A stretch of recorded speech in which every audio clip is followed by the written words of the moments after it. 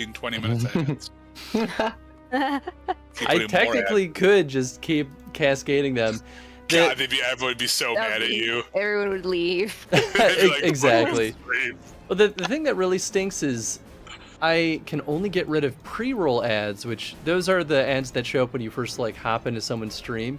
I can only get rid of them if I roll 3 minutes of ads, and it only gets rid of the pre-roll for an hour.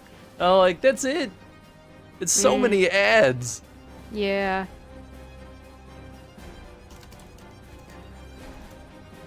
I'm back at first, Lindis. That's right. I was playing it. Right, I was going so fast. I was like, come on. Because you've been taking it the last couple times. I'm like, come on. I haven't really been like talking about what that's been doing to me internally. Well, you should have been, because I was expecting a reaction and I got none. I'm like, well, why am I even doing this? No, I was actually thinking about that. I'm like, ooh, I haven't given Lindis the actual reaction to her taking my first from me. As you see, I'm already claiming it as my own. That's really how I feel about it, is that I've earned this. And everyone can hear me now, right? Right, Chris? Oh, yeah. We're all good. Perfect. I love it. I think it started when I said everyone's gonna say fuck this stream. I'm pretty sure that's live.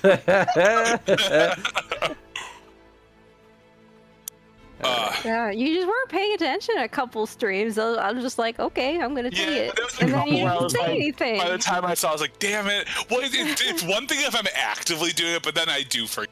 Like a lot of the time, I'll just be like, oh, right, I need to do this. And normally there's no one else in the community, so if I miss it by like 3 minutes, I'm still good. But because now I have a couple other active members here, it's less good. And now you have an active troll in your party. Yeah, you gotta do it, man. Get wrecked, Tony. I'm usually active troll in a party. What am I thinking? I will get wrecked. Well, somebody's got to take the role every now and then. Oh, you got it. The dog pile needs to flip at some point, because it's boring if it's the same person every time, right? You gotta change targets. Everyone needs to get sassed a little bit. Let's see. Watch this camera. The Dragon Age TTRPG. Oh, spoilers in note. So, wait, spoilers in what? In the alert that I just got for the Twitch for the stream, our party is going to blank. Die? Is it die? I hope it's die. No, it's not. It's a thing. It's an event or something. Ooh, yes. Launching the app to find air button. There it is.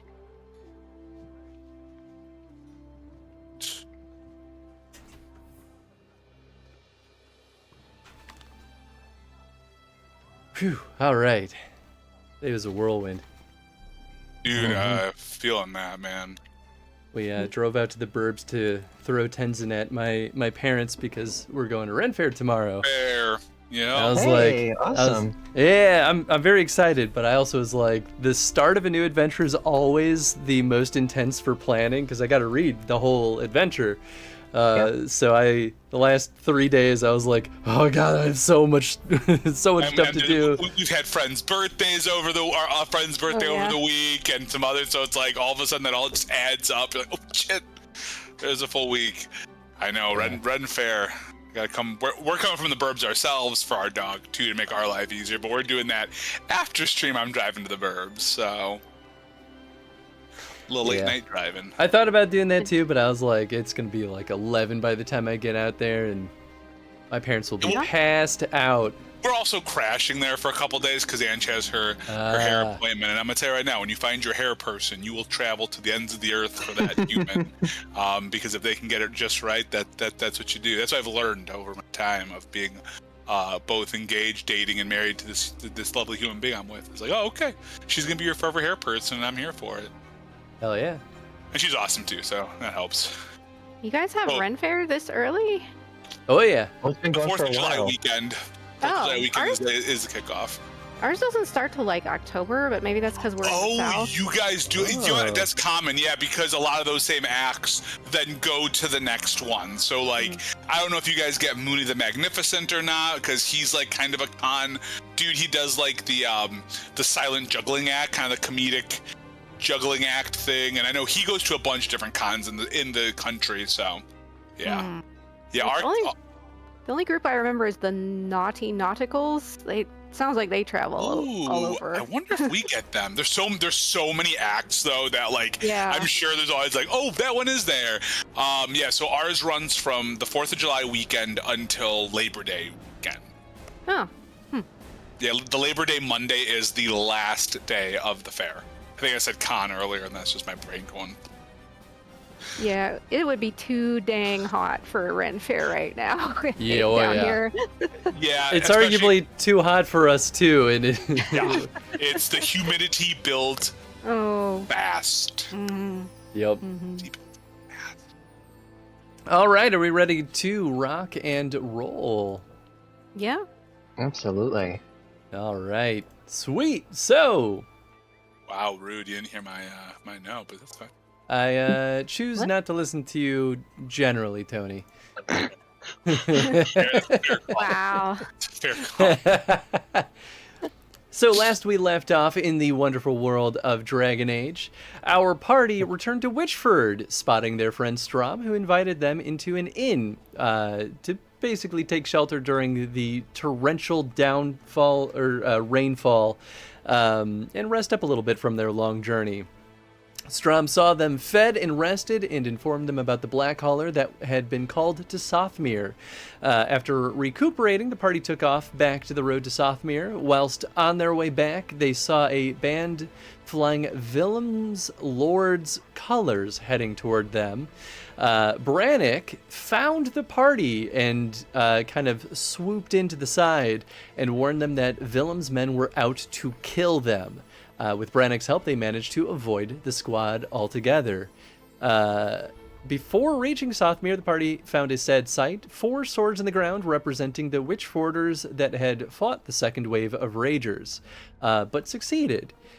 Then they reached Sothmere to a grim sight. The Black Hauler had the infected tied up on spires, planning to burn them. After a heated discussion, Torek eventually accused Willem of trying to attack and kill the party.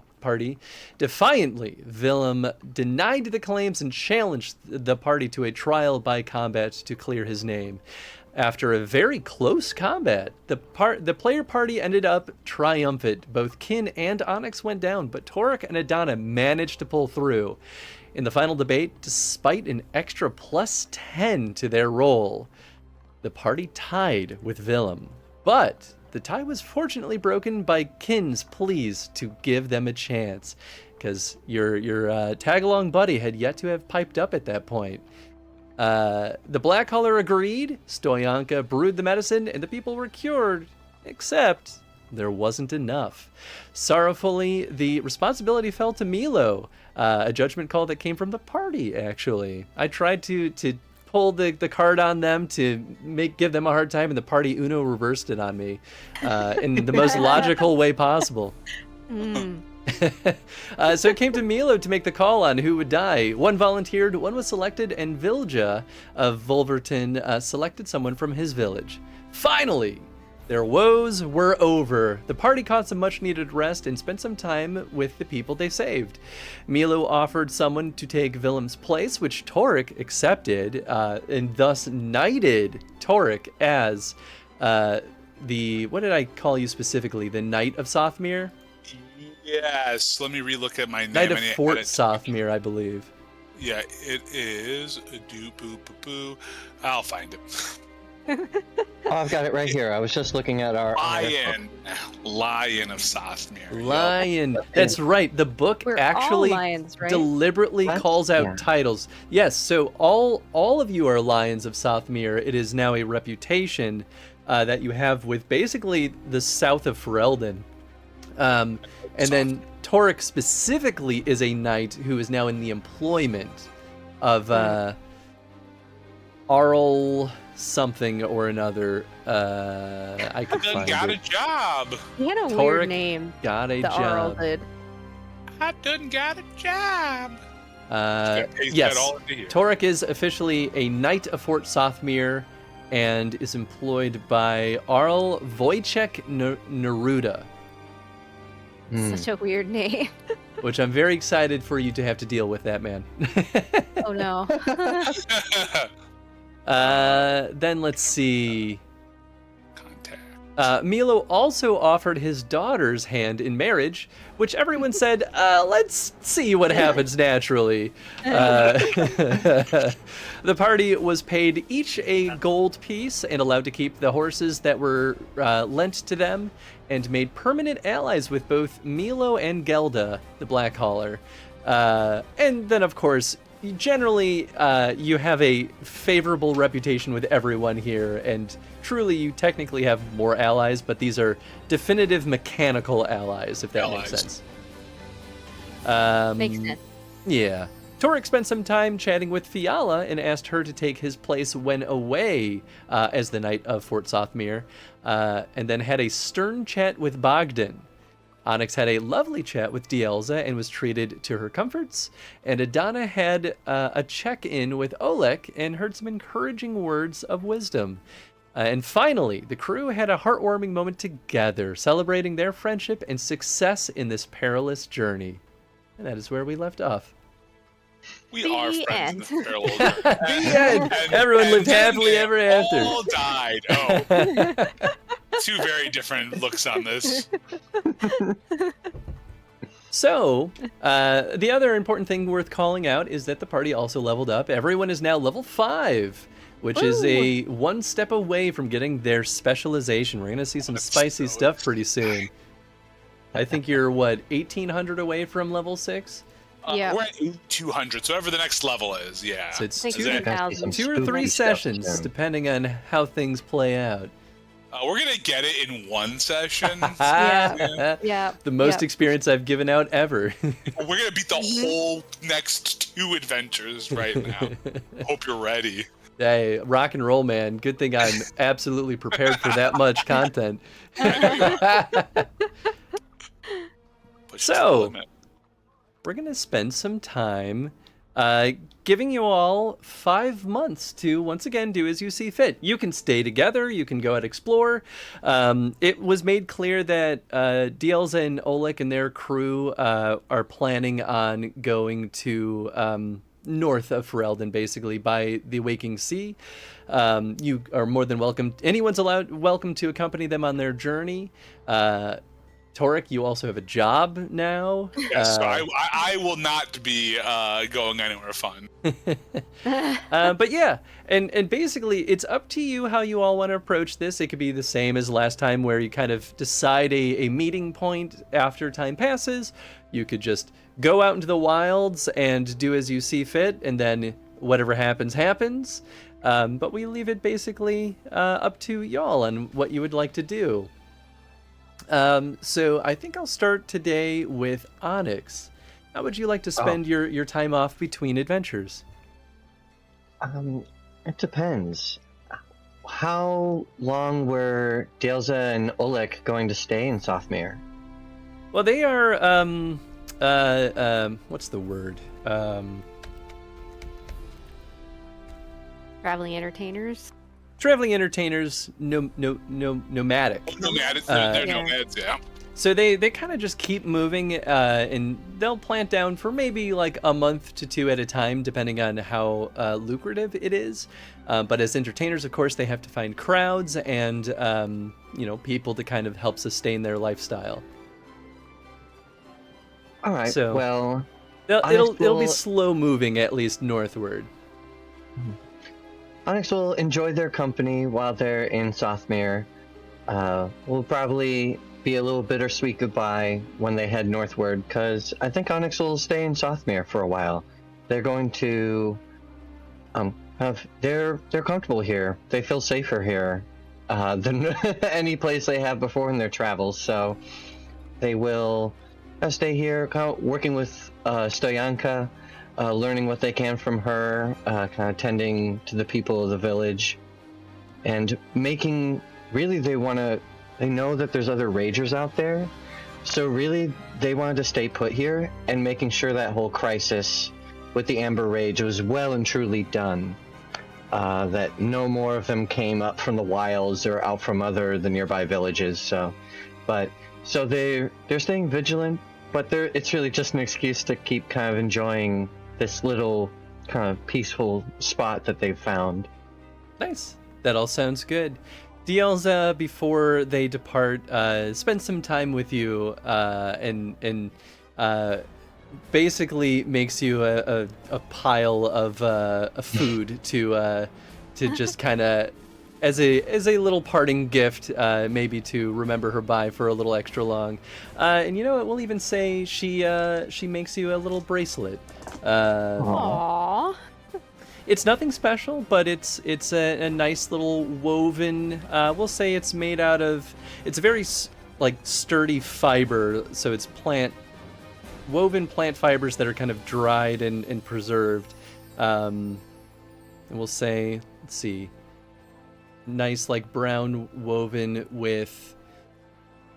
Let's say there's a little dangling blue gem on it as well. Ooh, fancy. I'll say Onyx makes one for her as well. Oh, that's sweet. Exchanged them. I say that they much hope that the two of them cross paths again. I very much hope that we do as well. Please, though, if you do, if you find yourself north, please look for me. I actually think we might find our way all the way up to Cumberland, on the other side of the Waking Sea.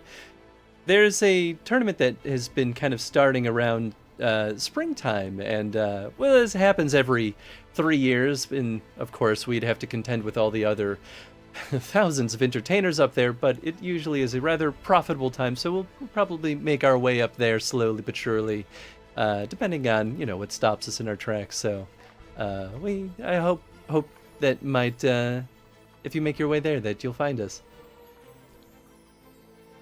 I hope I do. I'll ask around once I'm sure that the people here are safe. You keep your brother out of trouble, yeah? Oh, I will certainly try, but you know how his sticky fingers can be. Whew. You recall Oleg has a tendency to steal things from people. Oh, I forgot all about that. He's got long fingers that are. He'll use it for magic tricks, but he'll also just pilfer. He'll be like, mine. Before she turns to depart, she gives your hand a little squeeze and turns and walks back to her caravan. Oh, steamy in here, dang. Oh, please, woo. As for your time in Sothmere, though, so you would like to spend some time kind of cleaning up any remnants of the Amber Rage. Is there anything else? Are you just kind of enjoying the town and just enjoying the bout of peace? Yeah, and like I said, working with old Stoyanka, trying to pick up any of the little secrets they can from her. Ooh, I like that. Let's see. Keeping an eye on Bogdan. Oh yeah, I mean, especially if more than just Torek are sticking around, the pressure is definitely going to remain on Bogdan without a doubt. Let's start with the Amber Rage cleanup. Roll me a skill that you think would be appropriate and kind of what your focal point would be for this. I guess it would probably be stamina. I'd say Onyx probably spends long patrols and watches out on the edges of the village, out in the farmland and stuff. So probably not getting as much sleep as they would. Hey, wow, and with stud points to boot. Wow. So you put in the work, and we'll say Ken actually ends up joining you on a lot of this, because Ken chose to stick around specifically to help make sure the Amber Rage is not a blight that continues to plague the people. So Ken is kind of your right-hand person throughout a lot of your efforts here. And the two of you do the work. You find plenty of small bands where ragers kind of continue to linger. You find plenty of people who have been injured or killed by ragers, and you take care of things appropriately. Obviously, you're kind of in a rough situation where there isn't any more medicine to cure people, but your efforts were swift enough to prevent catastrophe of this thing continuing to spread. And I guess I could have rolled in roll 20, but I rolled 3d6 just anyway. And Kin did pretty well too. He got 12 on the die, and then I would give him a +3 as well. So yeah, Kin kind of buddies up with you a little bit and says like, "Hey, Onyx, it really means a lot that you also wanted to do this too. I'm happy that it wasn't just me who wanted to make sure that something was done." This was scary. How things went. That little quest of ours to find the cure. We can't do that again. No. Well, unless we're lucky enough that there's more fire sprites out there, but I won't pretend like I know much about any of that. Ugh, nasty little things. Loud as heck, I'll tell you that. I'd say we probably enlist Fiala in this as well, the huntress, since she knows the area so well. So we kind of follow her guidance with this. And Onyx is just making friends with the other outcasts and loners in the area. Nice. Yeah, Fiala definitely spent some time. Fiala's going to be a little bit stretched thin because Torek is obligated to train her in the ways of running Fort Sothmere, but she's definitely not 100% tied up, so she will absolutely join you on the mission and especially help you navigate the woods more efficiently. In fact, I'll even pull up her character sheet and give her a role here.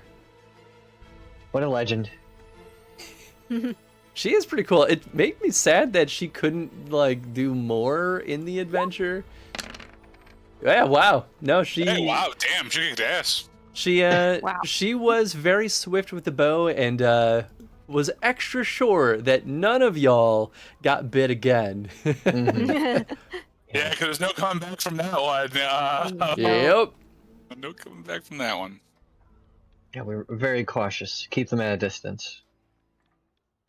Cool. And you also spend some time with old Stoyanka.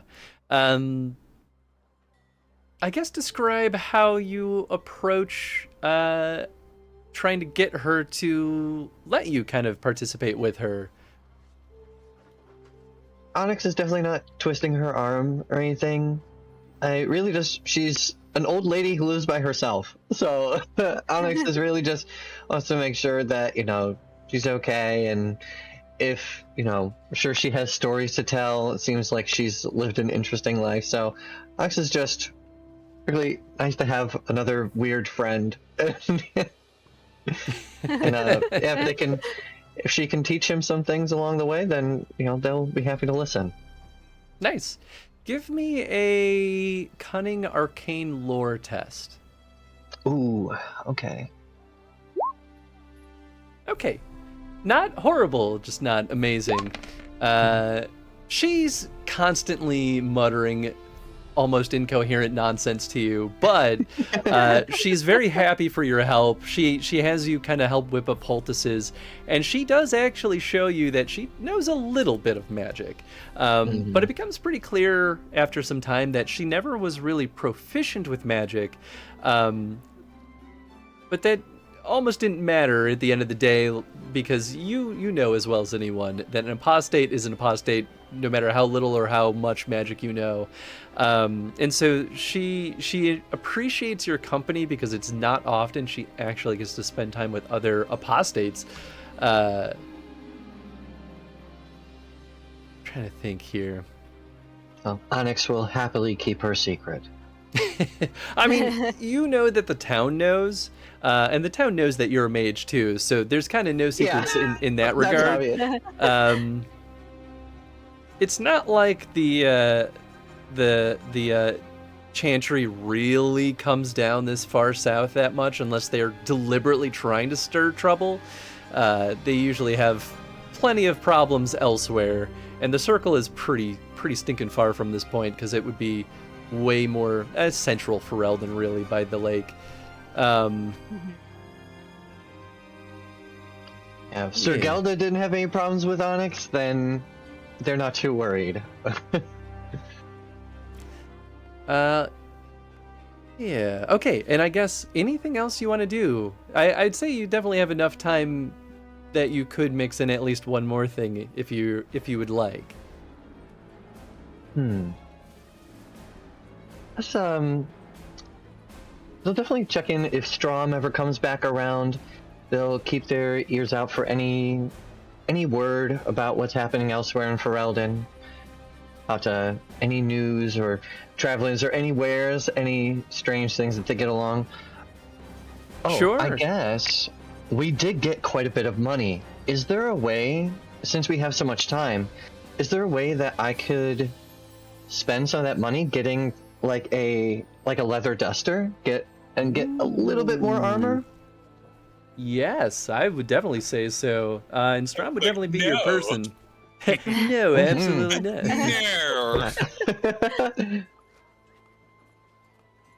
Yeah, I'll find how much it costs in the armor bit. Yeah, so a light leather duster gives you 3 armor, only costs 15 silver, so it's really not too crazy. I mean, still. There'll be a tailored leather duster. I didn't even see that one. So that one's 45 silver, but happy to pay it. Yeah, I mean, Strom definitely comes by. We'll actually say this happens close to the end of summer, believe it or not. You catch him going through Softmere one last time for the season because he's heading north. While you're kind of shopping around, you ask him if he has any kind of light armor that, fits a particular style and won't encumber you. He's kind of shuffling through his cart, picking out something for you, kind of showing you things, and you give him the head shake, and he's all right. He picks up more things, and you try it on, and he tells you that, hey, actually, I'm going up north because I'm going up to Navarra. They got, I don't know if you heard the news, but so they got the Grand Tourney going on all year, and there is a new benefactor for the tourney going on who's got some rare dwarven, I think a dwarven hammer is what the word on the wind is. I gotta go get in on this action. I'm gonna place some bets. There's gonna be warriors from all over the world coming for this thing. So, I won't be around Softmere for at least until next year by spring, but I'm going up to Navarra for a while. So, I mean, it's pretty exciting stuff. I think you all should consider joining the tourney because, we all saw how much you kicked butt out here. I think you could kick a bunch of butt in Navarra too. Maybe you could win some. Yeah, Onyx is enjoying their new coat, feeling stylish, feeling sexy, and look at Strom. I'll talk to the others about it. That sounds like something Torek especially would excel at. I think y'all would. Don't sell yourself short. Torek is stern as stone, but I think he'd be split in two if it weren't for the rest of y'all. Anyway, hope you enjoyed the duster. It looks great on you, I gotta say. Thank you. Always happy to see you pass through, Strom. Oh, maybe we'll it's a see you in Navarra. I would love nothing more. Oh, that reminds me, I gotta stock up on some of that bread before I take off. Thanks for making some space in my cart. I imagine he already has his jacket full, just like pouches are full of the bread, but just there's always room for more riat. The trick is once it goes stale, you steam a little bit of water and just put the bread over it, softens it right back up. Oh, right as rain. Bread's the best stuff in the world. Oh, and Strom, one more thing. If you see Dielza up there, you'll give her my wishes? Oh, of course. Anything for you. Thank you.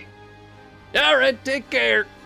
And he, slaps the butt of the horse and takes off. All right, I'll give you a choice. We'll say, I didn't plan anything for this, just like last time, so this is truly off the cuff. We'll say your choice is person, object, or information. What exactly am I choosing? Whichever you think will appeal to you for something that you picked up during the last 5 months. Person, object, or what? Or information. I think information. Ooh. Okay. This is an interesting, juicy bit of information. So, you actually end up hearing a lot about the Autumn Falls, which is the event that's coming up in autumn up in Navarra. It is honestly the talk of freaking everywhere. The fact that it's reached this far south actually kind of signifies how big of a deal it is. You get 2 bits of information. One is that for maybe the first time ever, Orzammar is sending what do you call it? They're sending soldiers to go participate in the tournament, the Grand Tourney in Navarra, which is basically unheard of. So you could pretty definitely assume that part of this is going to be related to this big prize that the supposed merchant prince by the name of Rainier Ahenthal. I'm just gonna put it in chat. This name is crazy to me. Thank you. I want you to keep trying. I'm here for this. So Rainier? that. Oh yeah, okay, forget that. Yeah. Sure. We're just calling him Rainier. Arenthal. I think Arenthal would be it. It's just spelled in a way that breaks my brain. I think adding that extra E in there. And... So he is a merchant prince who is backing the Autumn Falls. And he is the one who claims that he has an ancient dwarven hammer. The fact that has brought a delegation from Orzammar is a huge fucking deal. And here's the extra spicy bit of information that you probably wouldn't have gotten otherwise. You also know that Kunari from Parvolin will be attending, not to participate, but to watch. Ooh. Which is not a normal occurrence either. Yeah. Whoa. That's Onyx will be sure to remember that detail. And you know what? I'm going to give you one extra piece. You also learn a little bit about Navarra and learn that the mages there are kind of spooky. There's a whole thing in Navarra about treating the dead, and it specifically revolves around mages. It actually means that mages in Navarra have a little bit more authority than they do in most other places in the world, outside of Tevinter, of course. It makes sense, though, because Navarra's not super far from Tevinter, right? Yeah, but they're not friends. Ooh, they're absolutely not friends. It's interesting that they both have some mages, though, in a... They hold certain mages in a higher regard versus, like, your more southern or your more for Aldeny areas. Yeah. And here, I'm going to give you their name. Navarra Mages. Magi. I have to pull up the wiki because I don't remember their name offhand. The Mortellitasi. Mortellitasi, man, they're scary. It's a secretive order of mages that exist in Navarra who know spooky magic. Could be of interest to you. To meet them. Gee, I wonder where Onyx learns necromancy from at level. Sitting there like, this is what I want to do if I was playing a Dragon Age character right now. So this Rainier Arenthal, they're a Navarran merchant prince? They are from Navarra. They are bred and born in Navarra. Okay. All right, good to know. All right. Anything else before we move on? No, Onyx has plenty to talk about with their companions once they're up to speed. Yeah. Beautiful. All right. We're going to go to Adana next. Get wrecked, Torek. No picking on Tony today.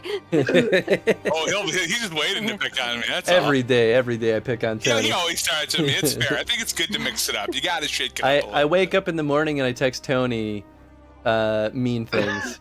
I couldn't think of anything off the cuff. He actually purposely cold shoulders me. He's like, nothing drives Tony like more up a wall than the silent treatment.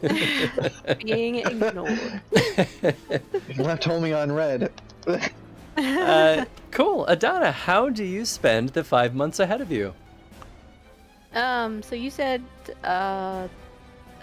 Oleg and Dielza are only around for like another couple weeks or something? About a month. Okay.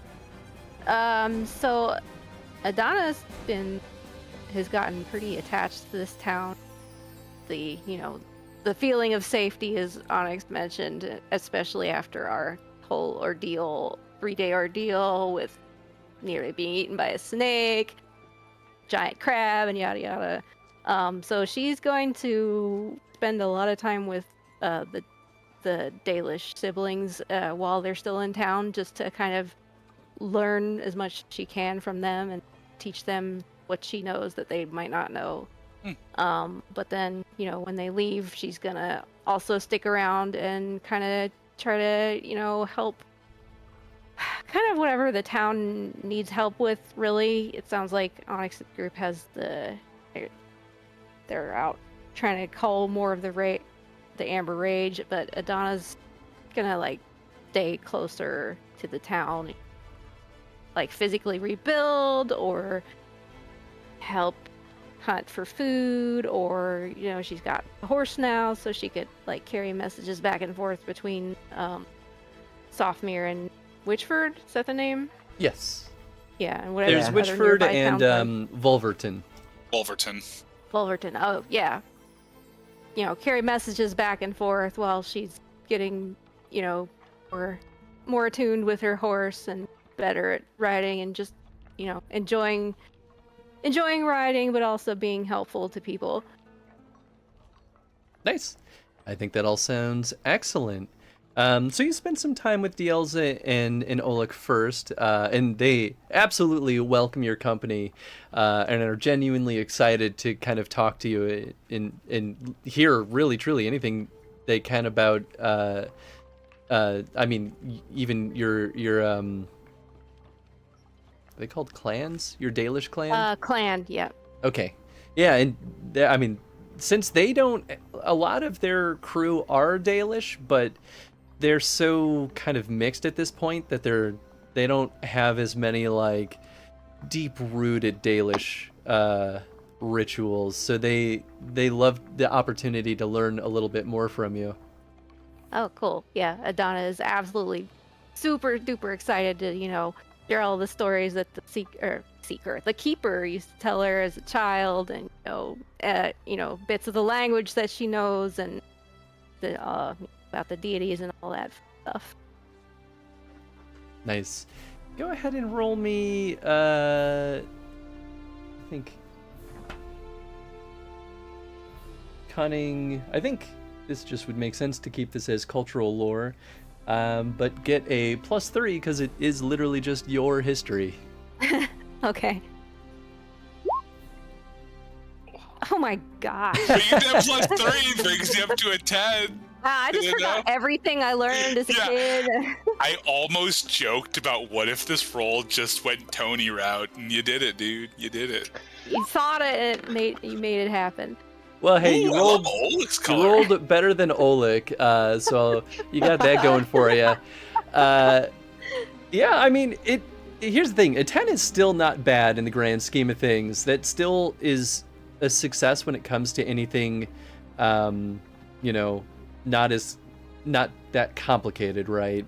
Mm-hmm. So you share a lot of stories. They soak it up. They may not do a fantastic job internalizing all of it, because the struggle is that you're teaching them and telling them stories, expecting them to have some prior context, and when they don't have the context, things start to kind of like glance over them a little bit. But they understand enough to learn a significant about the culture from you. And it actually helps spark some of their understanding too, to realize that some of the things that they've been doing for who knows how long, that their parents taught them, they didn't realize that some of those things were just Dalish customs. And so we'll give you a permanent +1 when interacting with Dalish clans going forward. Hey, Ooh, very cool. Because now Just like your that. understanding of Dalish is beyond just your own personal experience. Because each clan has their own customs, and so now you're starting to see, like, actually a lot of what Oleg and Dielza do are actually very just rooted in Dalish culture. It's just evolved to its own thing and has somehow included non-elves as part of it. Non-elves? Oh, do they have non-elves in their troop? They're mostly elves, and some of them are just not Dalish elves. It's a little bit of a mix. Oh, I got you. But they pick up, their priority has always been picking up entertainers as Gotcha. part of their pack. That makes sense. Yeah. Of course, the ones who live the longest are the elves, so long as that they don't get into trouble. But every now and then, you get a really handy dwarf that's just very good at singing. You get a human who's really good at, making weird things, contraptions that bedazzle the crowds. So they have a mix at the very least.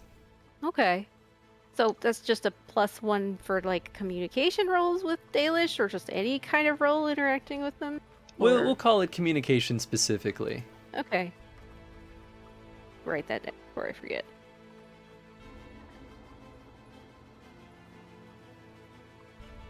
Cool. Yeah, sorry, I'll let you write that down before I distract you. Stop being distracting, Chris. Yeah. All right, you're good. All right, and then you wanted to help around the town, maybe hunt, maybe help on horseback. So I'll leave it up to you. What skill would you like to roll regarding how you choose to primarily help the town? They'll take anything at the end of the day. If you want to run messages or if you want to hunt, like truly any hole you can fill, they will be giddy about.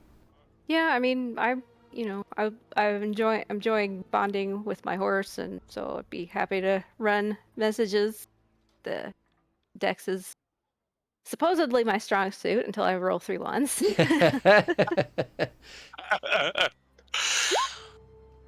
Hey, very good, Okay. except for the 2 1s. Yeah, but That's- But with That's your fine. bonus though, with those bonuses though, dude, a 15. Oh, that's beautiful. Wow, and 6 stun points. That's crazy. Yeah. Yeah, to roll snake eyes, I'd be like, wow, that's just, if that was a hit, that'd be crazy. That'd be crazy. So yeah, you end up doing a lot on horseback, and you end up helping quite a bit, pretty much doing any kind of odd job that needs speed. And it is pretty well placed, because considering that they gave you their horses, they have a lot fewer horses to go around. So it kind of ended up helping bridge a gap that they themselves accidentally dug, but they wanted to make sure you had a good enough reward for saving their necks. So yeah, we'll call that widely successful. Trying to think.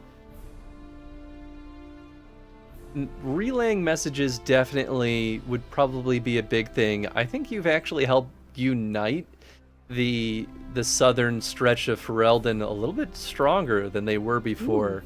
I mean, the Amber Rage really helped, or it really kind of fragmented their communities, right? Because it, in some cases it was kind of Sothmere versus Volverton, and then Witchford was kind of collapsed. So they were kind of putting walls up, almost isolating themselves, like everyone for themselves.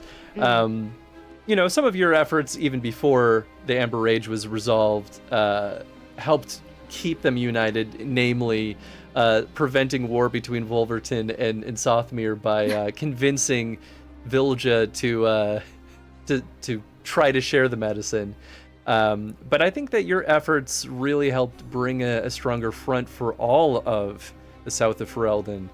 I actually think this is kind of a bigger deal than I expected. Okay. Interesting. You can write down in your sheet that you can treat South Ferelden as a united front. That won't matter right now, but it could matter in the future. Ooh, interesting. Very cool. Yeah, that's kind of the idea behind it, I guess. Just people, get along better and all that fun stuff. Yeah, go ahead. Even while you're at it, let's have you roll a communication persuasion test, too. Okay. Not take persuasion, sadly. Still not bad. So you do continue to kind of chit-chat with all the people. You even build some connections with folks in each of the towns. You even keep up with Vilja, which has been really nice. So if you didn't have this before, everyone can mark Vilja as an ally as well. Sweet. And Vilja was the one that initially tried to take the Shadow Moss from us, but then we ended up convincing to come and share the cure. Exactly. He is definitely the person who tried to kill you. Sure. Well, I mean, he didn't try to kill us by the end, right? Because that was one where we were all like agreeing to not hurt each other, right? Yeah. Well, no, that was the fight with Willem. That was both. That was both fights. You're right. Yeah, Vilja was there planning to kill you. Yeah. He wanted to talk to you face to face first to give you the chance to just hand it over. But the intent was, if you didn't, you will die. So it was because of, really, Torek pushing for peace that he dropped the intent to kill. Yay, Torek. Heck that was a wild one. I didn't know it was going to work out the way it did. That was just some rolls that happened. And I'll say you have enough time to do at least one other thing. Is there anything of interest that you would like to do, Adana?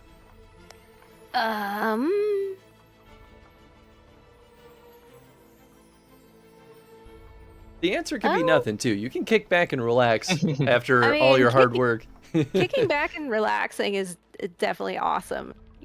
Enjoying all of the, what is it? Bread. Oh, the Riyadh bread, yeah. The Riyadh bread. I mean, Riyadh's where it's at. I will check in with Strom when he rolls into town and maybe, definitely buy some replenished arrows with him. See if he possibly needs a guard wherever he's going. Oh, sure. Yeah, I mean, so you definitely do take plenty of time to rest and relax, which was much earned. In fact, the rest of Softmere kind of almost tries to strong-arm you into not working too much so that you can relax. And Strom, of course, is easy to find. He almost makes it a point to swing by and check in with all of y'all before he takes off.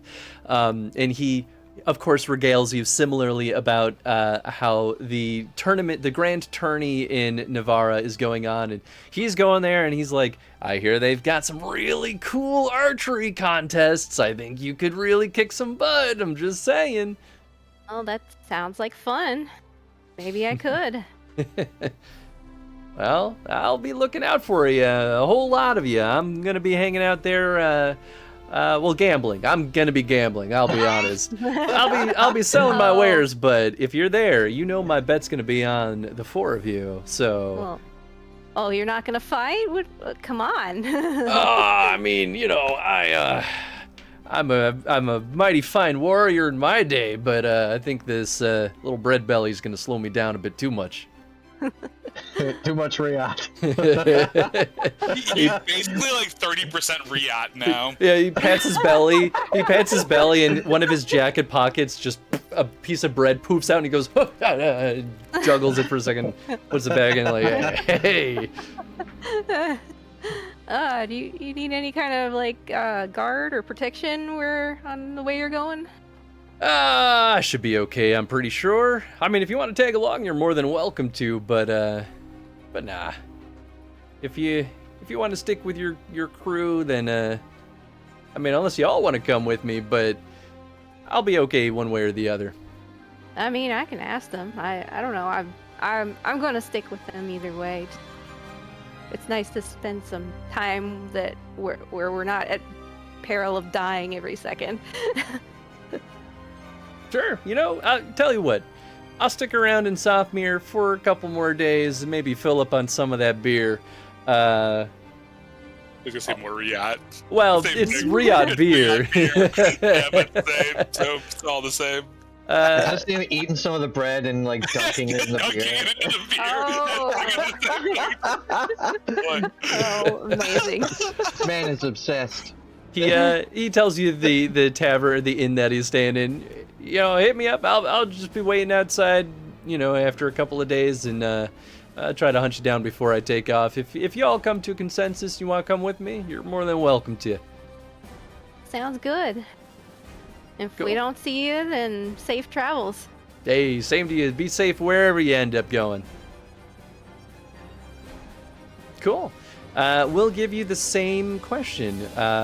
Person or people, what was it? People, information, Object. or object.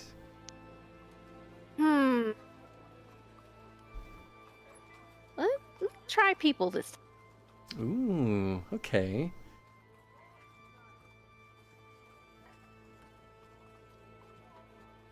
I said something unexpected. He has to think Well, now. like I said, I had nothing planned for any of this. Oh, okay. Let me think here. I want to look at your character sheet real quick. My character sheet. No, okay. Especially she puts all her notes about how much she hates you in there. She's Yeah. like, hey, Chris, what a Yeah, jerk. you found me out. So you He's don't always you don't Go ahead. have to have an answer, but I'll at least ask the question.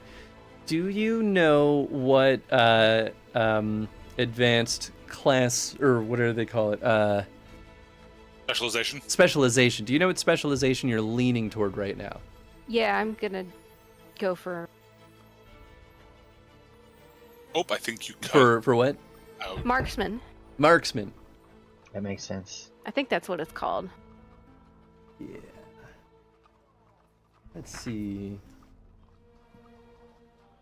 Oh, went too far. That's magic. There it is. Dex 3 and Perception 3. 8 Yep. archery style. Mm-hmm. Huh. Okay. Interesting. Very interesting. Okay, we're gonna say actually this is gonna mostly be while you were running communications on horseback and generally just kind of helping run things between towns. We'll say you actually end up spending a lot of time in Fort Sothmere as well, so you get to see Torek working his butt off. Nice. But because of that, you actually also get to spend a decent chunk of time with Fiala. Okay. And whether or not you have any strong feelings toward her, she ends up kind of bonding toward you a little bit and very much appreciating you, particularly as an archer. So much so that she kind of has this like, I think I can help Adana become better than me at archery. Ooh. You may consider Fiala a teacher when it comes to getting your specialization. Nice. So you will Very now cool. definitively have access to your specialization once it's unlocked because Fiala is training you over the course of these 5 months as well. Sweet. Heck yeah. Yeah, I like Fiala. She's kind of a I wouldn't call myself a loner, but I appreciate the loner personality, and of course, she just barely beat me in the archery contest, so I kind of have that to aspire to as well. Almost a friendly rival, I guess. Yeah, But more in the friend realm than the rival realm. And she's, for what it's worth, excited at the prospect of you becoming a greater archer than both of you combined. Like, she's like, I can help you be the best. She's like, I've plateaued, I've peaked, but you've got potential. You. She's peaked at perfection. Yeah, absolutely. I'm excited to see what you can teach me. Beautiful. And I suppose this does reveal some of my hand of that I am going to expect you all to have some avenue of getting your specializations. It's not necessarily going to be super hard, but be it a tome, be it a teacher, be it an opportunity that forces you to learn, be it a weird vial that you find on a mage's shelf that you choose to drink. Not happening. I won't drink the vials. I won't read the books. Nope. I mean, like reading a book was one thing, but I'm not touching the tomes. All right. The benefit too of having a teacher is that I will allow you another one-time opportunity to swap a stat around. So if you hit level 6 and you don't have the required stats to get the specialization you're looking for, which you might all be fine at this point, but just in case, if you have a teacher, if you have like a tome or something, I will allow you to swap a stat point. The only exception might be, Onyx, I might allow you to get a stat point if necessary because you rolled so low at character creation and stuck with it. I'll be okay. I planned it out. Okay, cool. All right. Anything else Adana wants to do? Nope. Just eating all that Riot bread and enjoying the peace. Beautiful. And, hanging with my homies, the party. Hanging with the homies, relaxing with Riot. We're doing it. Trying to forget the trauma that just happened in the span of 3 days. Yeah, right. Realizing that there might be a moment that you'd be totally without your main, companions if this went poorly. Gotta, realize that life is short. Anyone could die at any time, so I want to spend as much time with my friends as possible, so I don't have any regrets later. No regrets here, man. Nice. No regrets. I had a dawning realization just now too. Onyx, once you're back, I have one more thing for you. Adding something to my calendar. It's $1. Give you This is $1. Yes. I have $1 for you. I would like you to... What would this be? I think this would be... Give me a perception searching test. Oh boy. Okay, that's about what I was looking for. You spent a lot of time during these 5 months dealing with the Amber Rage and really meticulously searching, the Kokiri Forest, the kind of the outskirts and everything. And we'll even say you at some point did make your way back to, of course I didn't write down this. I have a little quick sheet of all the names I need to remember, and of course I didn't write down the name. Dosov. You do make your way back to Dosov for a little bit, and while you're in the swamp, you do happen to see, we'll even say that Baba Zoria, spent some time chit-chatting with you and share some information that she came across on what was used to make the poison that caused the Amber Rage. And she explains, this poison is normally just poison, but something must have happened to the mushrooms used in the poison that caused this. This kind of sparks that thought while you're in the swamp. You keep your eyes out for it, and you do happen to find some of that mushroom, and it's not as it should be. There's something that's off, something foul, something not well about it. And in your search of hunting or purging the Amber Rage, and we can say you destroy it if you so choose, you can tell that something is happening in this land that's not natural. Onyx will warn Baba Zoria. Any chastened that will listen, Onyx will tell them to not use this stuff, and they'll bring some back to Stoyanka. See if she can glean any more information from it. Good idea. Very good idea. Zoria gives you the affirmation of, Absolutely. I think we're just going to destroy as much of the turned mushrooms as we can find. I think the other clans have learned their lesson, so hopefully. And if they didn't, we'll kill them. So we get, that'll just happen. They'll be dead. Good. They'll be dead. Whoops. So you bring back the mushroom to Stoyanka, and she takes a look at it, and she looks at you and goes, I don't know. I in all my years, I never seen anything like this. I don't know what this could be, but I mean, I don't think that it's good. It's troubling. We'll have to keep our eyes on this.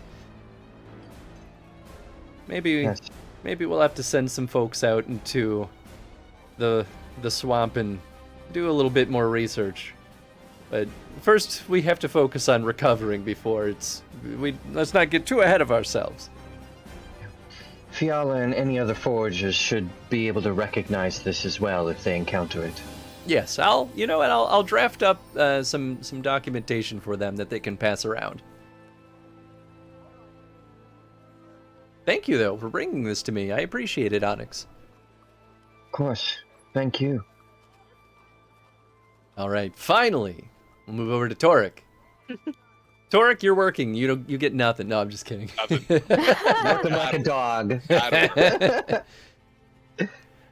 Cool. So I'll leave it open-ended. How would you like to spend the 5 months? Well, obviously, a lot of it is going to be working with Fiala, kind of getting Fort Sothmere, running efficiently, because I do know eventually I'm gonna have to leave, right? Like, I know that, like, my knighting here is very much like, when I'm here for y'all, but I have to travel. So that's a real big piece, just making sure that we can get Sothmere, or Fort Sothmere, functioning well. Better, I guess. That's the first thing I definitely want to do. Nice.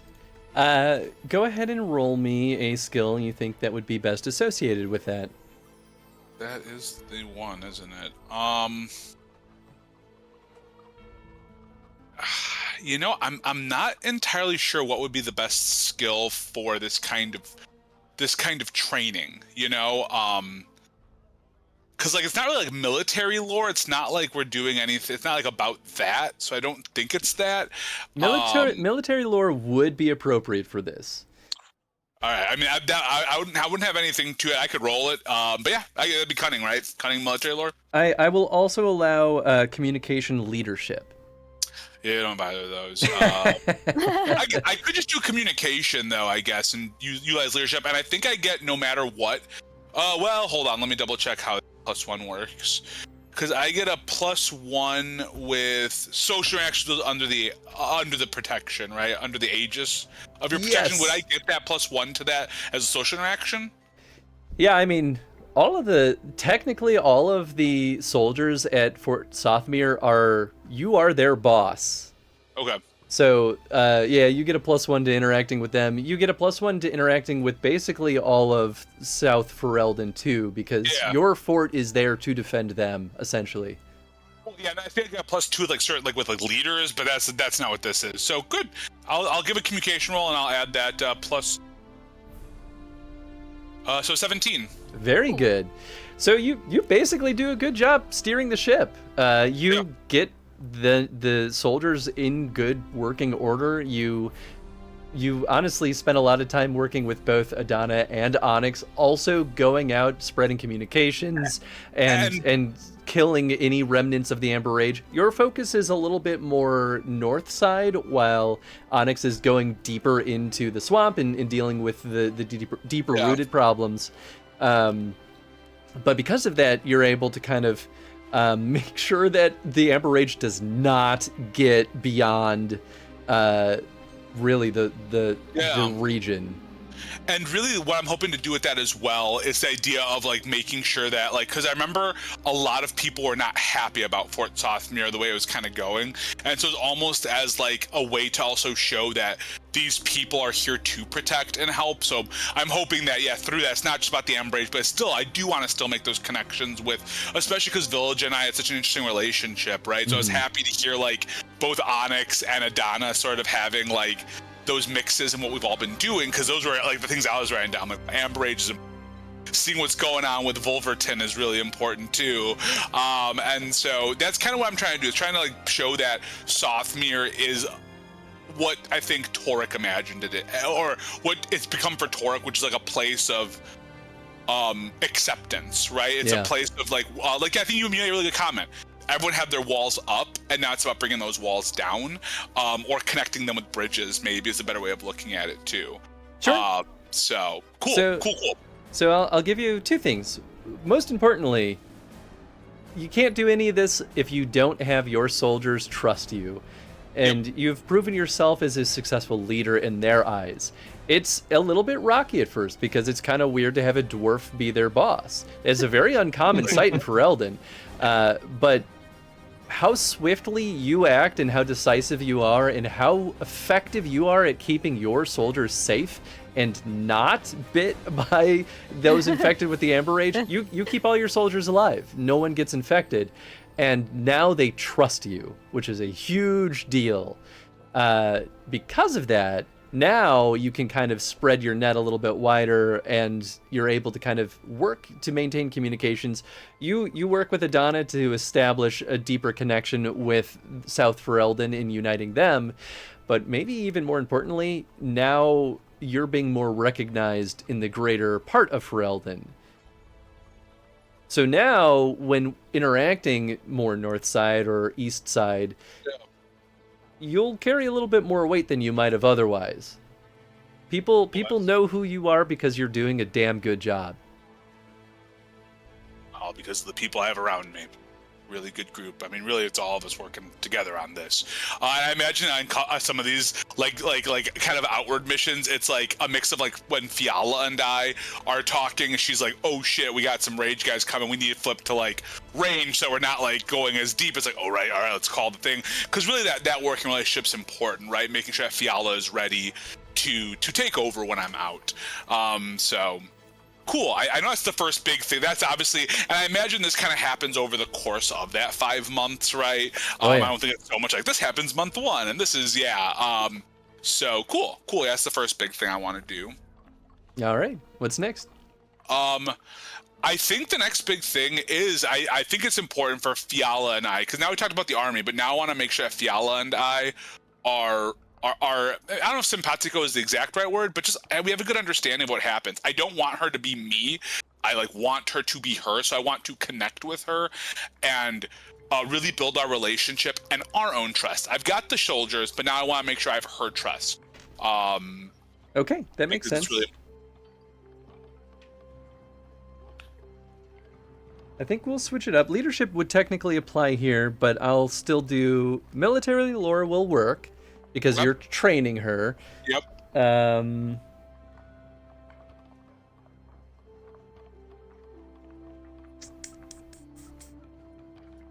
Etiquette actually might technically work here because you're teaching her the etiquette of being in a leadership position. Yeah. Yeah, and then you can pitch me other options, but those are the two I'll pick out. Etiquette, because I think that's something that even she called out when we're first talking about this, that she doesn't know the leadership ropes. So I imagine that like a lot of our time is spent on a mix of things. Like we'll go out together to go fight, but then we'll also kind of go around the town and have meetings like with leaders and the community, and basically like showing the importance of like just being there and being an open brain. So a 15. Okay, pretty good. Here, you know what? I'm going to roll for Fiala too. Or a 16 since it's a social interaction, I guess, technically. So I get a +1 to that with them. What? Whoa! Fiala has no issue understanding everything you're throwing at her. Oh, fantastic. I just see, like, in one of the meetings, she actually just starts taking over the conversation, in a good way, not in a bad way, but, like, she naturally just builds onto what we're talking about, Yep. like halfway through, and I'm like, right. So I think I grab a beer with her after we do this for, like a couple months, and I'm just like, well, how you feeling about all of this? You know, it makes it a little bit easier when you understand how these things are supposed to work. So, appreciate you putting in the time. Still not my favorite thing in the world. So if you take too long to come back, because I know you got that look in your eye like you're getting ready to leave.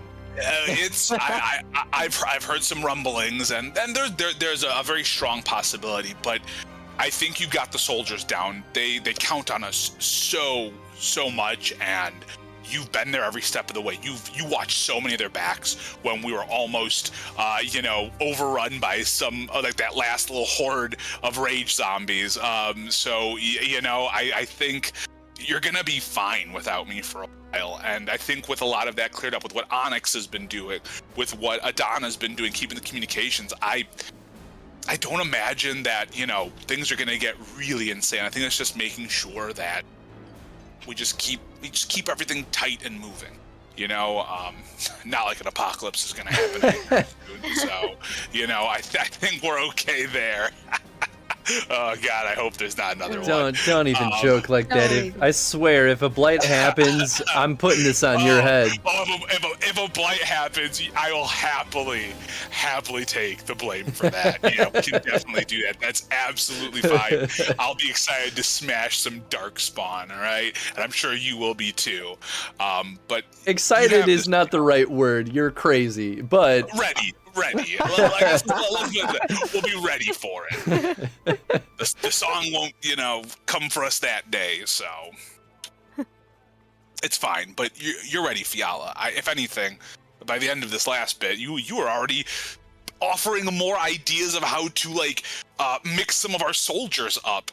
Talking about a little exchange between Volverton, having like cross circuit going around, so we're all watching each other's backs on the roads. That was a very smart call. I mean, I know part of that was from all the good work Adana's been, but yeah, I mean, you mentioned Adana, and she gets a starry eye in her look. She's like, Adana's gonna kick so much ass. Yeah, I noticed you were like hanging out with her a lot more, which is good. I mean, she is one of the I cannot even tell you the amount of times that one of her arrows shot right true and opened up the position. So that's the only reason Wilhelm went down, right? If it was just me and Willem one-on-one, I don't know what would have happened there. But Adana just, boom, right underneath that plate. And then I was able to just drive it home after that. Oh. You keep her safe while you're out there, or I'll kill you. Oh, well, if I come back without her, I truly expect you to kill me. If I don't come back with Onyx, if I don't come back with Kin, Adana, any of them, I don't deserve to be back, okay? Don't make it so morbid. You all deserve to come back. Don't put that... Well, that's what I mean. We'll all come back. We can't not come back together. That's what I'm trying to tell you here. We're a little unit, okay? That's the reason I asked Milo to give us a home that had 4 rooms in it, all right? Yeah, you're weirdos. I don't know why you don't just get 4 different shacks, but, I don't know. I mean, they can have them eventually. Well, we're also not going to be here all the time. I'm sure I'll be at different points, but that's just to say, Fiala, I think you're ready, and I'm sure you're here for that. So point still stands. If you take too long, I'm gonna give you crap. I mean, you're gonna get my money, so there you go. That's true. That's a pretty nice boon. Yeah, you'll get paid in my stead. So I think that's how it goes. And if Milo tries to, I don't think Milo is shortchanged. But just remember, always remind him pocketbook. Who cured the Amber Rage? Who helps make sure we have a lot of leg room. Keep pushing that, all right? But you're gonna be fine, Fee. I got no issue here. Yeah. All right, well, go fucking shoot some shit or something. We'll talk later. With pleasure. She kicks off and goes out and grabs her bow. Awesome. And then I think I really only have it's one quick thing, and then I do want to. I'll saw Linus's messages. I do want to talk to Kin about that rage dream, but I kind of want to actually tie that into a last little bar get together with the group. So that's the very last thing I want to do. But the thing I want to do right before that is I want to go to Bogdan, because he was working on my shield. But I want to see how Bogdan has been coming along as a person. Very interesting. Very interesting. Because I'm guessing my shield is done. I'm assuming somewhere in this 5 months he finished my shield, because that was I gave that to him at the end, so I wasn't sure if I could add that shield yet. So am I good to officially call that an unbroken heavy shield? That's strength. He doesn't have the smithing focus. How stupid. He does a good job though. He cleans it up. It really truly did not take him very long. He prioritized it as soon as you made your intimidation stand against him. And the last thing he wanted to do was piss you off more. So he followed through. Now, as to how he's been doing behaviorally, he's been fine. He's been fine. He doesn't look like he's turned a new leaf, but he's been behaving. In fact, maybe I'll do. You know what? I'll do one better. We'll do self-discipline here. Ooh. She has very poor stance in. You know what? Okay-ish. He's not improving, but he is behaving himself very well. I look at him and I say, pretty good craft work. Dwarves, I think still maybe do a little better, but in a pinch, it works. Watch yourself, Bogdan. He like inhales like he's gonna say something, and then he exhales and says nothing. Bogdan, I have a feeling that shortly I'll be leaving, which I'm sure is a relief for you. But I'm gonna tell you right now, my presence is known here. All of our presences are known here. So I always want you to remember, Bogdan, that this town is thriving because a community accepted 3 non-humans, and 3 non-humans went out of their way to make sure that a town that they fell in love with remained safe. 4 non-humans, thank you.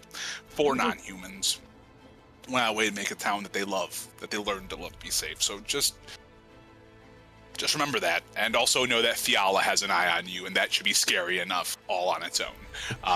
He kind of smirks at that, actually. Yeah, I thought you'd know that.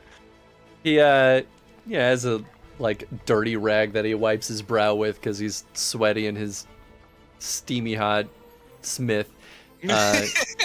Looks at you and goes, "You've been doing good work, Torque." And then turns to go back to his work.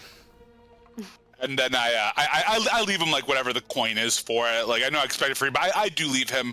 I'll leave him it's not a lot, but I'll leave him 5 silver, just because again, this was a job that was definitely done because of what we did, but just to show that, hey, even though this was a free job, I still want him pay something.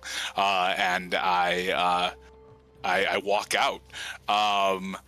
And yeah, then the last thing I want to do is get the whole crew together. We've had a crazy 5 months, and at this point, Torek has been growing his hair out. So something Torek was very against when he first was exiled was he basically shaved everything off. He cut everything down, and throughout his journey, he's been regrowing everything, and especially this last little bit in Sothmere has made him focus. So he's got a bushier beard now. He can now he has a hair that's going back. He gets a little pony going now. He actually has long hair. After about probably, I don't know, we've been traveling for almost a year together. Yeah, I don't think he's cut his hair at all in that time. So it's finally he's starting to feel like the dwarf he was, but different, right? He's feeling more like the person or the dwarf he's going to be. And so yeah, I just want to get a beer with everybody, and that includes Strom, anyone that wants to hang out, any of our friends, and just have a drink and talk a little bit more about what this Amber Rage really did. And I do want to be hey, Ken, we never really talked about it, but we don't dream. Dwarves don't do that. What did you dream of? Oh, I was hoping you'd never ask me that. I hand him another Riot beer, and then Strom also hands him another Riot beer. Story time. Double fisting the beers, takes a swig, takes another 2 swigs, puts it down. Like them together. Looking down at the table, he kind of like shakily tells you, it was at the camp, where my brothers were. We were just hanging out in this hallucination dream thing, and I guess I mistook him for a darkspawn or something, and I cut him down, but it didn't end there.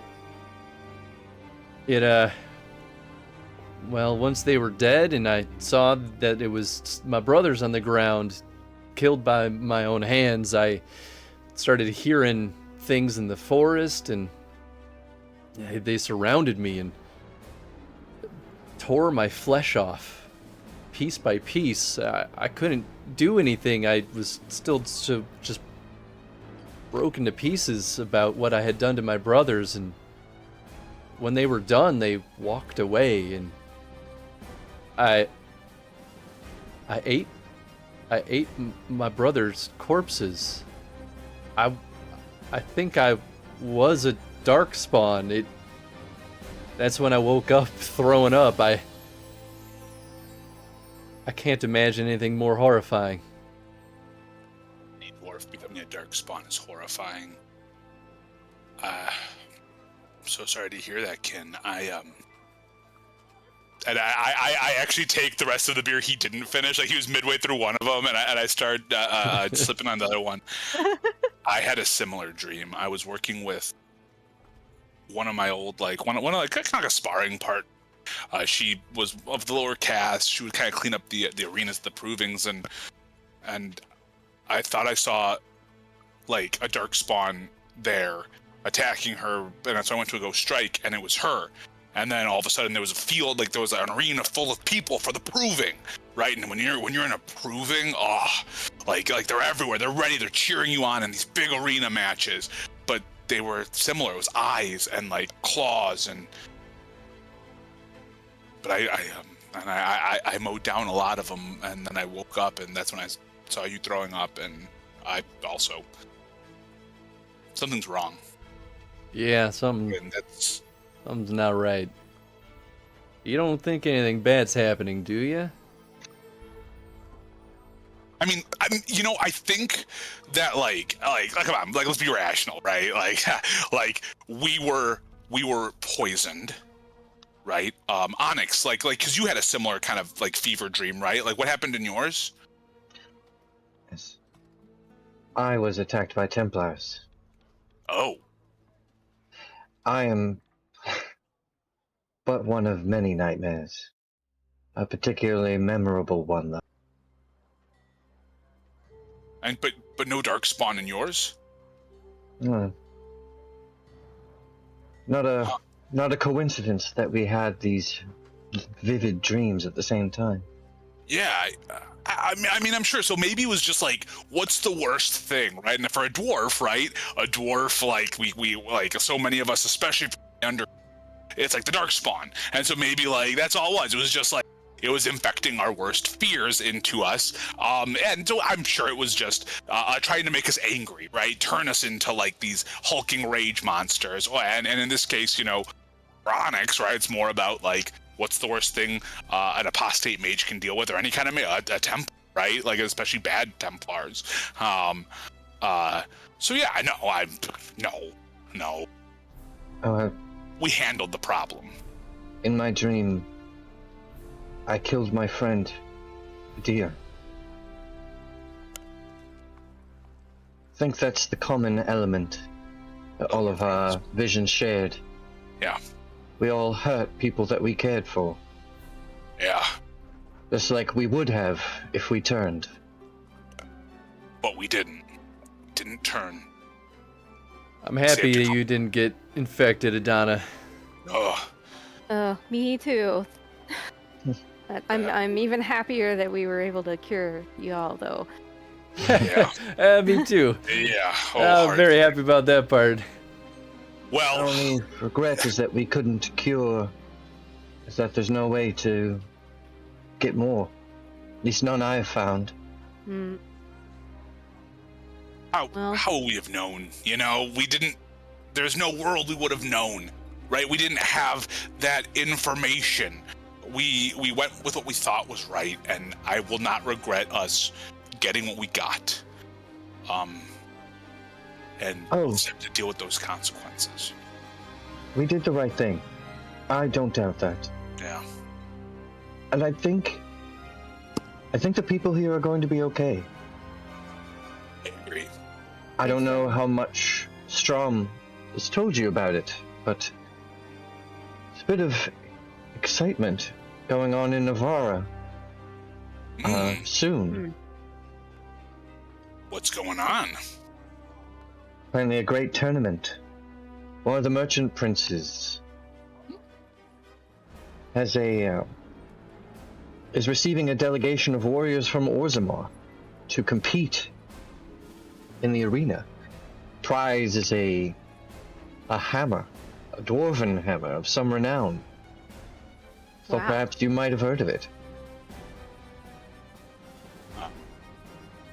Interesting.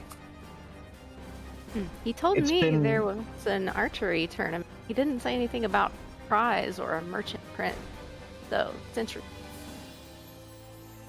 Well, I've Strom, been what's keeping my ears to sorry. the ground about what visitors have been coming. I mean, this is an event of some significance. Or Samarian dwarves. That's strange.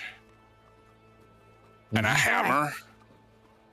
Well, technically, I mean, there are ways to work around it, but if you go to the surface, that's not so good. But if something is special enough to bring out a delegation of them, that's big. It's been months since we've had any sightings of the Rage.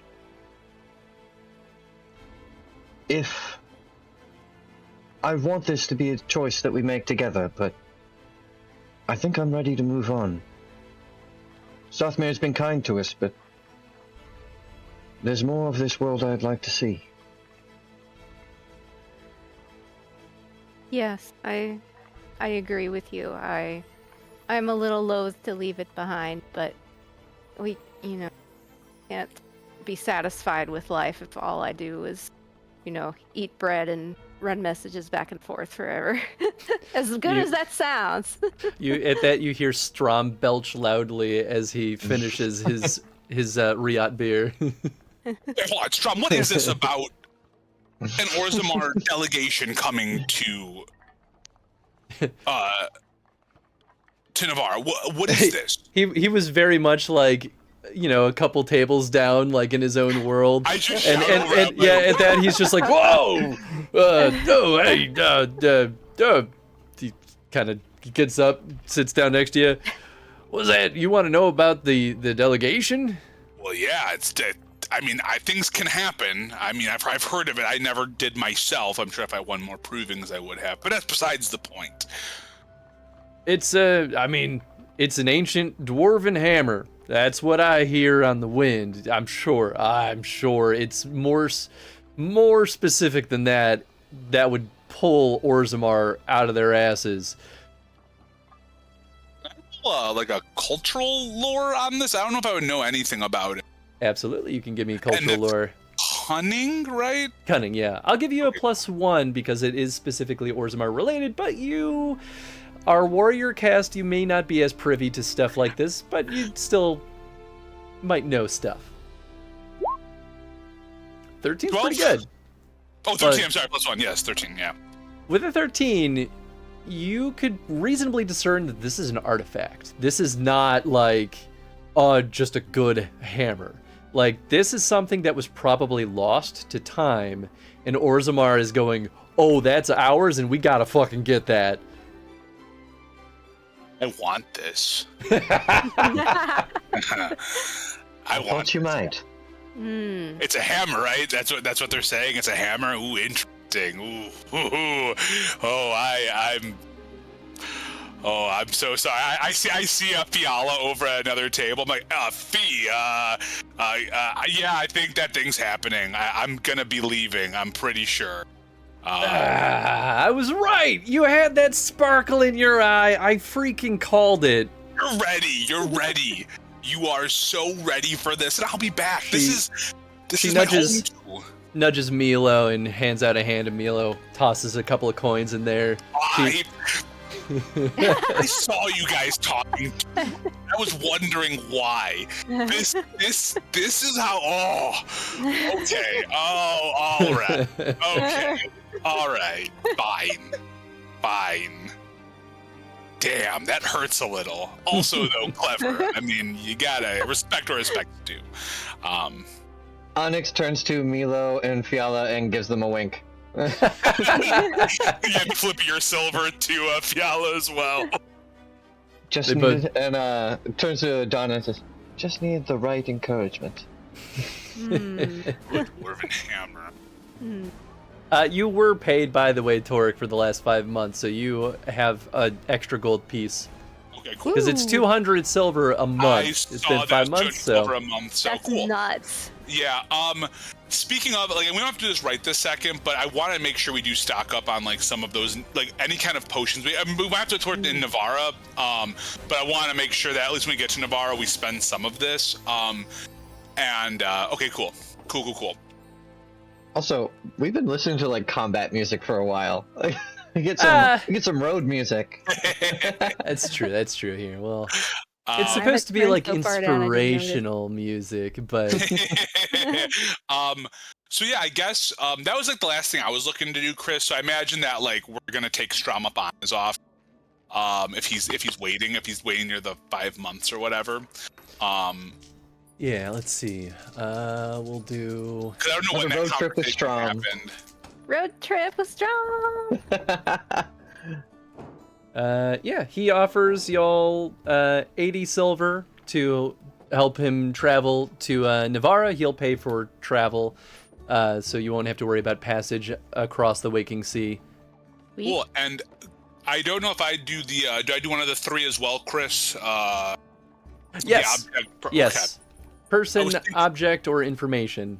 I was thinking about this as we're moving, and while object is fun, I think after everything I've done, I think person is where I'm more leaning towards. Okay, very nice. I'll ask you the same question then. What specialization are you leaning toward? God, I'm torn between 2 so hard. Well, tell me the 2 then. So I've been torn between champion and guardian. Those have been the 2 that I'm on the fence on. But the more I'm becoming a leader in these things, champion is really starting to scream at me more. Okay. And I'm basically there. I'm just missing the 1 point of dex that I'm going to bump at the next level to get me there. Gotcha. So I am truly good for both of them by the time we get to specialization level. So champion is communication and strength, and that one I'm already set at. And then that one should be dex and con, I think. Yeah, and you also need weapon and shield style and journeyman. Which I just upped this last level. So okay, that's why I'm on the fence. That's why I've set up for both options, because I've liked them both a lot. So, but I think I'm leaning more towards champion at this point, with like the leadership things, with like getting like kind of this rallying thing. I feel like Torek he thought he was going to be purely a defender, but I think he's starting to learn that he's more than that, you know. He's been doing more of that leading people thing. So okay, yeah. I know exactly what we're gonna do then. Ooh, cool. You may consider Vilja a teacher. Oh my dude, I love Vilja, man. I've been a big fan of his. Vilja has been spending a lot of time in Fort Sothmere since you took over, and has been actually kind of assisting in helping you understand the basics of military lore and how to run a freaking fort. Milo, of course, helps too, but Milo is a sheriff. He's not a tactician. He knows how to run a town, not a fort. And obviously, you do get a little bit of support from your Arl, but you know, sometimes it's more helpful to have the people who are more local support you. And Vilja is basically what Willem was, just in his domain. Although I think you technically have a little bit more authority than Vilja does, because you're operating the fort that Ferelden invested in, whereas he's more defender of a town specifically. Yeah. So he spends a lot of time with you and teaches you a bit about military tactics and teaches you about leadership, and yeah, I mean, and he is also sword and board style, so he can work for either of those specializations. Awesome. Thank you so much, Vilja. I'm glad that we were able to keep both towns running and that we can continue this thing. I think you don't understand how much I owe you. So trust me, I'm happy, very happy that this was true too. Helping you get your stuff more organized and give you the ropes is the bare minimum I can do. Well, I'll be excited to keep learning from you, Vilja, and keep this going. I am leaving soon, but don't worry. Fiala will be more than capable of keeping everything moving and grooving. So I'm sure she'll give me a hard time, but happy to help as much or as little as y'all will have me. I expect no less. That just means she likes y'all. You know, if she totally leaves you alone, that just means she's not thinking about you. So, awesome. Well, thank you, Vilja. No, thank you. Cool. And then, of course, this happens over the span of 5 months. So when you can hit that, you will be able to get all of the those previously noted benefits. I want an object so bad just to fully close the circle of all 3 items, but I was like, I didn't really do anything this time around to be like, I want something. Although I do want better armor, but I think I want to do it when I get to Navarra because I've got a couple of ideas of what I want, and I don't want Bogdan to make it. I'm still mad at that guy. Yeah, that's fair. So I need a dwarf who can do it. So Oh yeah. Gotta get it from the best. But you do see me looking at my shield that I have because I have this nice large shield. It's probably close to my size. But yeah. Good. I'm excited. Heck yeah. So now you're at the end of summer. The air is finally starting to cool off a little bit. And yeah, autumn approaches, and I'm extra bad with names today. Your merchant buddy. Oh, Strom. I should just have my little note up at all times. I wrote out, I'll show you this because it doesn't truly matter.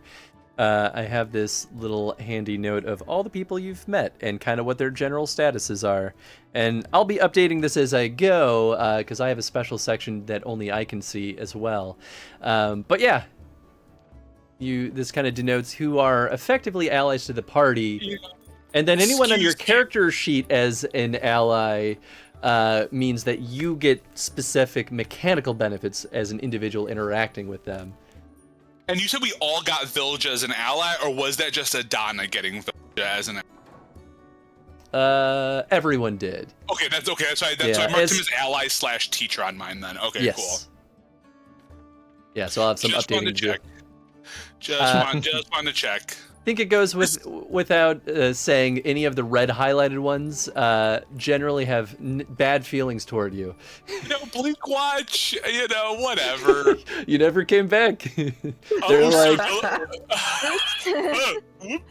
Sir Willem Ricta Unknighted. I love seeing that. He's not dead. He's just pissed off. Yep. Fair. He should be. Oh, Blaine. Interestingly, Blaine dead feels bad, and you should feel bad. Interestingly, a lot of the people that could have been angry at you just happen to be all dead also. Oh, funny how that keeps happening. Yeah. Interesting. But you can't call us murder hobos because we worked extra hard to not murder near the end on this one. That's true, actually. You very much did. We did. You kind of did that little box of the Tony like pride of like, oh, these guys have like honor. Oh, you can't just kill these honorable people. What is this plus Sasha and plus Bog and Ipa? That is, if I'm remembering correctly, plus Bog and Ipa are the dogs of Brannick, which you did meet Bog and Ipa, but they were only there for the one scene. And then Sasha is Zoria's snake, the one that's draped around her shoulders. Oh, I forgot. That's right, Zoria's snake. I forgot about that. I remember mostly the drinking. I mean, that's the memorable moment. We do need to get a Mabari at some point, guys. We have to like really work on how we get a hound on our caravan. I want you to hold on to that because I have something very funny for you. Oh yes! Oh yes! So you take off back on the road, and you're bringing your dear boy Strom to Navarra, specifically to Cumberland, which is the city right on the coast of the Waking Sea. And you know what? Here, I'll show you the map just for extra good measure. Do we have to cross the Waking Sea to get to Navarra, or no? You do. Oh, So fuck. here you are right now. You're not going back to Val Royale, so that's you are taking a ship, so you don't have to worry about dealing with those sons of guns. So here you are right now, just north of the Kokari Wilds, and you go. Let's see, this doesn't really show you, so I'll just kind of click and I like this. drop. I like the little move. La la la la. If this was Final Fantasy Tactics, at some point we get the music and then we shift into a fight here. So you travel all the way up here, and eventually, you're not here yet, so you'll be crossing the Waking Sea, and you'll be going, actually, you're not going all the way up there, you're going here, to Cumberland, right on the coast. Okay. Oh, the crossing happens, okay, Cumberland is after the journey over the sea. Okay. Yes. Cool. But for now, let's say you get to about, give or take, here. You know what, actually, you're probably on this side of the river because there's actually a road. Okay. It'll actually get you there a little bit quicker. It means you got to go around the lake. It means you'll be passing the circle of Magi in Ferelden. Interesting. Yeah. We cover Onyx in a sack during that time. Right. My horns poke through. Weirdly enough, the horns are less of a problem than them just knowing that you're a mage who is not part of the circle, which, you know, they're all crazy people. They are all crazy people. So you continue on your journey, escorting Strom. It's a fine, near the end of summer day in Ferelden, and a welcome breeze cools your face, but then carries with it the sound of a woman crying out in anger, and then a deep baying of a hound mixed with cruel laughter. You crest a hillock, or as you crest a hillock, you see a group of thugs confronting a young woman in a simple dress. She's backed against a tree and holds a naked sword in her trembling hand. A gray-muzzled Mabari has interposed itself between its master and the toughs, as best as it can. I don't quite know what that wording means, but he's being defensive. But the woman and the dog are outnumbered and soon are surrounded. Caught up in their confrontation, none of them notice you. And here we'll jump you to this little scene here. Oh, what a good boy or girl. What would you like to do? Gotta help this lady. Yeah, help this lady for sure. How would you like to help? How far away are we at this point? You see them in the distance, but you can get there quickly. I mean, I think I don't know about you guys. I see a dog ready to fight some people. I want to fight with the dog. But let's back this up a little bit. I mean, we can't let a lone person here be attacked.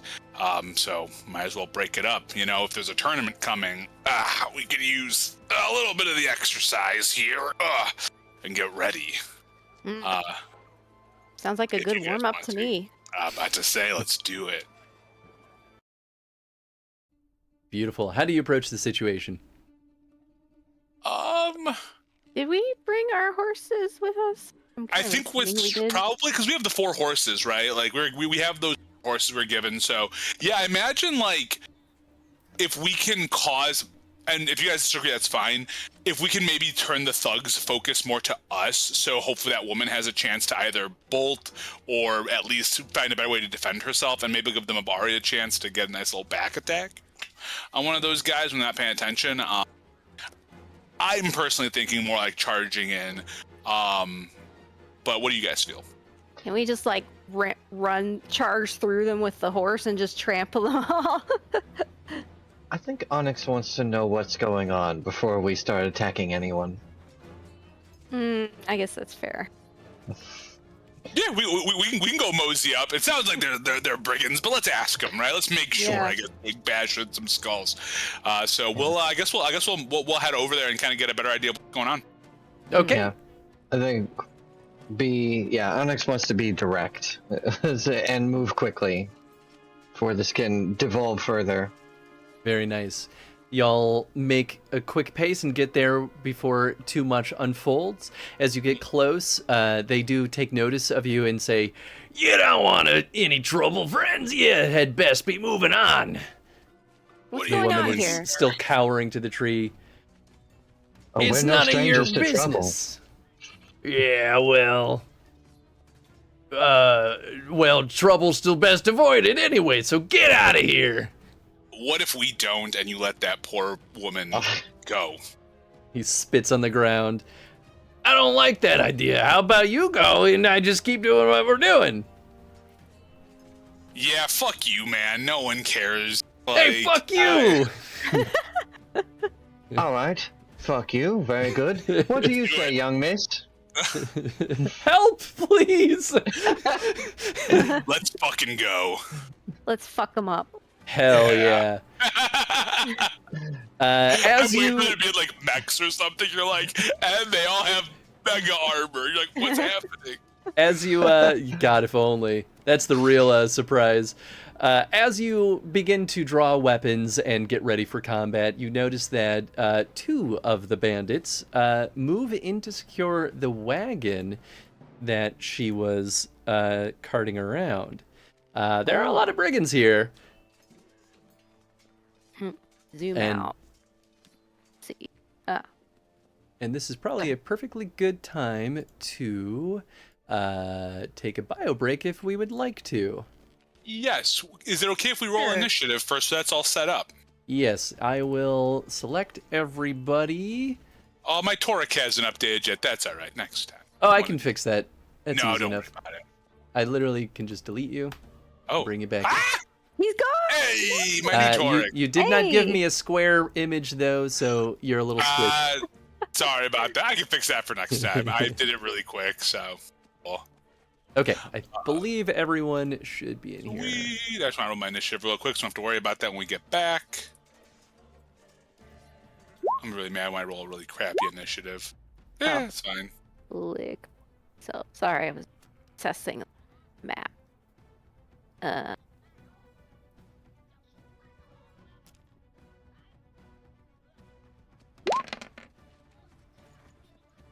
Of course, the brigand got a fucking 17. Of course. They rolled a 4, 5, and a 6. Are My you goodness. kidding? He doesn't even have the focus. You just rolled extraordinarily well. Very good.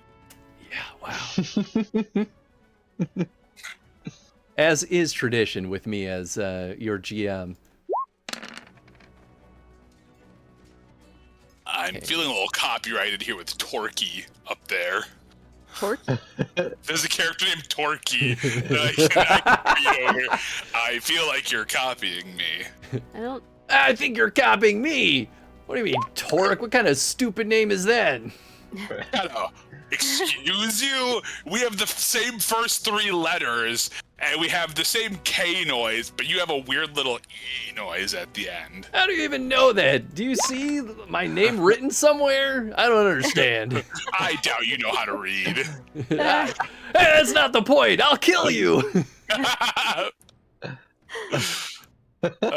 So dumb. I love it. All right, as is tradition, you can position yourself anywhere within the yellow box. I think Ken will stick next to Torque, as is tradition. Or, you know, maybe Ken will stand in front of Onyx just to be a barrier there. Yeah, that might be a good call. So you said this is her. We know this is her wagon, or that the brigands are moving toward the wagon. It seems if you were to, you know what? I'll give you a roll me. Oh, there's a skill for this. perception, deduction. Yeah. I would like to move Onyx behind Toric, just so I have better angle on everyone. Roll me empathy.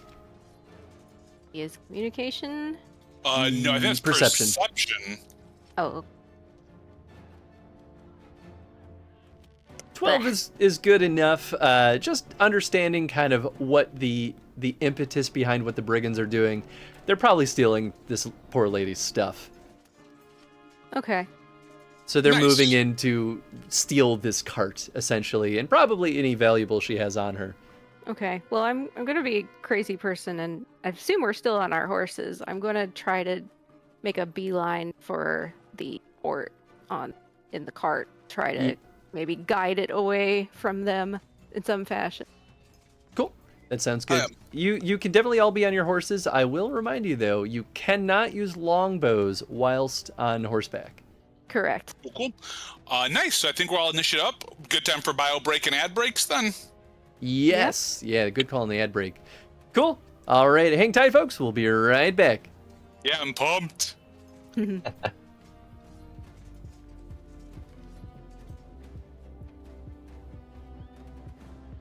Omega's power might seem overwhelming, but I trust in old Sid.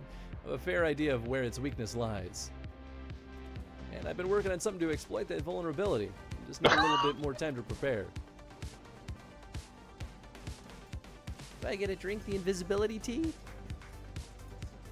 Invisibility?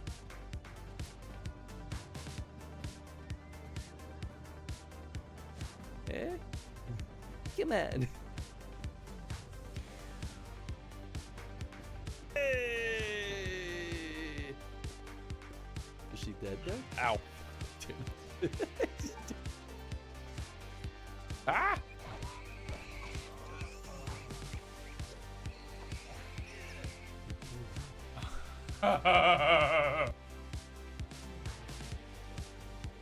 Whoa! Ah! Oh! All right, we're going. We're doing it.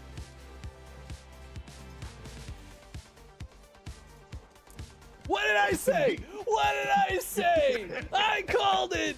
I am the whisperer of the dice!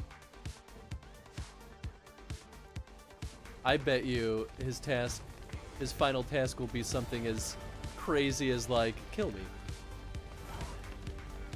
I mean, I can't do that. No. What? What? What do you mean I can't jump? Let me jump! If I can't jump, I can't leave! No! What the hell? Oh, this is bullshit. This is definitely a level design bug. Good thing you saved. No kidding. Oh, yeah. I suppose I could. Nope. Well.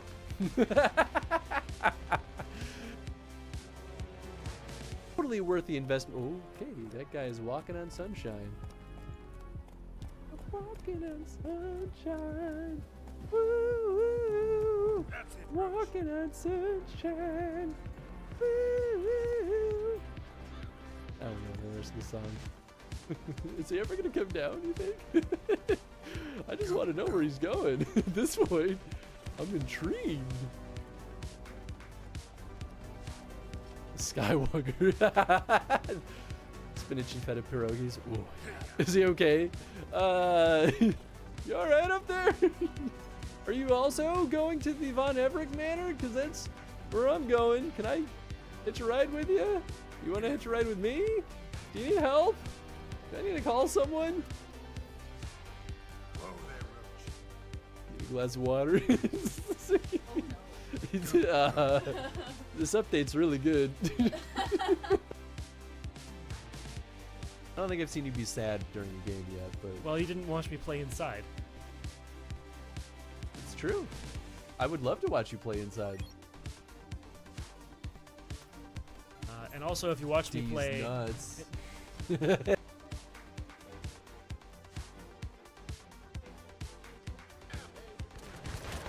Well, I have a cleaver.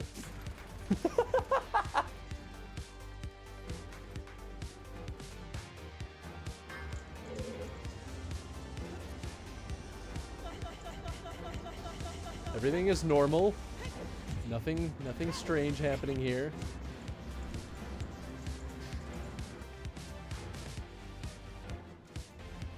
I have lived hundreds of years and slain thousands of men.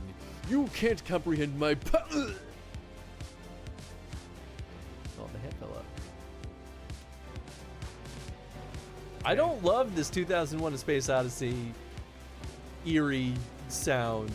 It's very upsetting. Then leave. All right. Audi 5000. Rabble rouser. She's thinking about it. She wants to go like be a tough person in front of Fitzy. There she goes. Now she's running through the tunnel.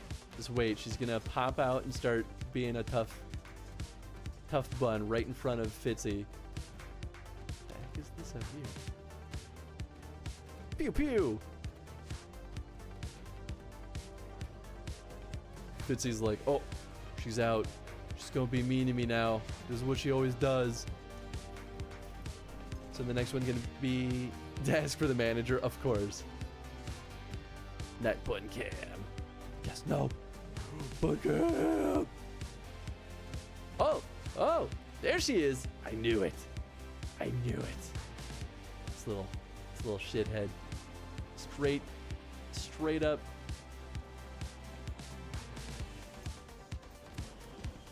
Ah! Man, oh man. I guess I could go to the linen room. Get that,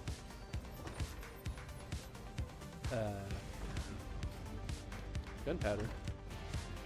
Because I don't think he'll come in here.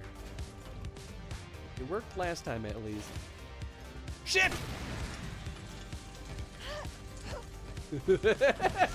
Oh god! It didn't work this time! No!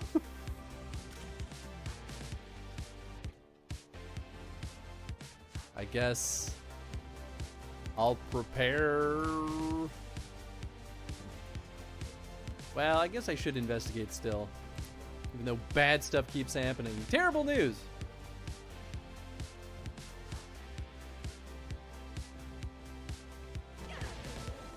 Right in the toboggan.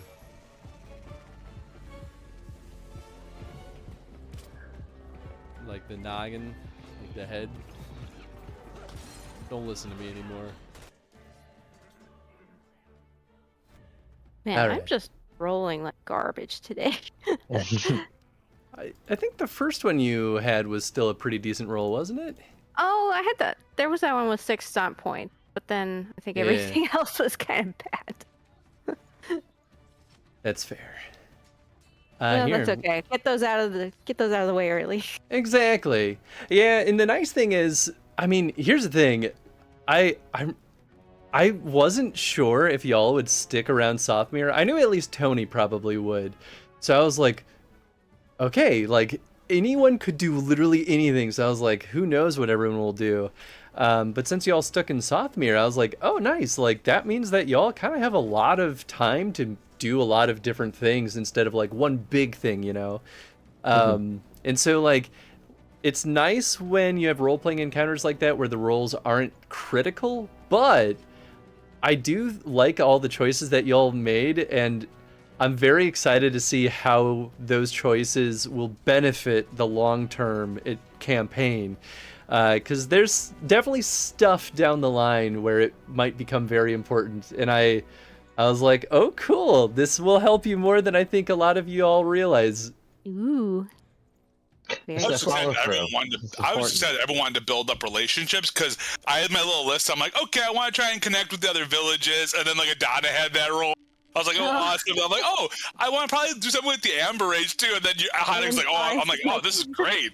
I was like, fantastic. This is just, I can just add on to this. This is even better. Yeah, that's actually the main reason why, because I like throwing Tony into the fray first for a lot of quick decisions. But I was like, here's the thing. I don't want Tony to always get the best options. So I was like, let's switch it up. And that's why we started with Onyx this time. Because I was like, that way, like, Tony doesn't get to just snag all the best choices. Yeah, you know, I was this close to doing a joke date with what's her face, with Milo's daughter, just to see like, hey, we'll just go out for a date, see what it's like, see if we even connect at all. But that might come in a future one. You can roll if you would like to see just how. I mean, this will be seduction, but like you don't have to take it quite so literally. But like you could. Is that communication? That's communication, yeah. That's really fun. I got a 16. Oh. Okay. Here, you know what? I mean, anyone is welcome to roll if you would like to also participate in this. No. Even Onyx knows that Torik's one true love is Kinedrin. This team is our one true love, but yeah, you know, Kin's my boy. I did have a note off to the side. This is a peek behind the curtain that oh sorry, the stream can't see those rules. I'll change that real quick here. I had a note on the side that if everyone like went off and did their own thing, no matter what, Kin was going to stay behind and deal with Amber Rage cleanup, and that would also give him bonus points in courting Wendy? Wanda. Wanda.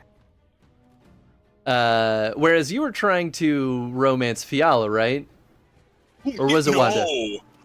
No, I wasn't trying to romance anybody at all. I was just like, it would be really funny. No, Fiala, I was kind of being a jerk to Wilhelm about it. And so that's why I chatted with Fiala. Zero interest. No, Fee is very much like, that is like, I trust you more than anything. It's kind of like anyone that watches Ted Lasso, it's like that Ted and Rebecca vibe, where it's like, this is more about him being like, you are like my rock when I'm gone, dude. Mm-hmm. So like, I just trust you implicitly. Yeah, that's fair. Torik friend zone. and really, the Wanda thing is just purely like, because Torik, I don't think has any romantic interest, but he's like, I just imagine after enough like cajoling from Mila's like, fine, I'll go out on a date. We will dance a little. We'll have some fun. Wanda's a very sweet person. I'm more than happy to have a fun evening with a friend. Well, either way, even if you didn't take it seriously, it made an impact on her. So, oh no. Meanwhile, Kin did try a little bit, and I didn't break Kin's heart, did I? Oh no! You didn't break Kin's heart, because I think he was only half invested himself, but was like, yeah, I can't really compete with Torik. That man's hot as hell. About that. We're just like, I don't know what happened here. From one short king to another. Short king's got a short. And king. Nice. So I just want to throw that out there. I'm so glad you had me roll, because I was like, I kind of want to low-key. I think it's so funny to see Torik bomb on a date, but no, I did all right. I did all right. Good. All right. Now I'll get the real bad rolls here. So, the Ferelden Brigands get to go first. These bastards. When I saw your 17, I'm like, are you fucking kidding me? Get wrecked, I guess. I guess. What's it feeling like, dude? By the way, my defense is a 15 now. I mean, I think that's kind of where. Wow. Adona's at, right? I think Adona's a so. 15, yeah. Yeah, I think so. I will be a 16 next round, though, because I will be upping Dex regardless. Meanwhile, Kin is still sitting at a pretty 11, and at this Oh, point, yeah. am I like, do I never care about defense and just go full ham into just Dude, if I go the glass champion cannon? route, I can get some +1 defenses for the crew when I go into rally mode. Ooh. Oh. Or +2 if I go champion, or if I go guardian. Oh, yeah. All right, let's see. Well, I gotta add to this train. Hold on a second. While it's here, before the lulls go away.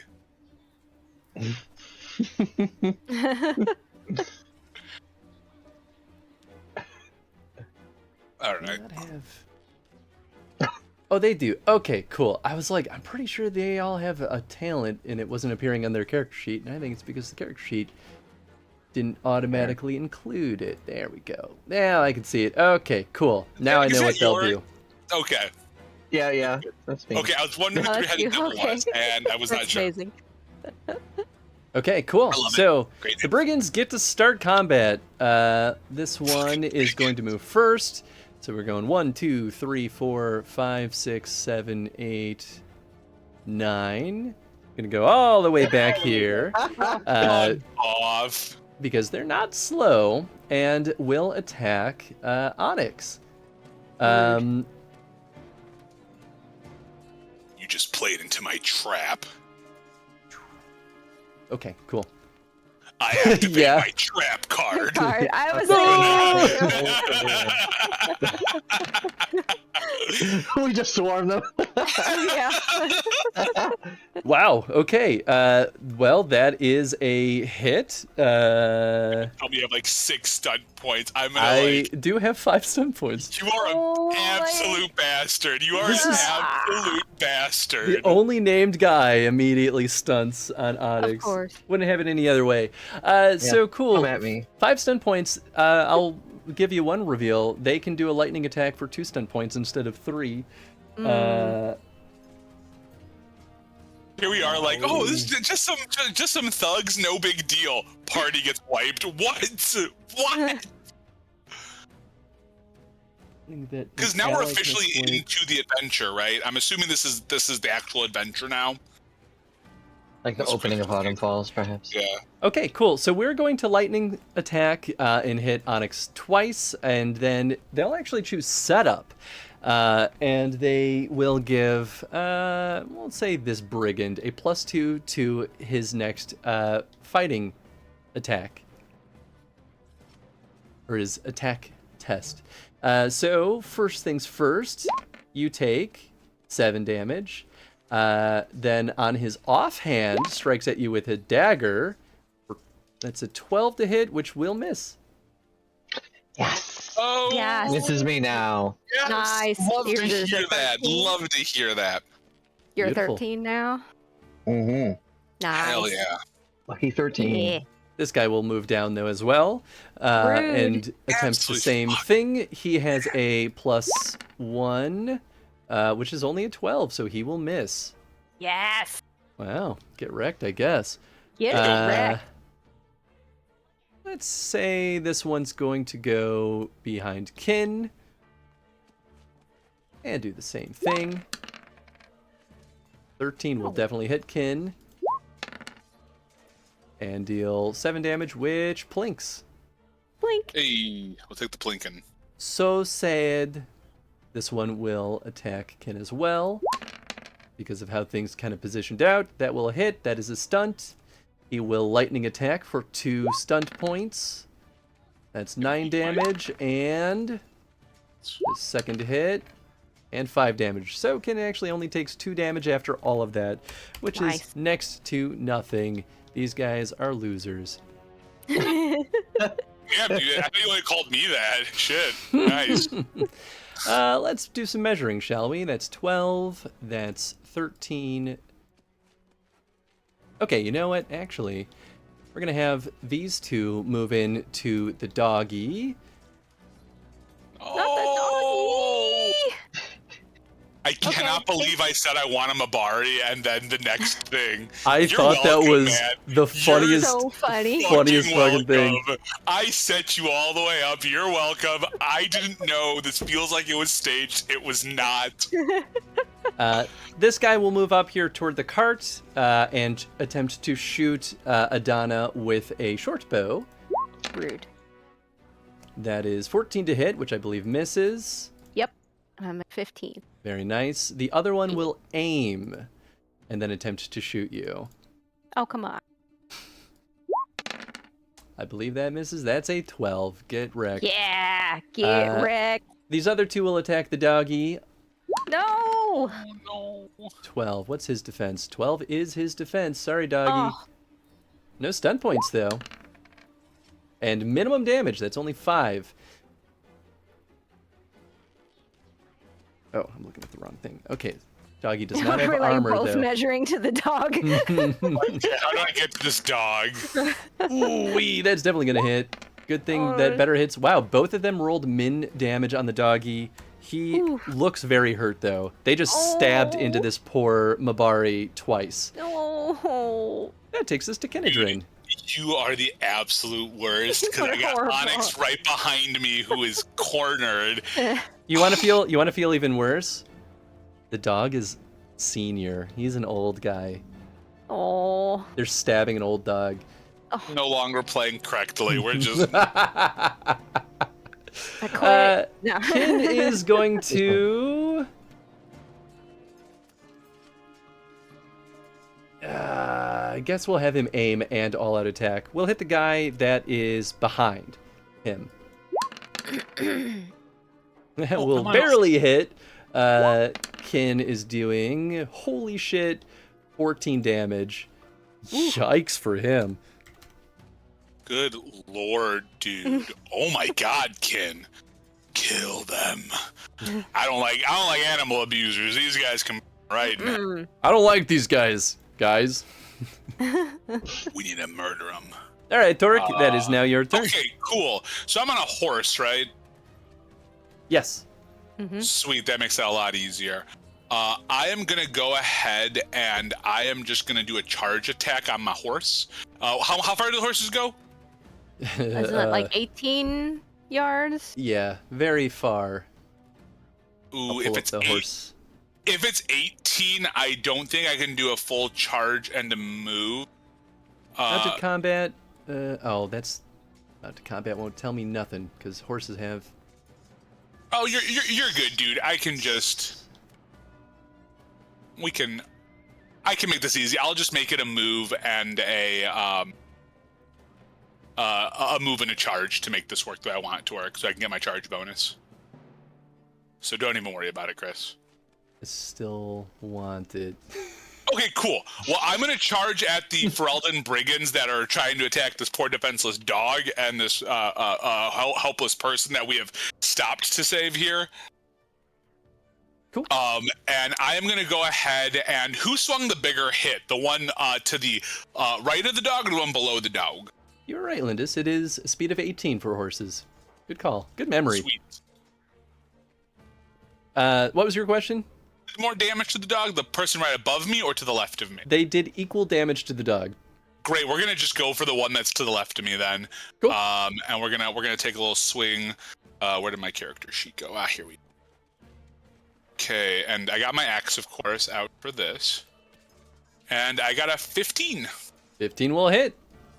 Great, and then I do 16 damage. Jesus Christ. Yes.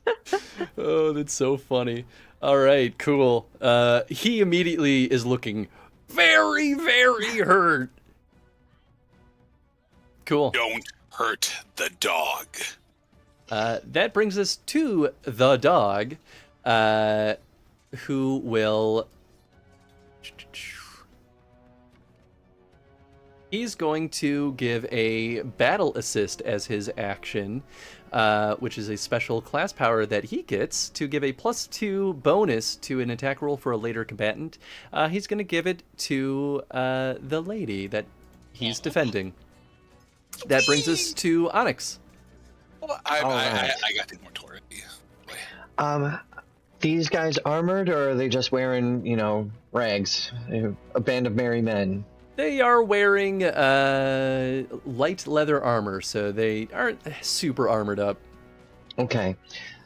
Ox is going to target this one. They're going to be the primary target, the one to their right. And I'm going to see if I can cast Affliction Hex, and they're all within the radius of it. So. Nice. It's so good. It's this group down here? Or was it this group up here? This one, just to my right, will be Got the it. primary target, but they're all secondary target. All the other brigands are secondary targets. And including the faraway ones? It's 30 yards out from the primary target. Oh my god! 30? Yes. 30 yards? Oh my That's God. insane. Wow. Okay, well that I looks like it believe was so. a success, right? Because 16 is... 16 should do it. Oh, sorry. All other foes, I can cast it 30 yards out. All other foes within 10 yards. So it's just okay. only those 4 around. 10 Tora, yards, I think, still gets the brigand by me, I think. Yeah, well... He's just a little outside of it. Oh, look at my circle. I went from that person. Right, Chris, your call. But those 4 that Kin and I are fighting are definitely gonna be. Actually, never mind. I think that was just from one angle. Yeah, I was gonna say, your radius is being weird. My radius Yeah, was being weird for a second. You saw that? Yeah, that was being real. Yeah, know, because I I saw don't know both what- of those measurements, and I was like, wait a second, something's not adding up. Yeah, I was like, because then I started moving. I'm like, wait a second, this is broken. Cool. There we go. Cool. So then they need to roll what to defend? The Affliction Hex to resist that is magic entropy, and they have to hit a 16 to resist. Oh, good luck, scrubs. That's a fail for the primary. The first one on the bottom is a fail. So, yep, that's a fail and a fail. They all fail. Alright, and I'm gonna spend those 3 stunt points to cast Mana Shield. So, to raise my defense by 2 until the beginning of my next turn. Ooh, nice. Nice. Nice. Very, very Yeah. nice. Oh, yeah. Just spinning their staff above their heads, looking down at them. And, this makes it clear that they're about to get wrecked. Yeah. Here's another fun surprise. Now they all have to roll, what was it? Self-discipline or maybe courage? I think it's courage, technically. That's a fail. That's a fail. That's a fail, but almost a success. That's a fail. That's a fail. That's a fail. It's a fail. And a fail. Combat's over. They all flee for their lives. From that spell? The moment they see, I mean, you could choose to try to hunt them down as they flee. I'll give you all a free strike if you so choose. They see magic and they panic. Just Wow. morale shatters immediately. They're like, "Oh God, we are dealing with something so much worse than we were prepared to deal with. know We what? gotta get out." I'll take an attack on the brigand that I was already hitting. I'll take a free swipe at him. Sure, go ahead. Because I don't know if I want... Yeah. Let's just do that. Yeah. I'm happy to Everyone do it. is allowed to take a shot if you would like. Oh my God. 19 and 6 stunt points. So what I'd like to do, Chris, is I'm gonna make this to hit the person above me as well. I've got that ability. Yeah. So we're gonna do that because I do the dual strike at 3 points, which still leaves me 3.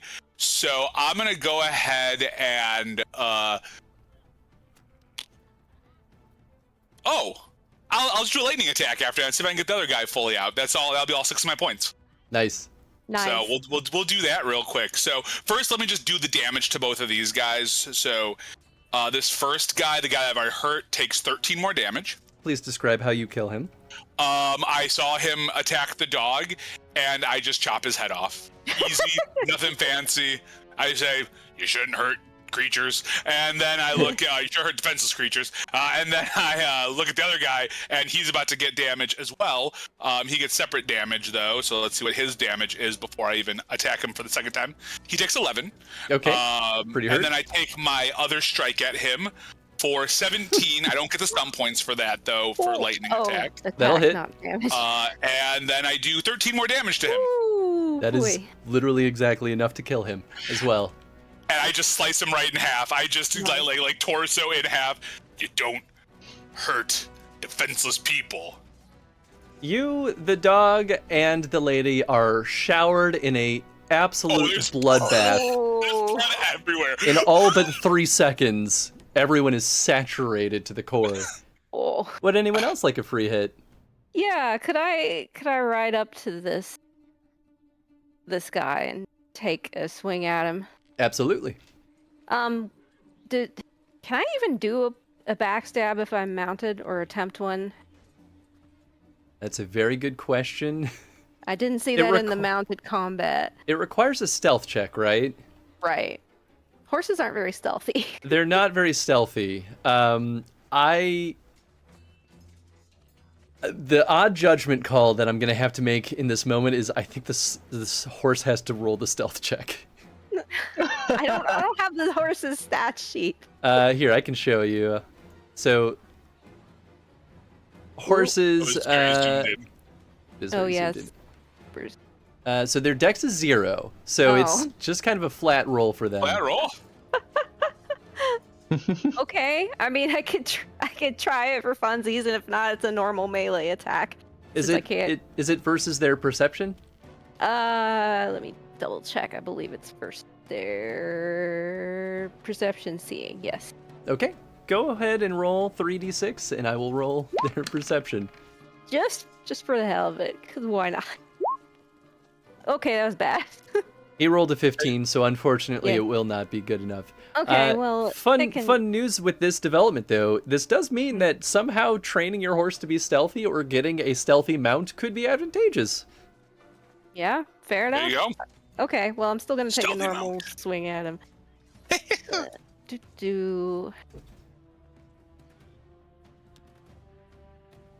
Wowee. Yeah, that'll definitely hit. Stabby stab. 2 stunt points. You said they're not very armored, right? So No. armor piercing, probably not. Mighty Blow might just be a good call. Did you say Mighty Blow? Yeah, isn't that 2? There's an extra 1d6? Yes. 1d6, yeah. Okay. Here's the normal damage. 6. And 6. Gonna be an extra 5. Hey, wow, 14 damage. 15 damage is quite a lot. Not enough to kill him, but definitely to leave him a mark to permanently remind him of his mistakes. Mm-hmm. And for the heck of it, we'll have Kin also. God, is there a chance that I could get Kin to... Oops. Still have the circle. Let's see. Okay, 6 movement, because he's slow. Oh my god. He's on a horse. Oh, he is on a horse. Oh, then he Everybody can absolutely is. do this. It's so stupid. Yeah, All Kin dumb, will... and I'm so here for it. Yep, that's... Attacking the same guy. Kin's gonna ride up and slice at him. Nice. Ooh. That'll hit with 3 stun Oh points. my god. This I was guy like, is so dead. He can perform the dual strike for 3, but he's not in range of the other dude. So what was it? Lightning strike was 2? Yeah, okay. So he'll lightning strike, if that's even necessary. 11 minus 3. Nope, he's dead. Nice. Cool. You stab this guy right in the gut, and Ken sees the opportunity as like, you know what? I agree with Adana. Screw this guy in particular. Runs right up and finishes him by slicing him. We'll say he slices right through the armpit, lops off an arm, and the guy falls to the ground bleeding to death. Who are you very specifically? Onyx, you may take a free attack if you would like. I actually want to have fun with one of these brigands here. Before they can flee, I want to cast Daze on, again, that same one that was my primary target before.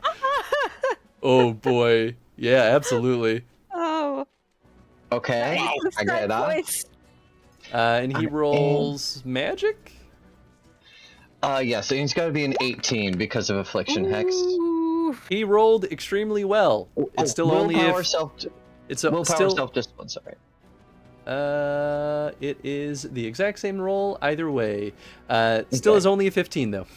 Nice. All right, excellent. I'll reduce the mana cost of that by 1, just to, so I'm not using too much here. As they're like kind of staggering there, Onyx will get off their horse, and I'm going to grab the hair on the top of his head and have him look up at me. He does, staggered, but looks at you. I want you to blink twice if you can hear me. Let's see. He does blink twice, panicked, in the most eye-blinking panicked way possible. God. Listen, my friends and I are going to be coming back this way soon. If we see any of you on this road, we're going to kill you all. He blinks rapidly. Onyx then kind of pats them on the cheek with their other hand, kind of dragging their long nails along their face, and gently, run along now, and they drop them. Wow. Let's see, just for the fun of it, let's have him roll a courage check one more time. Just have a heart attack and just Character sheet, and you know what? I'll roll this open because at this point they've lost anyway. Oh yeah, he pees himself before you let him go, and hobbles away as quickly as possible, and the combat is resolved. I rush over to the dog and the lady.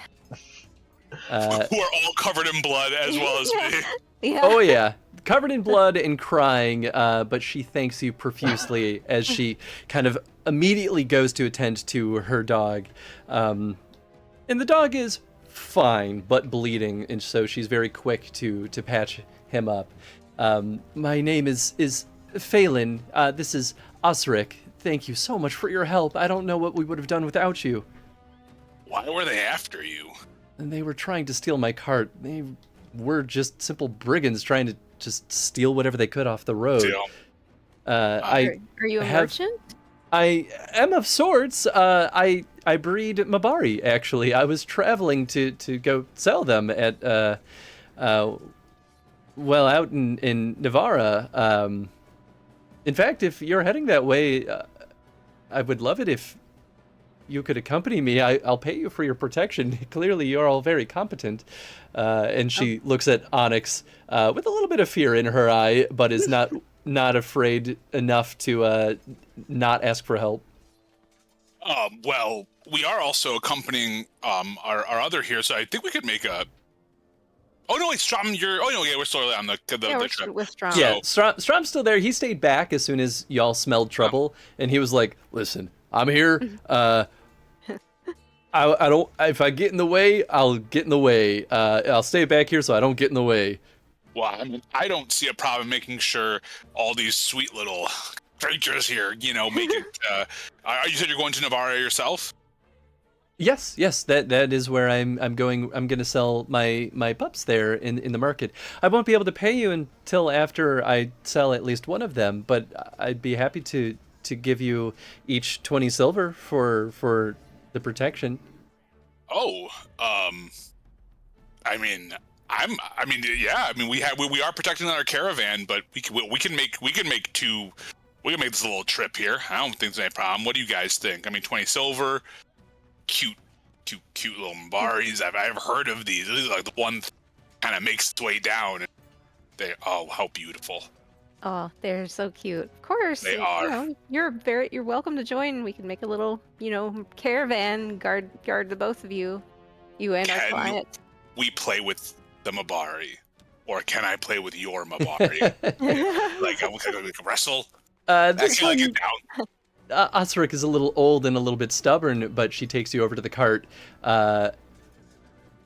And you can actually bring your character over here, and you'll see that the insides will be revealed to you. Oh, really?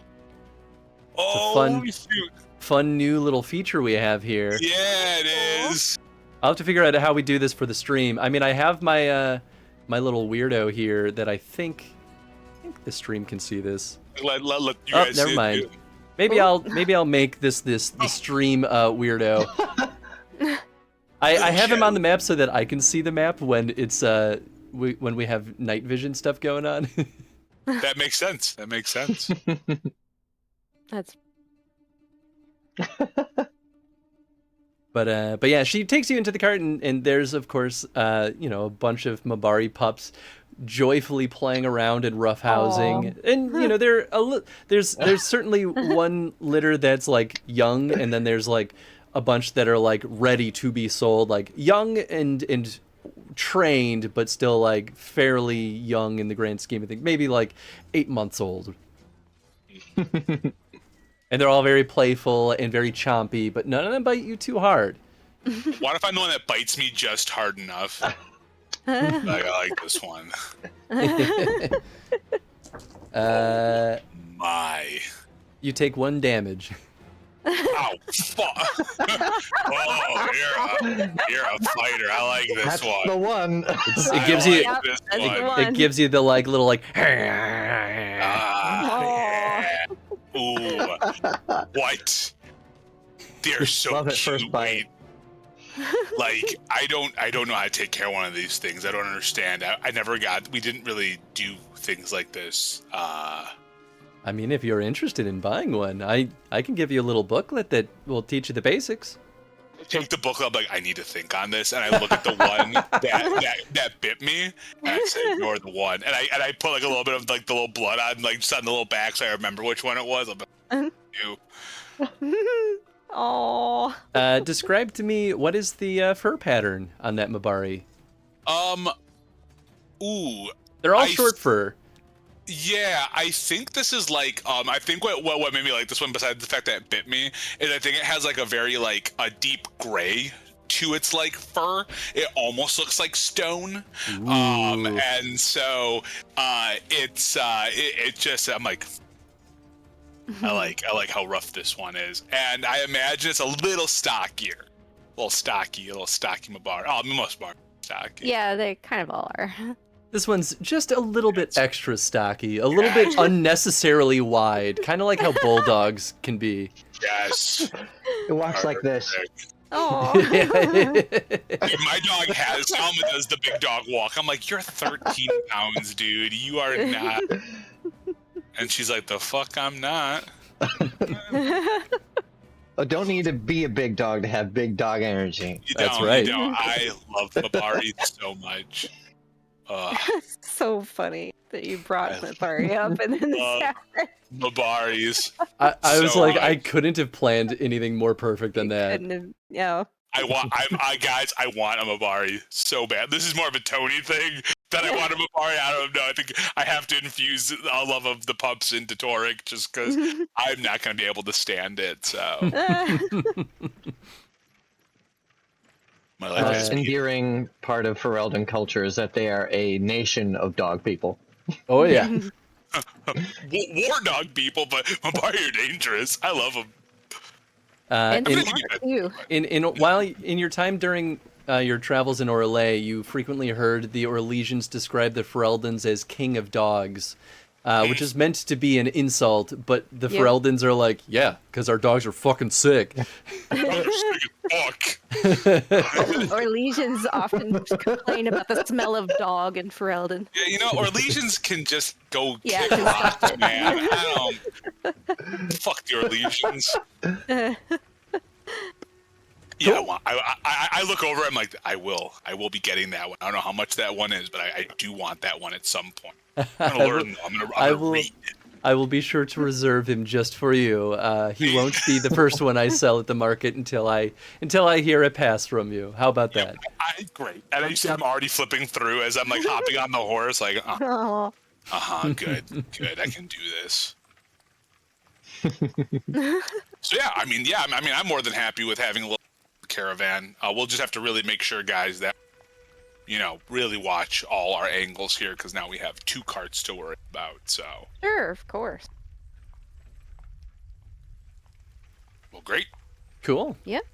So we got. You said she gave us 20 silver pieces each. Yes. But not yet. She has to sell a pup at the fair before she has enough cash. Did you say Strom gave us something? Was it 80 a piece, 80 altogether? Yes, but he'll pay you. I mean, unless you'd like to negotiate, but he'll pay you at the end of the travels. I feel like fine. at this point we know Strom so well. It feel really shitty. We're like, give us half now. It'd be like, Yeah. no, we're all right. Because if anyone gets hurt on the way there, you could make the argument though on the flip side that you know that he knows you well enough to be good to your word too, though. I can do that flip. That is fair. But, he's a businessman, and so his standard practice will always be to push for the thing most in his favor every time, even though he has every intention of paying you still. No, for sure. Yeah, I don't care either way, as long as we don't forget, because I might forget. Even if you forget, he will pay you. we will get paid. Sweet. No, I mean me, the player, might forget. Oh, sure. Well, I mean, good work there, Onyx. You scared the absolute living daylights out. I guess they're not used to seeing magic on the roads. Yes. Huh. We should be careful. There is a silver lining to being born this way. Yeah, no, I mean, absolutely. You're fantastic. But we may want to be careful. We may want Let's just keep moving. Let's keep going. Maybe, I'm not one to cover up, but maybe make sure your traveling cloak covers your staff. We don't want to give anyone the wrong idea, or think that they can get something worth their while, which they'll be met rudely with. Okay. Let's not make your dream become a reality, shall we? All right. Do we hit the road again? Yeah. Yep. With our big caravan now. Yeah. 2 full wagons in tow. You'll love to see it. So the journey continues. You travel northward up to the north of Lake Calenhad, and we'll even say there's a port here that I think would be a better breaking point for you to traverse the waking sea. So you board a ship and take off. Why do boats even need to exist? There's plenty of good road around that you can take. You can go under. Boats. The giant waves of the waking sea roar and crash about you, tossing your ship, the Whisper, in great rolling swells. The sailors scurrying up and down the rigging laugh at your expressions. One of them shouts down, "If you want to see some real waves, try the passage to Cumberland in the winter." The ship is filled with all manner of unfamiliar and unexpected folk. Not only are there Fereldans of every stripe, there are members of the delegation from Orzammar, and even more unexpectedly, a band of Avar hunters who look profoundly uncomfortable at all the water. The mate says you have another day or 2 at sea before you reach Cumberland. How do you intend to pass that time? I don't know anything about R, out of character. I will allow you to roll a cunning cultural lore, and I will tell you stuff about the Avar. Okay.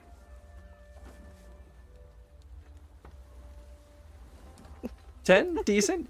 So the Avar come from the... Let me make sure I'm not lying to you.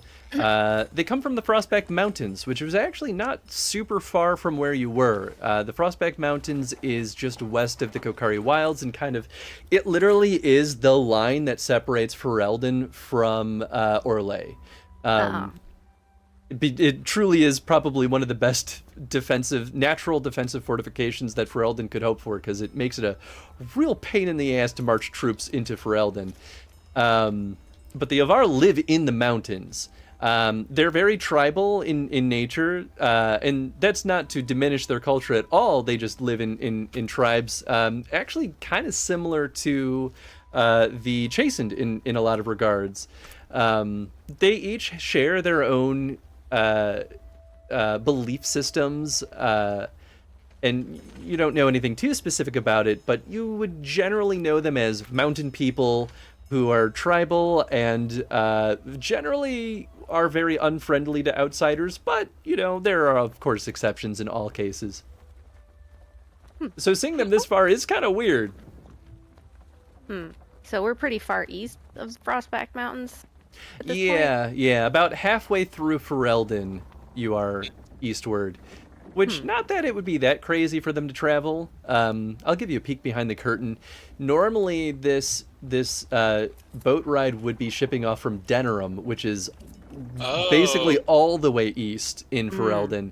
And so the Avar would have traveled that far to get to this boat to take them. To get that boat to take it there. Whoa, wild. Wow. We didn't go all the way to Denerim because we were already so far west that I was like, this would be crazy. Yeah. But apparently for them, that's worth the trip. Hell yeah. So they would have been coming from Denerim? They would have traveled to Denerim to get to this boat to then cross the Waking Sea. Gotcha. Because not all the ports they would be able to go to, and Denerim is a little bit more open-minded, depending on who you ask, with giving ship fare to folks. In this adventure, for what it's worth, doesn't expect you to be anywhere other than near Denerim at the start, which is why I think they truly chose that location. So that's why I made the executive decision to take you to, was that West Hill, I think? Yeah, West Hill. West Hill. I'm gonna probably just like hang around and maybe see if I can catch any snippets of conversation of these Avar people to see if I can find out why they're on this boat, just for my own curiosity, really. Sure. Go ahead and roll me a perception hearing test. Hey. Pretty darn good. So you gather that the leader of the group is a man named, the short name is Kinrick, and this is how they all, Elsgard. Kinrick is a different person. Here, I'll spell it for you because it's one of those names. His name is Elsgard.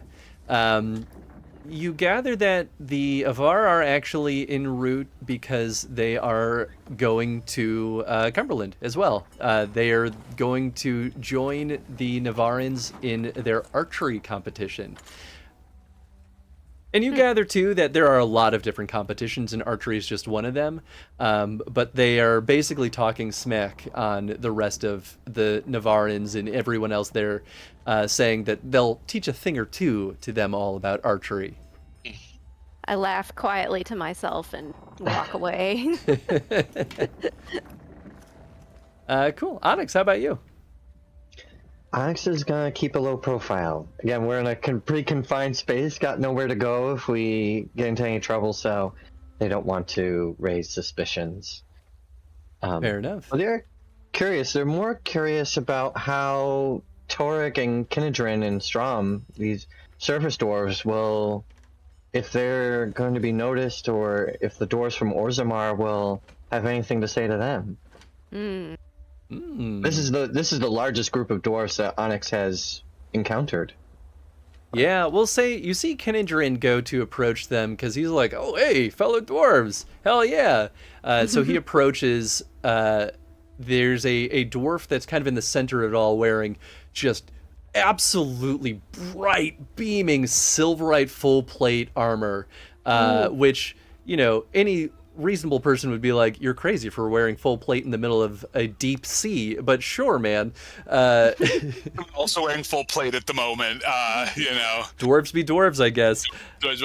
I actually also am going to walk up with Kinedrin, though, because I don't have any, I don't care that we are all on the surface, so nothing, like there is nothing on that end, so I was also going to go right to the Orzammar dwarves. Sure. So as Kinedrin approaches, a couple of other dwarves block him off and spit at him and say, "Take off, Cloud Gazer. You're not welcome here." Kin kind of tries to plead with him, like, come on, guys, I just want to chat. It's one dwarf to another, like, what's the problem here? And they kind of buckle down and give him a look like, fuck off or else. And he's like, okay, I'm out of here. And he walks off, sees you walking up, and be like, they're Orzammar dwarves, all right. God damn. I heard him. Oh, I heard him. So I begin to approach. Cloud Gazer, huh? They look you up and down and look confused. Kind of scratch their beards and go, "Well, you're not one of us. You don't look like no Cloud Gazer. What's your story?" What's my story? Oh, well, I used to be where you all were at. I used to be in Orzammar. May have seen me at some point in the provings. I would go on the proving grounds quite often. Toric Salic. Never heard of you. Good. Well, I did good. I did good at what I needed to down there. Fought a lot of good fights, and well, I got booted up here. So, you know, maybe I'm not exactly like the other surface dwarfs, but I've become one of them, I guess. Hopefully, that's not a problem. Roll me. I'm gonna make you roll 2 checks right now. Yeah. Roll me perception seeing, followed by a cunning cultural lore. All right, so we'll start with perception seeing first, yeah? Yes. 14 with us on point. Can't really do much with that. Pretty good. Okay, go ahead and roll me cultural lore and give you a +2. Cool. That's an 11. Okay, the +2 gives you more than enough. Cool. You recognize these are warrior cast dwarves. So Hey, I was too. yep. And definitely the dude in the silver plate armor or silverite armor is their leader without a doubt. You don't know who he is offhand just by looking at him, but you might recognize his name. But your perception test gives you something fascinating that you would not have expected. One of their crew is a Legion of the Dead. Ooh. Whoa, what are they doing up here? You say that out loud, they look and they go, "None of your business." Interesting.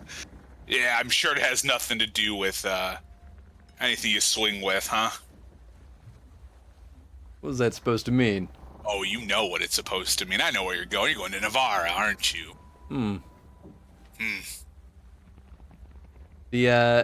The dwarf wearing the plate armor kind of smirks and kind of looks past the two blocking your paths, and he goes, fuck it, let him over. Let's talk to this, good. this asshole.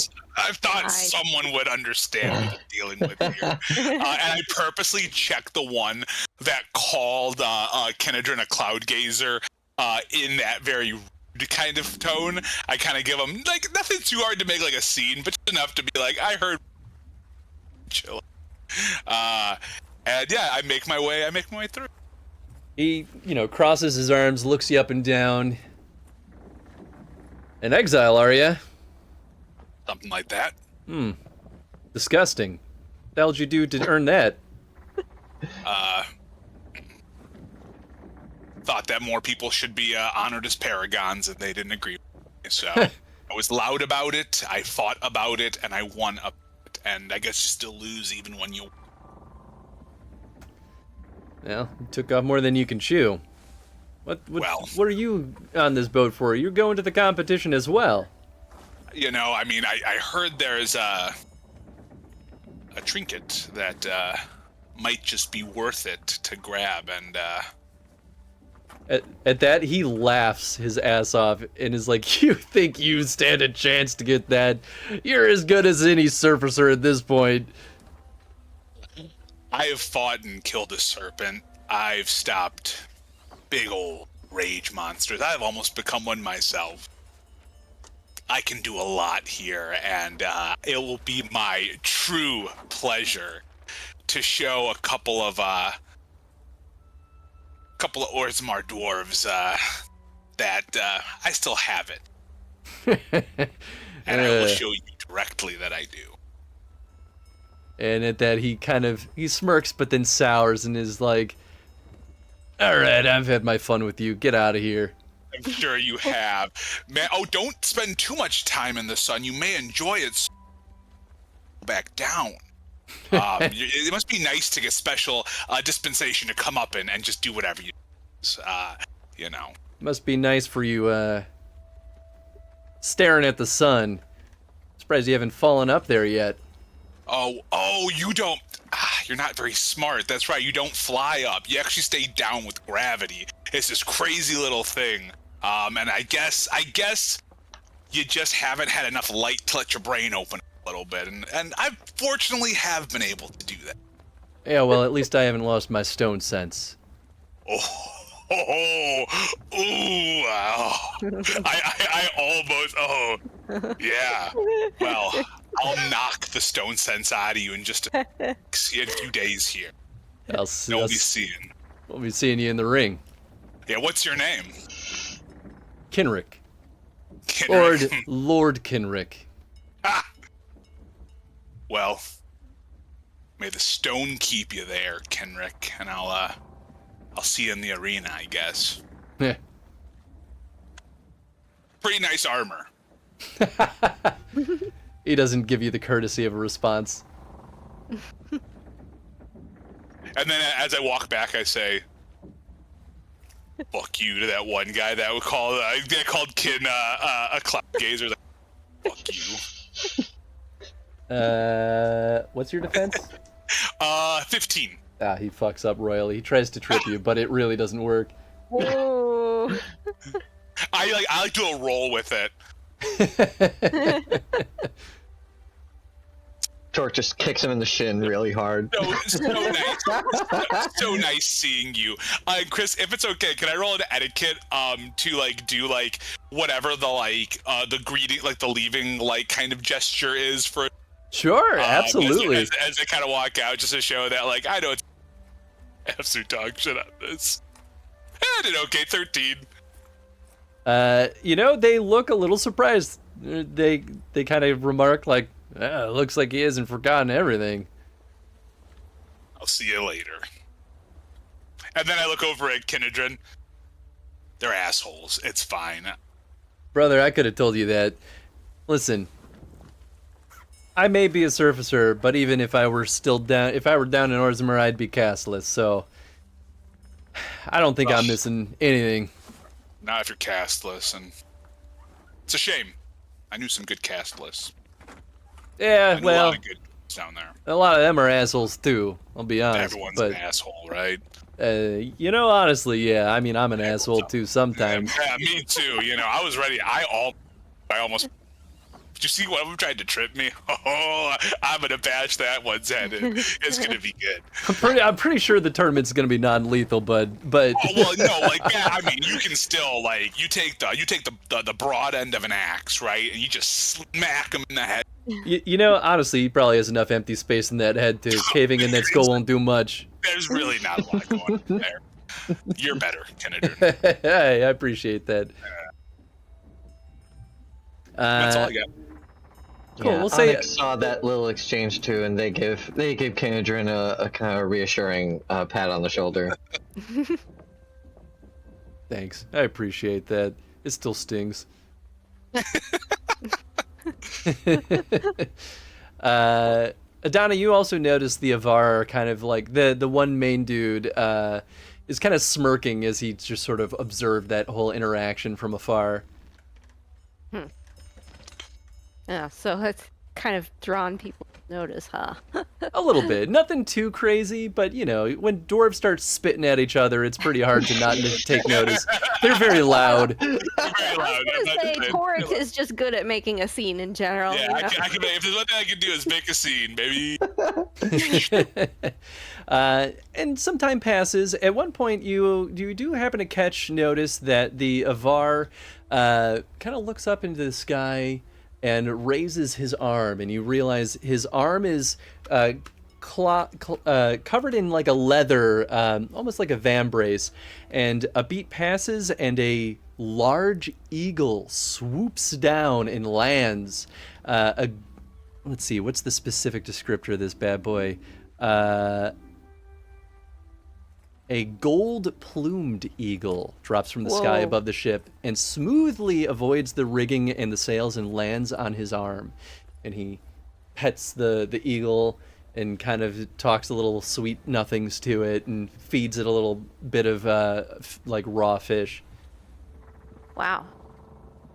So he's just like talking to it and stuff, and like bring him a message or anything? Yep, just talking to it. Some next level swagger. Yeah. Those best friends an eagle. That's some badassery right there. Is that the leader of the Avar, you said? Dope as hell. Yeah, that is Elsgard. Oh.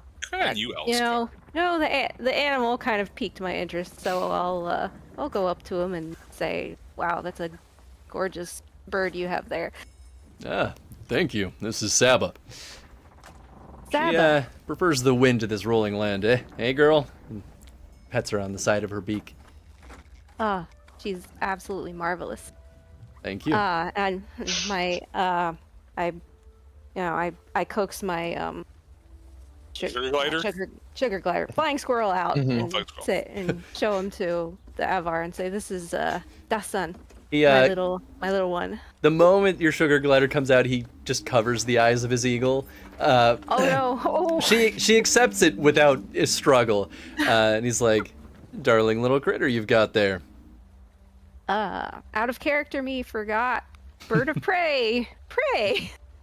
You get the sense though that he has control of his of Saba, and he says, "Be careful with the critter while Saba's in the air, but otherwise you'll be okay." Of course.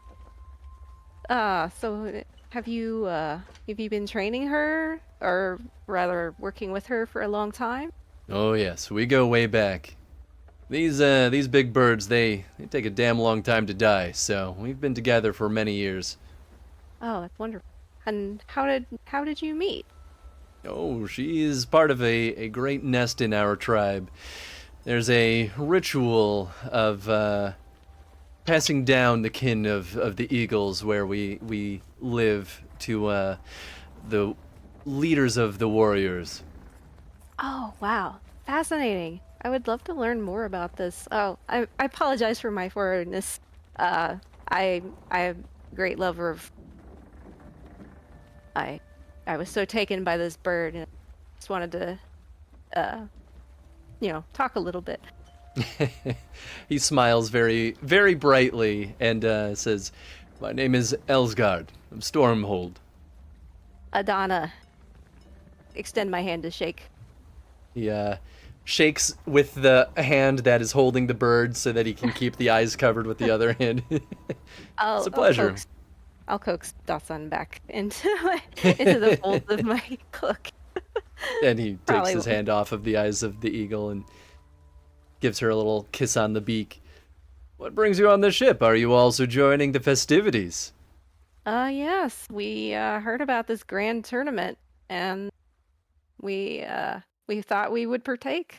I'm particularly interested in the archery component itself. At that, his expression brightens and he goes, "Ah, fellow archer, what a pleasure indeed. I feel bad for you for what will take place later in the tournament." Oh, and what would that be? Savage. Oh, we of our tribe are nothing short of experts, masters even of the archery. I think we're going to make quick work of that particular branch of the tournament, but I look forward to a healthy competition. Well, never underestimate a Dalish arrow. I'll just say that. I have heard tell of the skill of the Dalish. I look forward to seeing your skill. Likewise. Is it the rest of your group there? You all seem like you're an interesting mix of folk. Are they archers as well? No. My friends, the dwarves, are great melee warriors. And, I kind of glance over at Onyx. I don't want to give them away too badly. And that's it. That's all. No, yeah, that's it. I love that I told you nothing about their beliefs on magic, so you really don't know, and that's funny to me. I mean, I'm just going off of Ferelden stuff at this point. Yeah, no, I mean, that's a safe bet. Oh, very fascinating. A well-rounded team, it seems. Well, perhaps you could have a chance claiming this large prize that they've been boasting about. Yes, we heard a little bit about it. I'm curious what you have heard about it. Oh, honestly, not much, other than it's bringing everyone out from their corners of the world to go compete for it. I, in my tribe personally, are here for the competition. We yearn for some challenge in our lives. Oh, I am with you there. I'm more for the competition and not so much for the trinket or whatever it is they're awarding. We speak the same language then. What an absolute pleasure this has been. I did not expect this from, just a casual encounter on a ship. I know. It's a strange world, isn't it? He sends the eagle back up into the air, and she flies off very quickly. Her wing flap is so powerful that it like kind of not quite like boom, but you hear those heavy wings pushing the air around it. Wow. I kind of shield my eyes from the sun as I just watch the bird go in absolute amazement. Her feathers glimmer off the sunlight. Wow. I have never seen a bird quite like that before. Oh, she is a special kind. We of the Avar, we cherish our animals. Is she a type that is unique to your part of the world? You could say that. The Avar, we have many traditions. There are animals that are our gods. Oh, fast. Oh, Saba it's a here pleasure. was a gift of the gods, but she is powerful and beautiful all the same. Indeed she is. Well, it's a pleasure talking to you, and I hope to see you at the tournament. Oh, I look forward to it. All right. Onyx chippiness. I'm here for it. Yeah. Little Onyx, what? The chippiness. Oh, Like chippy. we're all like, yeah. we'll say while you are just kind of like staying discreet and kind of hanging back, your new friend, you have to find her name, Phelan, kind of like sits next to you and strikes up some conversation. So, were you already heading your way to the tournament then? Yes. I'm not interested in competing as much as my companions. Oh, what is it that you're looking for there? Or did they just pull you along? It's actually my idea to go. Oh, wow. I'm looking for a friend of mine, Oh. among other things. Is it another Kunari?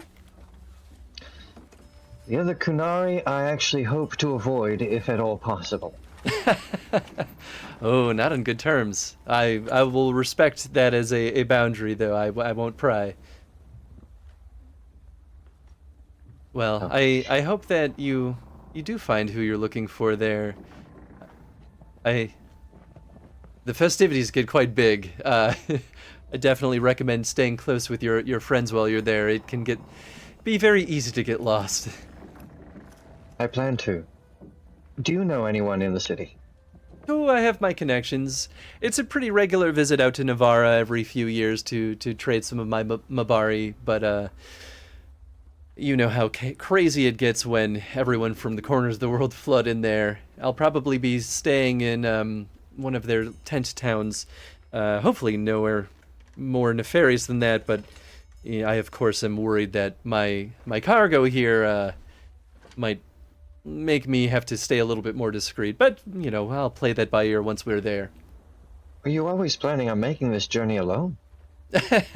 Yes, it's not every time that I'm attacked by brigands. Only every other time. Yeah, I was just about to say that. Oh, Well, it's as the years go on, Osric is well, he's past his fighting days. I'm sad to say. He used to be a much better combatant that scared away just about most brigands, but he's a little bit old and up in his years. She strokes his ears. Oh, Mabari are fearsome hounds, and truly a triumph of Ferelden. I think no other place in the world could boast such a fine beast. He's clearly fond of you. Well, he's been here since his whole life, so he knows nothing better. But he's a loyal boy. You may want to consider a little more protection on your way home, though. I agree. Yes, I won't make that mistake again. Is it just me, or does it feel like the roads these days are becoming a little bit more dangerous? They've never been safe to me. You know, she nods and kind of looks down at her feet and goes, "Yeah, I suppose I have a little bit of privilege there, don't I?" Well, I'm sorry for your sake that you've had to deal with such dangers. I'm used to it, but you're right. Something is wrong. I don't know if it's a tension in the air or what, but normally this passage has been safe. This is the first time in many a years I've had any kind of struggle. Wouldn't so worry so much as what's on the air, as what's beneath the earth. Oh? Are you worried about the dwarves? Or something worse? Oh, if the dwarves aren't concerned, I don't think it's time to panic just yet. That's pretty wise of you, honestly. I like that. That will allay my worries for the most part.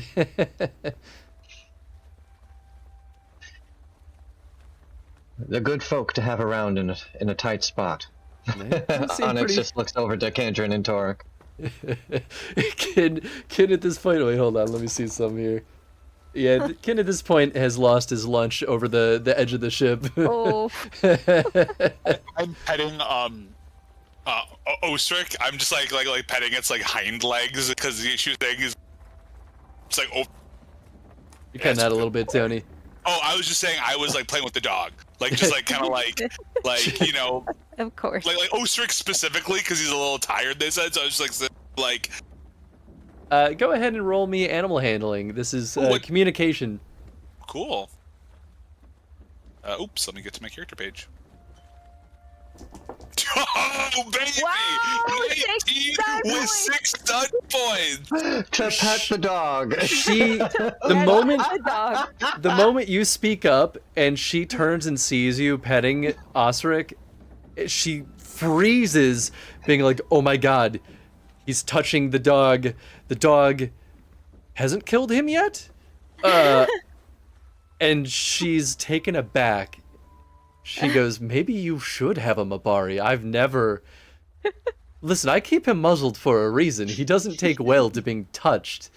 I put my I forehead to forehead touch Osric and say, "You are of the warrior spirit. And You and I both understand." Osric gives you a low. Yes. Yes.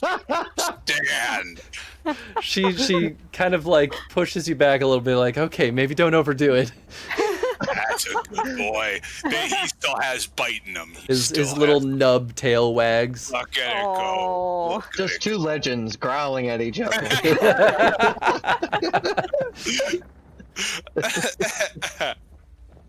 All right.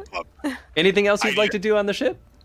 I need to go throw up. And then Not because of the dog. not because of the dog. It's far too shaky. Oh man, I totally freaking forgot. Here, this is the dwarf in the silverite armor. Oh, fancy. I wasn't looking at my images. I was looking at my notes. Is this Kenrick then, or Kenrick? Kenrick, yeah. This is the dwarf, the Legion of the Dead dwarf. He's got a hood on, so he tries to make it a little bit more discreet. But most people don't necessarily know what the hell the Legion of the Dead are, because usually they die in the deep. Yeah.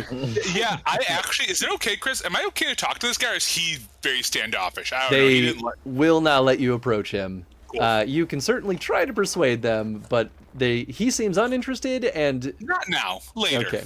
There'll be a homie. time. Yeah. Homie's in his feels right now. You don't want to talk to him. Oh yeah. Well, especially because that's why I'm like, what is he doing up here? Because like he should be in the deep roads right now, fucking dying. Like that's what he should be doing right now. Yep. And then this is Elsgard. Huh. Damn. A Var is that dude. paint or? It's I assume paint. it's paint. Yeah. Tattooing that close to the eye would be. Oof. No. I mean, some of it could be tattoos. The Avar typically will often wear like war paint, and he seems a little bit toned down right now because he's not trying to fight. But they do a lot with war paints generally. I love Avar and like everything. They're pretty cool. Oh, dude, when Inquisition had the whole Avar missions, beautiful. Cause those are Avaran, right? Yeah, those are the Avar. Yep. Yeah, very cool. Very, very cool. How do you spell the name of our newest friend who we picked up on the road? The lady? The Avar dude is a... Oh no, Phelan? girl. Oh! She's not an Avar. I think she's just a... She is just about as Ferelden? Ferelden as you get. Her Ferelden accent is thick. Oh man, Ferelden accents are so good. So this is Phelan, and then Osric, her dog, is spelled like this. Got it. I am Alright. so glad I rolled a 19 on that. That Yes. makes me so happy on the inside. I don't care if that, like, I stunted for no reason on that. I want a +1 to rolls with that dog for any other interaction. I'll be honest, if you had rolled poorly, dog would have attacked you. Oh no. Tori can take it. It's okay. It's true, he's pretty hardy. Wait, I get that 1 health back. Just with the rest rules, I definitely get that back. But yeah, Onyx will talk to Flane a little more, and so you said you've made this journey many times. That's right, I have. It's strangely good business, actually. There's a lot of folks over in Navarre. I mean, during these grand tourneys, they happen once every 3 years, so it pulls a lot of people from across the world. It's a good place to find people in getting Mabari. But the Navarrans tend to be a little bit more open-minded, and you get a lot of decent business from them as well. Well, if you run into any trouble on there, feel free to seek us out. Imagine you could help us find a place to stay once we come into port. Absolutely. I mean, I'd love to stick together for a little bit. Finding housing together would be pretty nice because it gets a little chaotic really quickly. And honestly, I don't mean this out of any amount of disrespect, but a Kunari, a Dalish elf, and a dwarf are probably not going to be able to get access to the high quarters. So happy to kind of help you find room and board as well. Oh, I know. I've heard people are coming from far and wide for this tournament. They still will get a little particular though about who gets access. I think if maybe you had nobles in your group, they might let you into the High Quarter with the right representation, but I don't know if it's worth fighting that hill, you know? Sure, we'll be fine.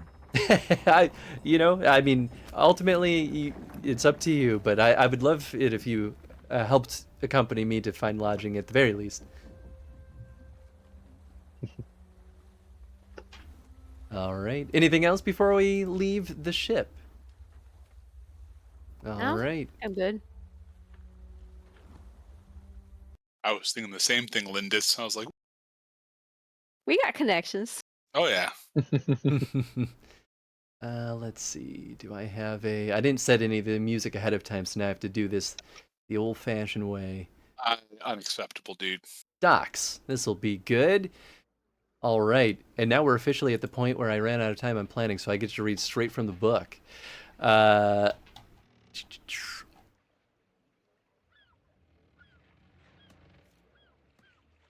The sounds of bells and racing feet bring you up to the deck into the morning sun.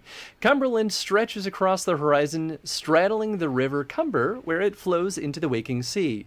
The blinding golden reflection from the sun dome at the College of Magi is like a crown that sits atop the city. To the west, you can make out a mass of tents on a rolling plain, the fairgrounds you imagine. Welcome to Navarra. So the ship arrives. Everyone kind of makes their way off the ship, quickly or mosey, but it is pretty bustling. It is a huge, huge city. I think this illustration actually doesn't even do it justice because, give me all a cunning cultural lore test. Wow, Nice. I did pretty good for having nothing. Wowee! So, 6 stun points. Whew. Both Torek and Adana, and especially with the stun points, I'll give you a +2 to whatever next test you do in Cumberland. But the two of you know that Cumberland is the largest city in Navarra. Despite the city of Navarra being the capital, Cumberland is huge. It is it's fairly cosmopolitan, but it's never wise to bring up Navarrans' ancestors, as Navarrans are apt to take even the most innocuous comment about their forebears as a personal insult.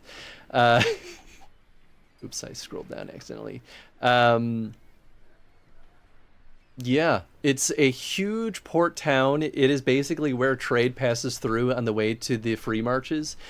So it is the natural stopping point for a huge portion of trade between Orlais, the free marches, even a little bit of Tevinter. What else is over here? There's something else to the west as well. Let me look at the map. The Anderfalls. Nice. It is a major hub of trade. So Cumberland is massive, and this is why the tournament takes place here. The city is well suited for it. They're used to hosting the tournament, the grand tourney here. In fact, all of this seems very well established. They've been running for 2 seasons already, the grand tourney. So you already missed spring and summer, but the autumn fall is the one that's gearing up right now. It has not officially started, but it will be starting in the next week. And they run these tournaments every 3 years. Yes. And so throughout the whole year, they have multiple tourneys during each season. Yes. Yeah. Very cool. Yeah, and they all have their own conclusive points for each season. And the Autumn Falls is like the big one for the autumn. Okay. This one's even bigger though because of this insane prize that has been offered to the winners of the like final tournament. So there's a lot of smaller tournaments that kind of build up to one big one at the very end of the season. Cool. Yeah. Yeah. Phelan informs you that she tends to go offer her wares among the tourney-goers in the tent city in hopes to find accommodations over there. But we'll probably find slightly more dubious quarters just because she won't kennel her pups with strangers. They're way too valuable, and Yeah, so she'll appreciate the presence of one or more of you if anyone's willing to escort her, but otherwise you can kind of part ways here, and she'll find you to pay you your silver once she sells her first Mabari. I mean, I'm okay with escorting her to her lodging. You know, might as well. So, and while we're doing that, you know, I was also a wavelength as Lindis with my connection with Kaz or Kaz. Do I have any like royal documentation, anything that I might be able to utilize that might help us get into those? Very interesting question. You don't have anything that he's given you. You do at least have a title in Ferelden. Oh, I do, yes. With your cultural lore test, you can discern that it will carry weight, but not a lot of weight. So you would be pushing your luck to use it, but that is the best option you have right now. If we want to get like good quarters. Yes. But we have the option of the tent city as well. The tent city is pretty good at accommodating, is literally set up for the tournament. Like, this is where people go because all of the other places run out of space. It might not be a bad idea. As much as, you know, I like a good bed. I mean, I can sleep on the floor. It doesn't matter to me. Might be good to be in the tent city. Might have the biggest pulse on everything going here. Maybe understanding this tourney. I'm sure they're also going to be in any of the sections, but is that a pretty good estimation of that, Chris? Like, I don't know if my lore carried me that, but would it seem to make sense that with how many people will come, we'll see like the most like diverse crew in the tent city? Oh, yes. Yeah, if you go into the high quarters, you're mostly going to be dealing with humans, and hoity-toity ones at that. If you go into the tent city, then yeah, you're definitely going to be dealing with pretty much the everyone else. I kind of like the idea of us dealing with everyone else. Yeah. And this way, we don't have to push too many things. We can find the good shit here. This is normally where the best alcohol will be, the best food will be, like, and they'll give you like the stout portions that you need to really feel. And these aren't like shabby tents. This is not like camping in the woods kind of tents. Like, they're decent accommodations. It's just clear they're temporary, right? Because once the tourney's over, things get torn down and so on and so forth. Let's find Phelan some an inn, and maybe we can also just happen to find the same one. Might work easy, right? Kill two birds with one stone. Cool. They've already did they? Hopefully not. What was that? I said, did the Avaran hear me? Hopefully not. No. With killing two birds with one stone.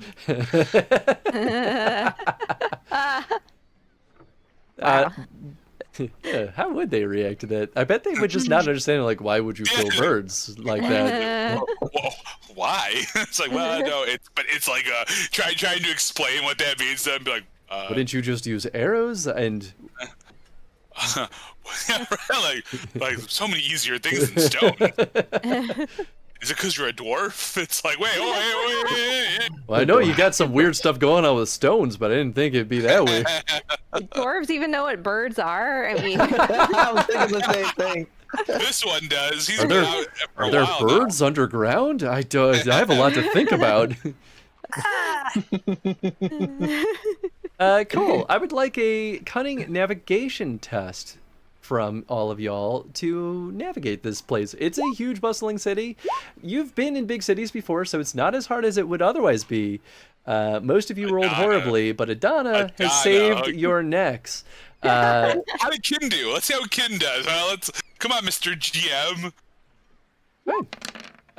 Kin did better than everyone but Adana. Well, good. I'm happy for Kin. Kin and Adana, the two parents of the group, lead you successfully into the tent city. You help Phelan get accommodations without too much of a struggle, and then you may stay. You can find housing in the tent city without too much issue.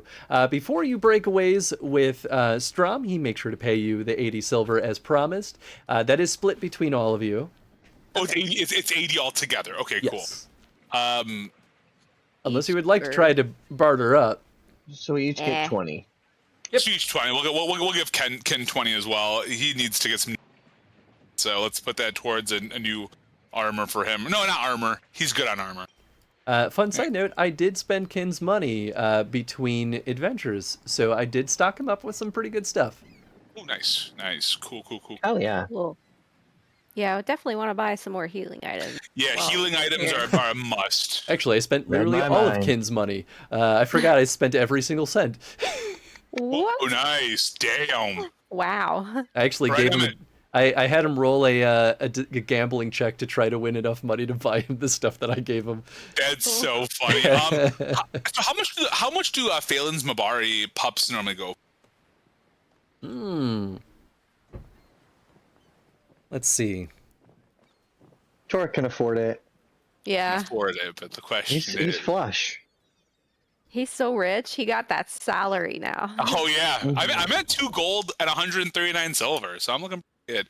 That's only what 3 gold, because isn't 100 silver a gold? Yes. Yes. Yeah. So I probably make that 3. So she typically sells them for about $1 gold per pup. Oh fuck. Because it takes a long time. Mabari, packs tend to be pretty small, and she's got to train them up and make sure that they don't kill the owner. Okay, I want to bargain with her. Okay. Because we saved her life. I also would like to utilize those 6 stunt points of how Osric and I got along for I don't know if I get like whatever you think a good bonus to my next thing would be to this role. But I want to see if I can bargain for. I don't know. Maybe if it's really stinking good, maybe that's the exchange. Hey, because she was only offering us 60 altogether or 60 apiece. Or was she offering 20 apiece? 20 per person. And I'm almost wondering if maybe we could and unless you guys really need that extra 20, then maybe we can.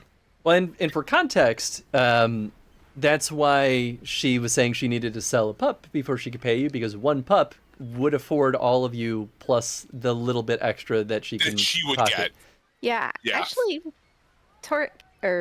you were saying you got 200 silver a month for 5 months?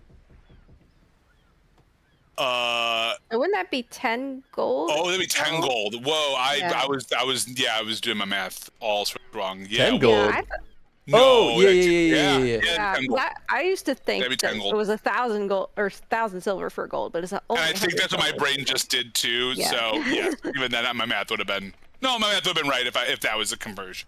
Oh right, so I have 11 gold. Right. Yeah. So right, I've got You're 11 rich gold. as hell. I'm doing Yeah. pretty good. I'm doing pretty good. Thank you for reminding me. I think I went back to the 1,000, but I remembered it was 100, and my brain just. Yeah, right. Cool.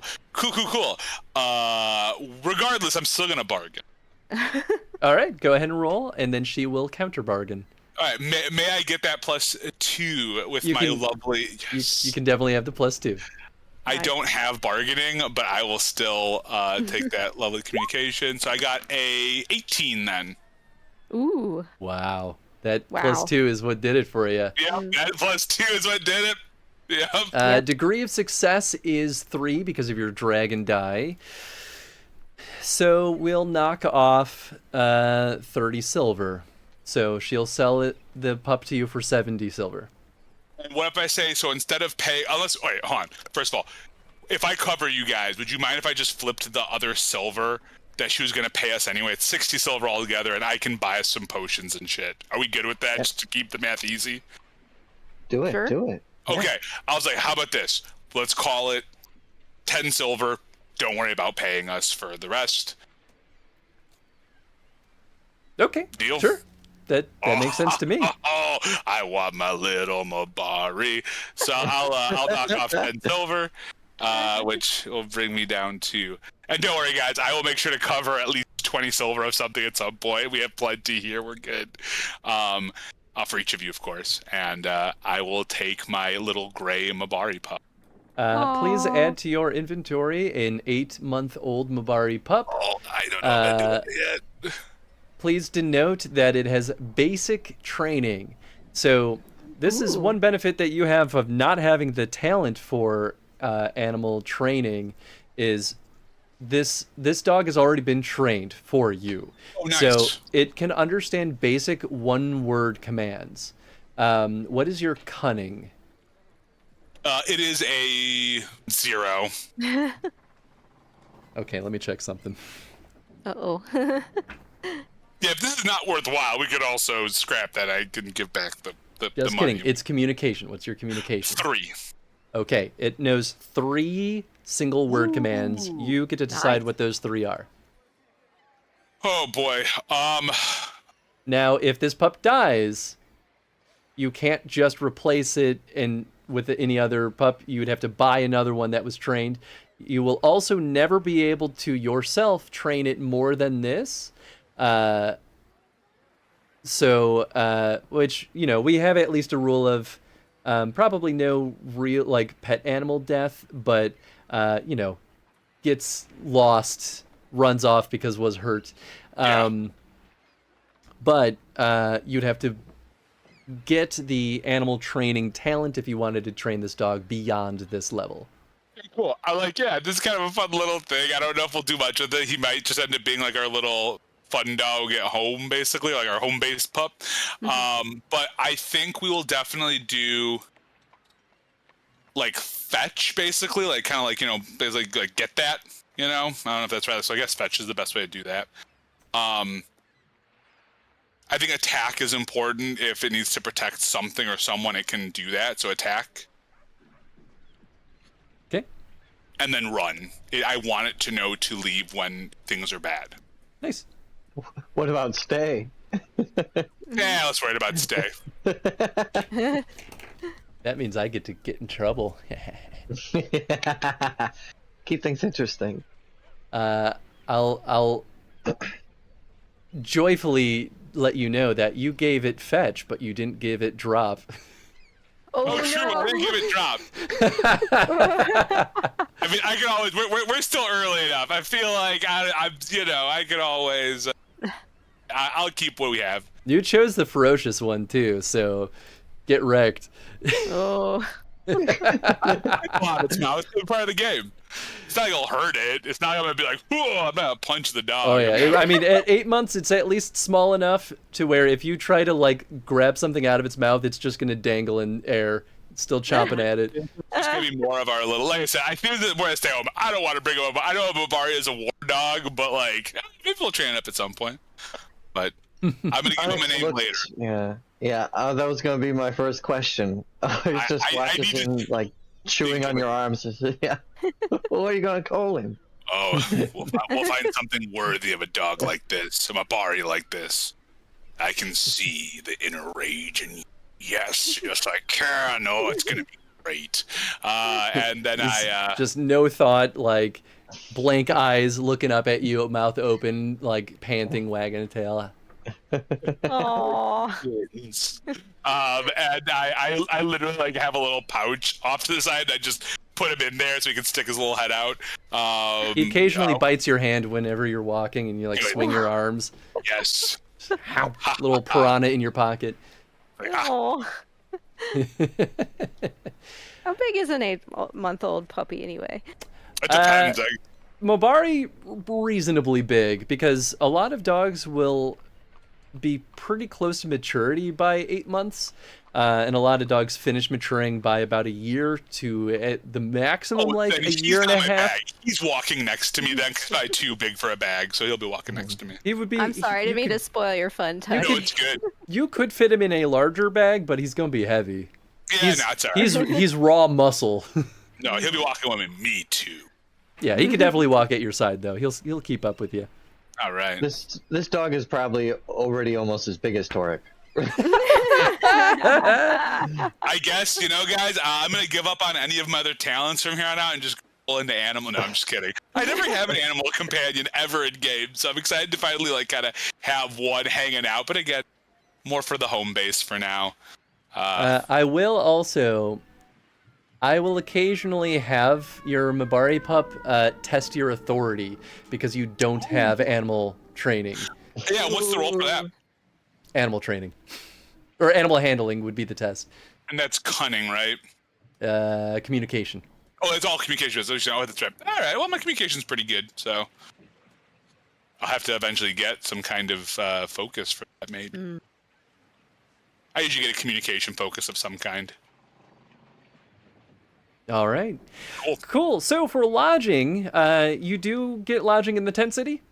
Yeah, I think so. Are we good with that, guys? Yeah, 10 city work. I feel like I'm a little apprehensive around rich humans, and especially if I have Kunari involved. I just feel like it's just we're gonna somehow get ourselves into trouble because they're gonna be like, "There's a man." Although we're whatever. I don't know. Yeah. I feel like Those dwarves didn't like us either. Yeah. No, well, they didn't like me specifically. Well, I guess they didn't like any. Yeah, well, they're probably staying in the city proper too. well, I could have, that is something I could have ended up being if I didn't get brought up to the surface like I did. So that's a different look at who I could have been, maybe. So the question for sorry, go ahead. Sorry. Well, I'm glad you're you, Torek. I wouldn't have it any other way. Like me too. I like you guys. Oh. Onyx is just doesn't share this out loud, but they are kind of dreading seeing that the life that they could have had if there are any Sarebas here with the Kunari.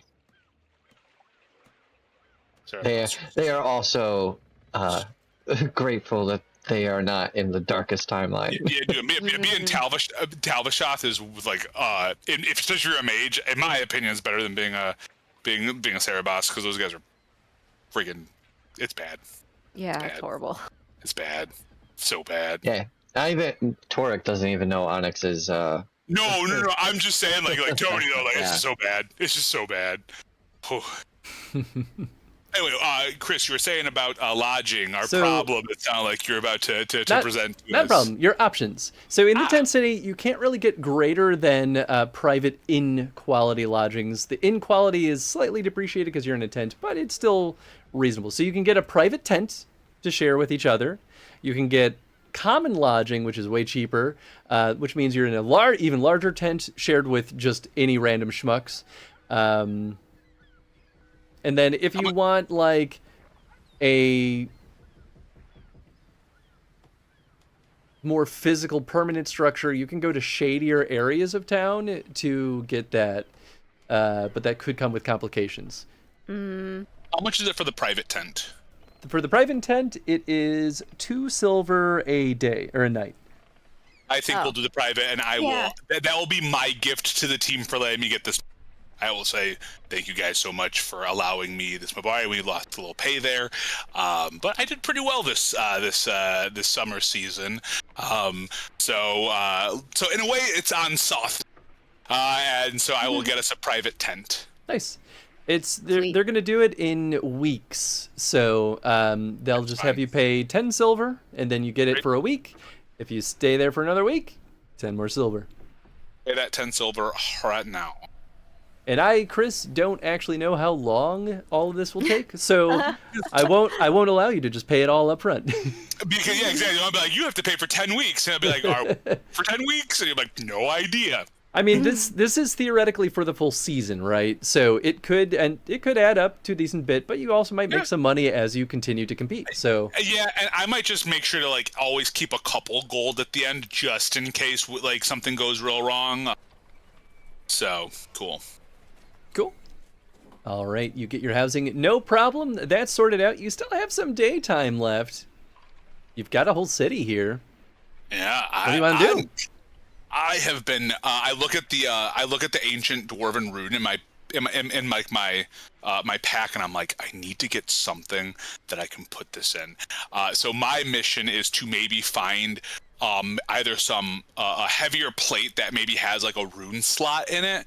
And I feel like Navarra might be the place to do that, right? That's why I didn't do it back in Sothmere, because Bogdan, he can, I think, make things that are functional or fix things, but I think asking for like that rune, that's just a step too far. So that's really dwarven craft typically. So Bogdan, not even a chance. And so now that I've seen that there's at least like Orzammar like delegates coming in, that's going to lead me to believe that there's going to be some insane dwarven merchants coming in too. I'd say Strom's great, but I don't think I'm assuming this isn't Strom's world. Like the armor and rune and all that. He may occasionally get stuff, but at the end of the day, if Strom is selling stuff that are dwarven make, it's either happenstance or he got it from Carta. Yeah. Because So here's I the guess thing, the Carta's really the only ones who will be typically selling dwarven craft outside of dwarven society. Not that it's impossible, and obviously dwarves try to sell things here and there. Namely, it's lyrium, but that's also typically Carta. It's not always, because Mage Society needs lyrium, so do the Templars. So there are legitimate lyrium trade that isn't through Carta, but it's a mixed bag. Fantastic. That makes a lot of sense. Okay, so yeah, that's the biggest thing I want to do, and I want to also buy potions and shit. Like I want to make sure that we're good.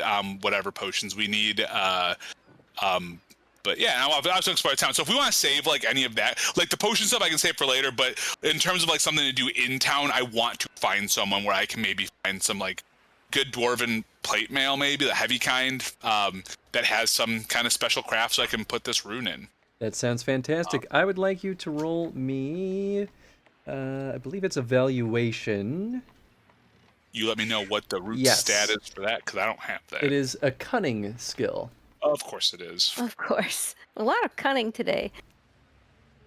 That's what you get for getting sucked into role-playing So scenes. I got a 12, but I did get 4 stunt points. I don't know if that's enough to do anything. I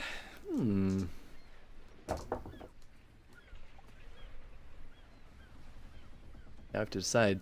High or low? We'll go high. You are able to find a shop that is selling things that fit this bill. It was very hard to find and soaked a decent bit of time because most of what you're finding are pretty normal stuff. You see a lot of just human-made armor, good stuff too. You find a lot of like heraldry kind of related stuff, but like if you were to buy something that didn't represent your heraldry, like you would get shunned for it. And you walk into these like human establishments and they look at you like, nah, nothing we made is gonna fit you anyway, man. But you do end up finding a shop that's hosted by a dwarven merchant who seems to be pretty well established in Navarra. And they don't have much, but there is one armor set that has a rune slot in there. Cool. And I also brought Kin with me because I feel like he'd be really curious about possibly making a connection with people. Like, they even know he's not in the Carta anymore or anything like that, but I know like one of the things Kin likes to meet people, and so I feel like me going on an adventure to find some dwarven armor would be the perfect time for him to come along. What a good call. Mm-hmm. Kin will absolutely take the opportunity, especially since you found a dwarven merchant. We'll say Kin is a little too unimpressive to this guy, though, so that happens. Doesn't really seal the deal, but it doesn't mean that Kin is going to give up. Okay. Wow, mighty. That's a mighty fine armor you have there. Hey, she's a beaut. Well, Been holding on to this one for a little too long. A little bit pricey, but these, non-dwarves don't know what they're looking at. No, it's gorgeous. I noticed that because there's no rune, there's a slot for a rune, right?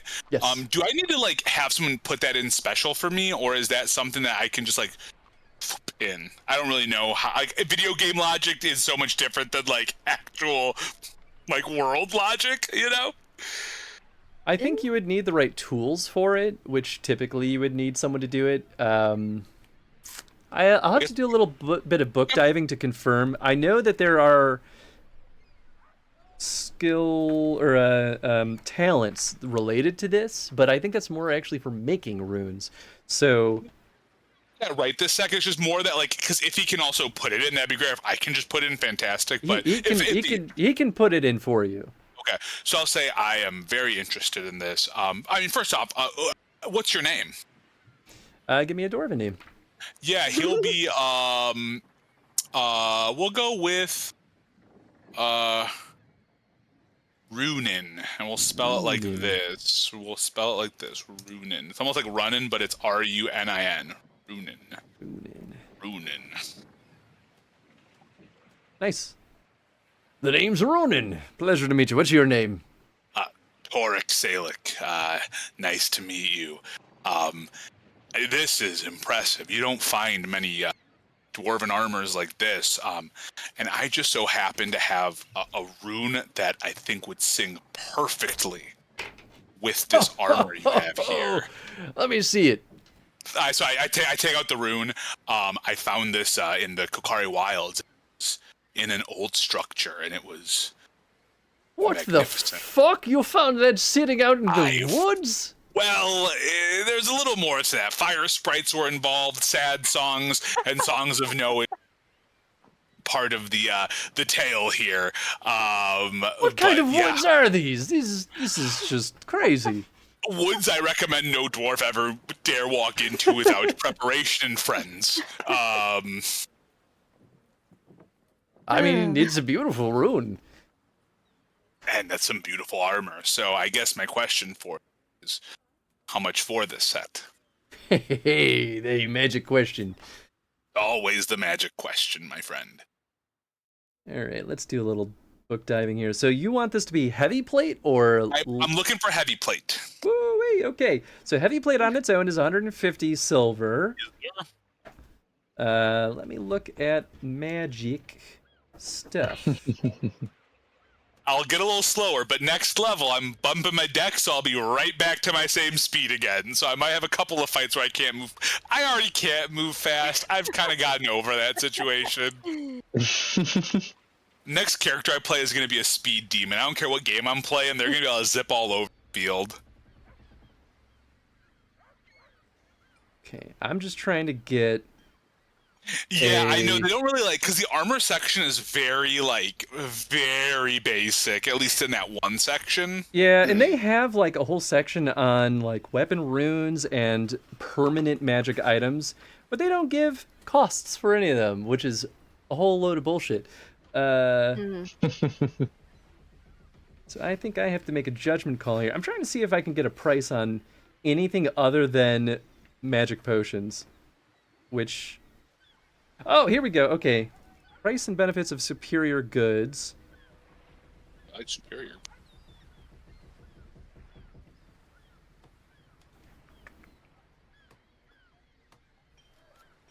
Interesting. Don't like that. Don't like the words interesting. That's well, the butt-fucking kind. the superior goods table basically is like what improves your social standing. See. But I do think this applies. I think that makes sense if it's a nice armor, right? Mm-hmm. So we're gonna go a little bit on the slimmer side here, which does not make it... Well, it makes it a lot cheaper because it goes by multiples. And boy howdy, do they get fucking crazy. Sure they do. So, what'd I say, 150? Mm-hmm. Mm-hmm. Let me pull out the calculator here. Oh boy. This butte goes for 750 silver pieces. All right. It's mighty fine, though. It's gorgeous, but again, I'm bringing in, I think, a nice little piece of like perfection to make this truly sing as a set. So what if we? I hear you, but you're asking me to do the work to put it in as well. I am, but then you get to boast about that beautiful armor that a master warrior is going to be wearing. So you'll wear my branding on you, will you? Advertise my shop. Sponsorships all over. Yeah, right. Well, are you participating in the tourney? This could be a good opportunity for me. Every intention to participate in the tourney. If you'll wear my branding, I will give you a discount. What is your branding? It means that I slap a piece of metal with my name on your armor. Can we make like a rune instead? Like, can you make it like a... Okay. All right, hear me out. How about I attach a cape to it with my shop's logo? It'll be tasteful. It'll look great. You seen it on the sign outside. How much would it go for if I do that? Only bargaining. All right. Amazing. If I fail spectacularly, I'm not doing the cape. Ooh. So I got a 13 with 3 stump points. I was giving him +5 because he is genuinely a merchant, which means you tie. he would have But it. I also, in my head, said the last die he rolls is his dragon die, which means you do technically beat him in a tie. Nice. Okay. Whoo, baby. So your degree of success is a 3.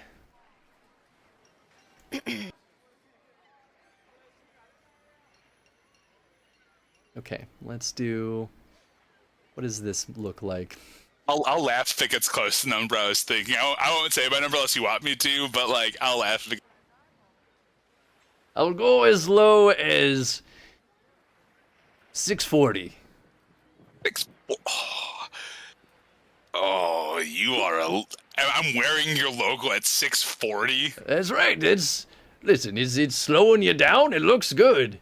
I mean, it looks great. It's a great logo. I really like the way the stone cracks on the logo. I understand. What if let's get rid of the weird change. Make it 6, and let's just call it what it is.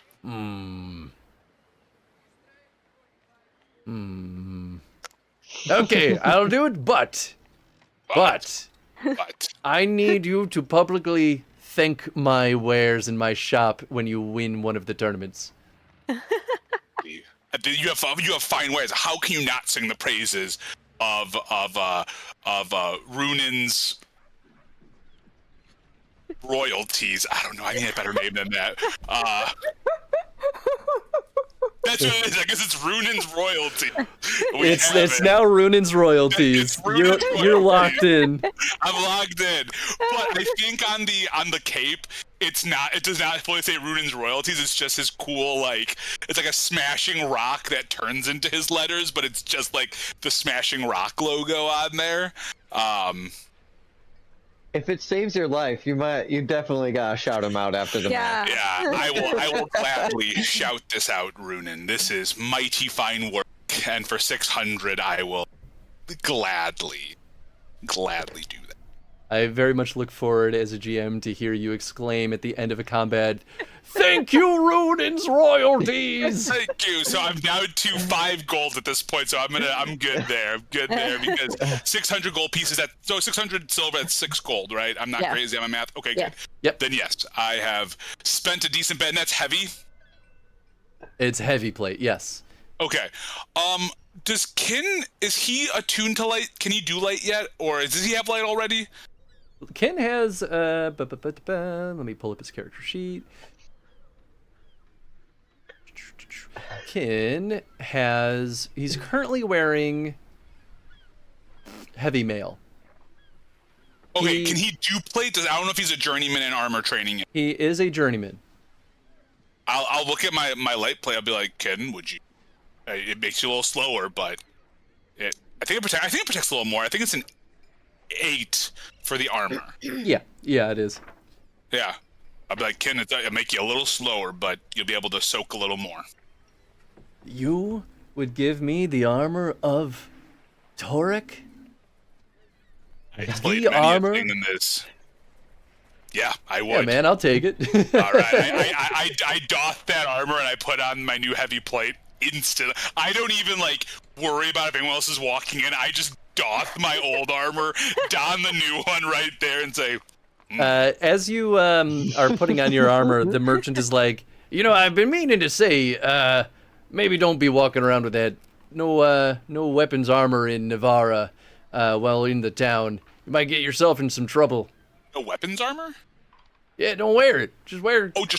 Just wear clothes. What are you worried about? It's a nice city. I doff this armor off now, and then I put on in my sack. I get my normal clothes. Here's my finery from.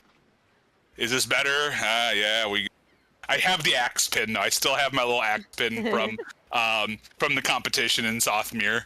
He'll give you something too to kind of wrap your battle axe to. Great, thank you. Maybe drop that off in your where you're staying because the city guard will be on your ass real quick. Very I'm surprised you got this far. Me too. And then I think Runin, I say hopefully you'll be hearing me shout your praises after my first win. I look forward to it. Words cannot express how hyped I am for Tora to give like a sweaty post game interview. It's like, they went out there, they fought their hardest, but we fought harder. Mad respect to Runan's royalties. What are you gonna? You've won the tournament. What are you gonna do next? I'm gonna go buy some armor at Rune's royalties. And that's the big thing I wanted to do. So thank you for letting me get my and that will have my ancient dwarven. So what that gives me is a +1 to willpower tests. Ah, that's Plus what it one does. I willpower forgot what test. I gave you. Yep. Yes, sir. Ooh, that's nice. It is very good. That's why I wanted to get some. I paid a hefty price for it. I'm glad I got that job. Otherwise, I could not afford that. So that made a big stinking difference. Nice. Which means when I do end up going into stuff, I'll now have a 10 to my armor, but I do have a -5 penalty to my move. Nice. Crazy. Yep. So what? You can move 2 yards now? 5 yards versus 6. Hey, okay. same speed as Kin. Yep. Ooh. Oh, he's about to go down with that light plate. He's going to go down to 4. That's with the light plate. He'll go good. down to 5. Yeah. Wow. Oh, he's a little slower. That makes sense. He's a little less. Nice. Cool. All right. And then Chris, I might look. I don't know. Do we need to roll on potions like at some point to figure out what level we can buy up to? Because I don't want to waste a ton of time buying the potions so other people can do things. Yeah, you can buy. I rolled this earlier actually. You can buy 3 standard healing potions, and I mean, truly, you could buy a healthy amount of lesser healing potions. Those are fairly easy to come by here. The challenge ultimately is you and other competitors are also looking to buy this stuff, so it comes in and out of stock rapidly. That's 3 standard. Is chugging potions in the middle of a match legal? We'll have to do research on that because Yeah. the answer is probably not.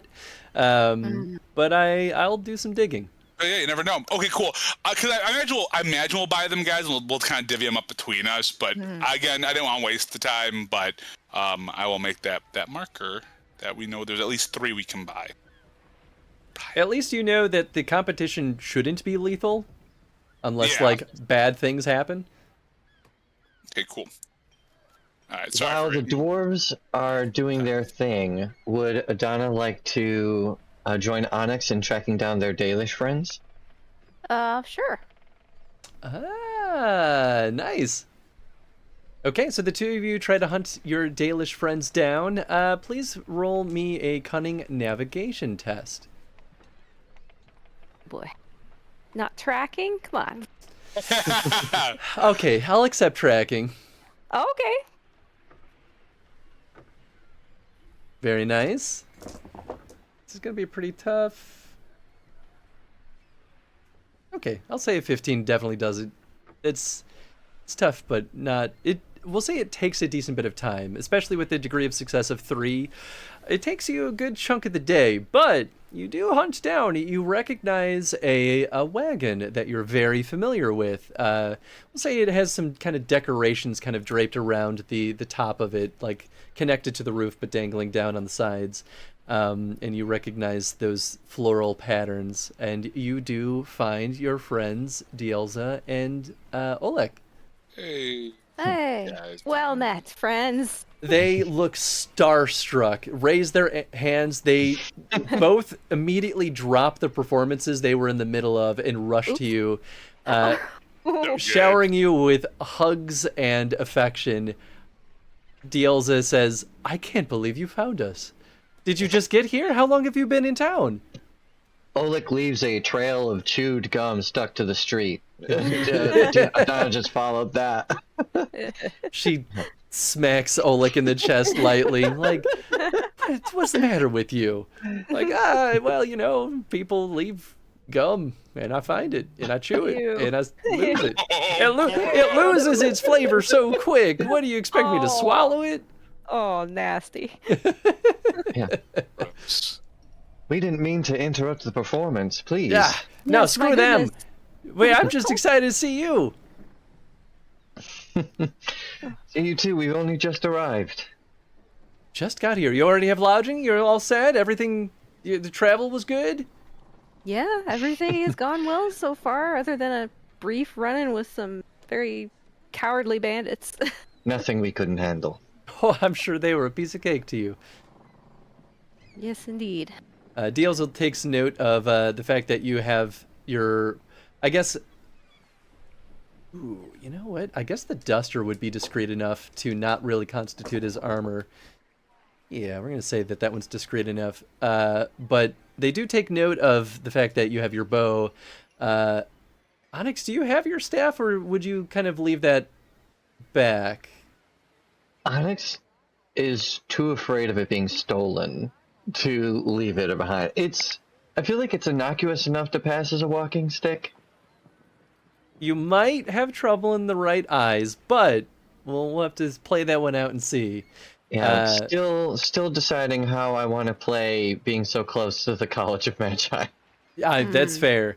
It is definitely known to be like this College of Magi is the central hub of all of the College of Magi. So Sing the Sundome, even though you're not part of that community, is kind of still an awe-inspiring sight. Like, this is the beating heart of magic in all of this known region.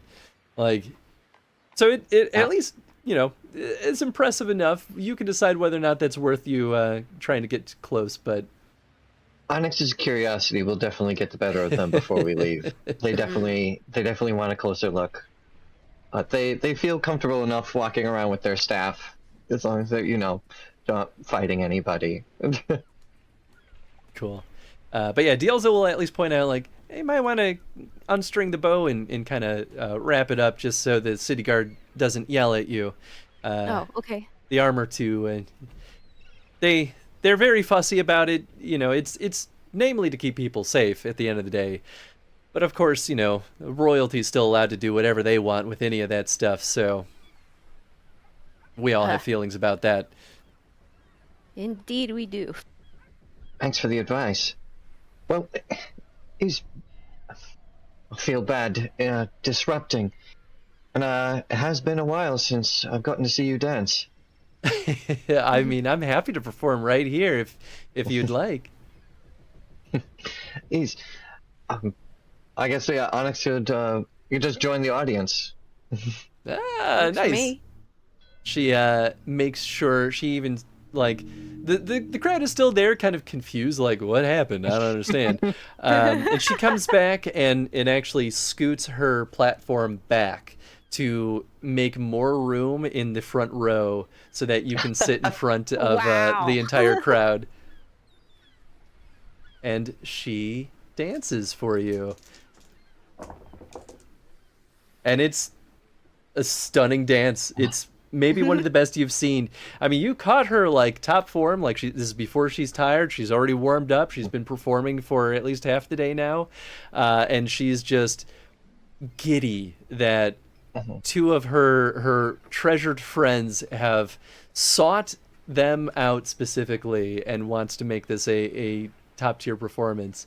So yeah, she puts on a great show. And meanwhile, Oleg, you know, he's kind of off to the side doing more magic tricks and getting a lot of chuckles and, you know, stealing things from people's pockets, but then dangling in front of them like, oh ho ho! No, Onyx is just taken back to the day that they met Dielza, just kind of self-conscious about sitting in their tall horned head in the front row, but still just smiling ear to ear. And this time too, there's actually some of the other part of the wagon here that are performing music, and that's what Dielza is dancing to. So there's a couple of percussion instruments, a couple of stringed instruments going, and there's a whole ensemble. And yeah, it's a spectacular show. Nice. After they wrap up, they shoo the crowd away. They're like, she's like, all right, that's it, everyone. We'll be back here tomorrow. Be right on time. Pocketing every person as they're shooing them away. Like, Oh no! So what Oleg really is doing is he's the one who goes around with the hat to be like, donations for everyone, and anyone who looks like they have money that don't donate, he sneaks a little something out of their pocket. Excellent. How good does he do? Yeah, he does pretty good. He misses a couple of good opportunities, but he's like, it's any other day. We'll make up for that. Get him next time. The law of averages, right? It's good. Exactly. So and then they kind of start packing up and start preparing to make some food. And Dielza offers, would the two of you like to stay for a meal? Oh, absolutely. That would be delightful. Lots of catching up to do. Oh, yes. Cool. And then they make a meal. They sit down and chit-chat with you all for a while. Dielza and Oleg tell you some stories about what's been going on here. And for the most part, it's been pretty standard fare. Their journey here was a little bit quiet because, honestly, there's not a lot of people who are gathering in Ferelden during the trip here because everyone's moving to Navarra. So they actually didn't dilly-dally that long during their trek upward. But once they were here, the only struggle that they really had was getting a place to kind of set up shop because, of course, there's so many entertainers that it's difficult to kind of carve your spot in and make money. But they eventually noodled their way in. They basically snuck in when someone was sneaking out. It was a performer that hurt themselves juggling daggers. And they were like, well, that's it for the season. Okay, goodbye, everybody. And they were like, all right, this is our spot now. Wow. Like, we're gonna have to kill that guy. Unfortunately, he's done. Oh. That's my performer. I'll do it.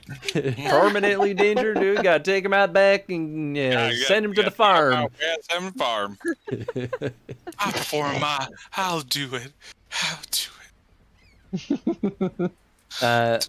Oleg speaks up to and says, y'all are welcome to come by every night. Happy to share meals with you and just keep catching up.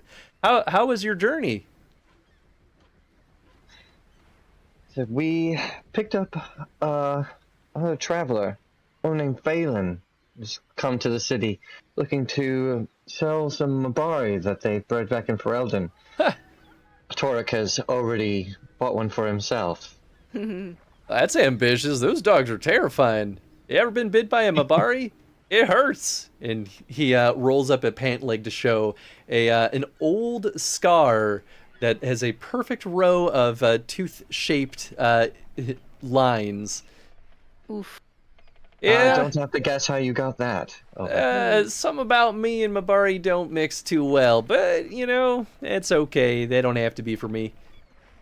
Well, it seemed to be love at first sight for Torek, so I'm sure he'll be fine. That one was always a bit of a kooky one, ain't he? I mean, in our group, we're all a little kooky in our own ways, aren't we? That's true. Yes. And Oleg reaches out and scritches your squirrel's chin.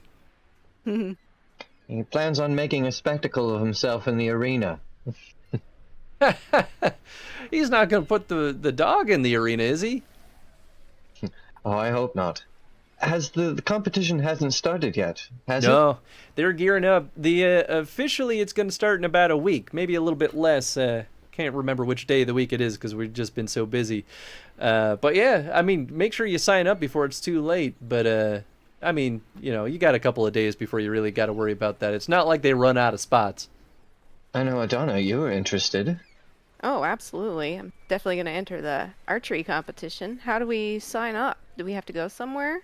Yeah, and he kind of points you in the direction of where kind of the main Coliseum is and describes that there are officiants there that kind of just manage all of that and handle sign-ups, and they'll assign you a time slot for whichever competition you sign up for. There's competitions of all kind. There's archery, there's sword fighting, there's throwing axes. If you could think about it, it's gonna be there. And they do enough rounds of this, and it kind of groups up to a final team-based combat at the grand finale. But it's you gotta have enough points in each of your tourneys that you participate in. Otherwise, you get knocked out of the running. So you're saying Torek and I could end up in a group together if we do well enough? Yeah. The main event is a true, group versus group kind of battle. I don't know too many details, and this is also Chris discreetly saying I don't know specifically how it'll all shape up, so it might change ever so slightly. But I do know that it's at least going to be some kind of group type of challenge, and there's probably going to be multiple group challenges. But there's so many side events that you can participate in too that you can even make some money doing even the single types of tournaments. Sounds like quite a grand tournament. I heard that some Kunari were planning on making the journey here to see the games. Have you had any sight or sound of them? I haven't. Dielzo speaks up. I haven't seen anything. Certainly haven't heard anything about Kunari participating in the combat, but some people have kind of talked about how they should arrive. But honestly, I don't know too much more beyond that, unfortunately. Oh, sure they'll make a big commotion if they do make an appearance. Well, it's interesting in that Navarra has offered to give them a seat to watch as sort of an olive branch, if you will. And they don't normally take it up, but they did this time, which is a little bit interesting, but they might just be interested because there's so much spectacle around this event in particular. People can be stiff, but they're not above entertainment. I don't know much about the Kuhn, or the Kuhn. I think it's Kuhn. Yeah. Because they're Kunari, but they're the Kuhn. Yeah. I don't know much about the Kuhn, but I'm not one to judge. I agree. I think everyone deserves at least some entertainment here and there. Any interaction between Kunari and humans that isn't violent is welcome to me. Well, and I think that's why it's kind of a nice idea that Navarra reaches out and offers them a seat. I think that's a good tradition that I hope maybe they'll keep. The Kunari will keep taking up the offer. I think that's a good thing. I'd say Onyx probably hasn't seen any Kunari since they left Ravane, since they left their clan up north. Have they? I mean, that's ultimately up to you. But I mean, Dielza will ask, how do you feel about the Kunari here? Have you talked to them much? Oh. I haven't been to Parvolan since I was a baby. Wow. And I have no intention of going back. Did you leave on your own accord, or? My escape was complicated, and I was too young to remember. Well, sometimes that might be a blessing in disguise. Yes. Well, for your sake, if you do find the Kunari, I hope it's positive. Oh. I'm not planning on seeking them out, but it'd be curious to see some of them. I tell you what, I'll keep my ears open for them. And Oleg nods as well. Like, we get so many people coming through here. We get a lot of eyes out. I mean, I'm a little bit taller. I can kind of see above the crowds. We'll let you know if we see anything. Just to give you a heads up. Oh. I'm glad all of you have found each other. And that we were able to find that we all got here safely. It's good to see you. Happy for that again. as well. Wonderful to see all of you. Agreed. And send Torek our way too. Happy to give him a knuckle sandwich. Oh, he'll appreciate that. Maybe you can meet his new pup too. Oleg is like, I think I'm okay with that. Oh, right. I mean, I hope he loves his pup and that it's all a very nice time. And keep me the hell away from it. Does Torek know how to train an animal, just out of curiosity? I'm not sure he does. Yeah, okay, I think I'm gonna stay far away from him for a little bit. I think she gave him like a handbook or something when she sold him the Mabari, so I don't know. Yeah, I think maybe you staying away would be the right call. I think I agree. Yeah, I'm gonna, I hope he doesn't get bit. Hell, he already has once, but didn't seem to Okay. phase him. You're Just a little definitely bite on gonna his hand. stay away. All right. It was a nibble. It was He a picks the nibble. bitey one, so yes. Cool. Is there anything else the two of you would like to do while you're here? I don't know. Oh, is there any chance I could find a shop that's selling like runes that I could slot into my short sword? Absolutely. What did I have you roll, Tony? Was it? You had me roll. It was that cunning roll, I think. It was the evaluate, whatever was the evaluation That's one. what it was. All right, Yeah. go ahead and roll me cunning evaluation. Oh, nope. Oh That's an no! Jeez. Yeah, we're gonna say you spend a decent bit of time poking around. You find plenty of great weaponry, but no one that's selling runes specifically.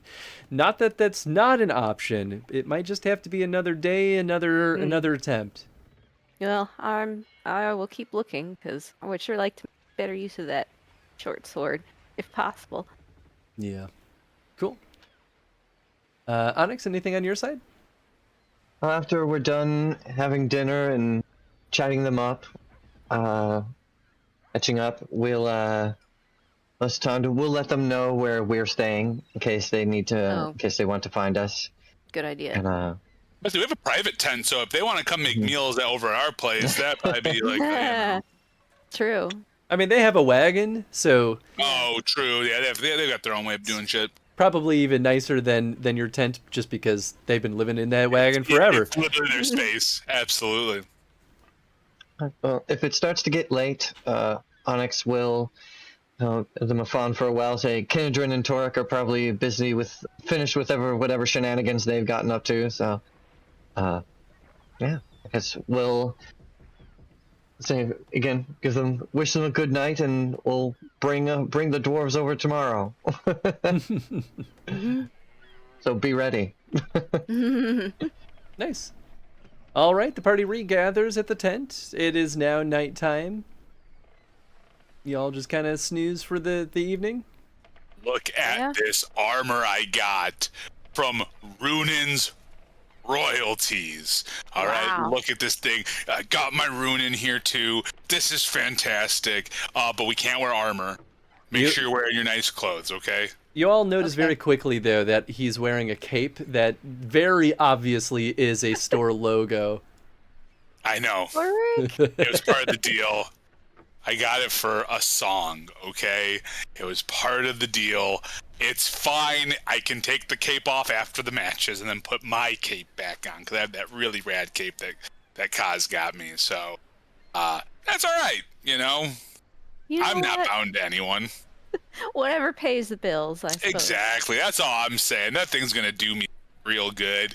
Kin got my old armor. We're looking good over here. I think you're going to thrive here, my friend. Well, you know, I'm just ready to bust some skulls. The last spot was real intense, and you know, oh man, I'm just ready to just know I can look at someone, beat the shit out of them, and we're okay. You know, there's no like honor, and there's still honor in a fight, but like there's not like, oh my god, your whole village is gonna die, this whole village is dead, that whole village is dead. I am looking forward to just some good old-fashioned beating the snot out of each other. Oh, it's gonna be good. You know how trouble tends to follow us. Well, Still be on our guard. now that we got I also came up with a name for the dog. Oh my gosh, for the Mabari. Yeah, so this is Roka. All right. So there is a saying, you know, the dwarven people for friends, and it's a shortened version of that. Salroka usually means like friend, one beside me in fight. You are all my Salroka, of course, but this is just Roka because, well, I was a little cute and like, Great. So, yeah, Droka, and she is great. I'm excited to get her trained. It is a she. I figured it out. I'm learning. This book is so helpful. It is insane. It tells you, like, they need to eat and drink. Wow, really? Time. It's crazy. All of they don't just exist. You have to do things for them. That's gonna be great. We're gonna have no problems here. You don't say, Torque. I say as I'm casually feeding my squirrels some nuts. Like, they have to eat? You don't say. I never knew that. They gotta eat. They gotta eat. They don't just exist. You think they just kind of are there. Yeah. It looks like you guys had a nice night. It's a nice bold line in the book that says, "Do not hit your dog to discipline them. They'll bite you back. It's a bad idea. Don't try it."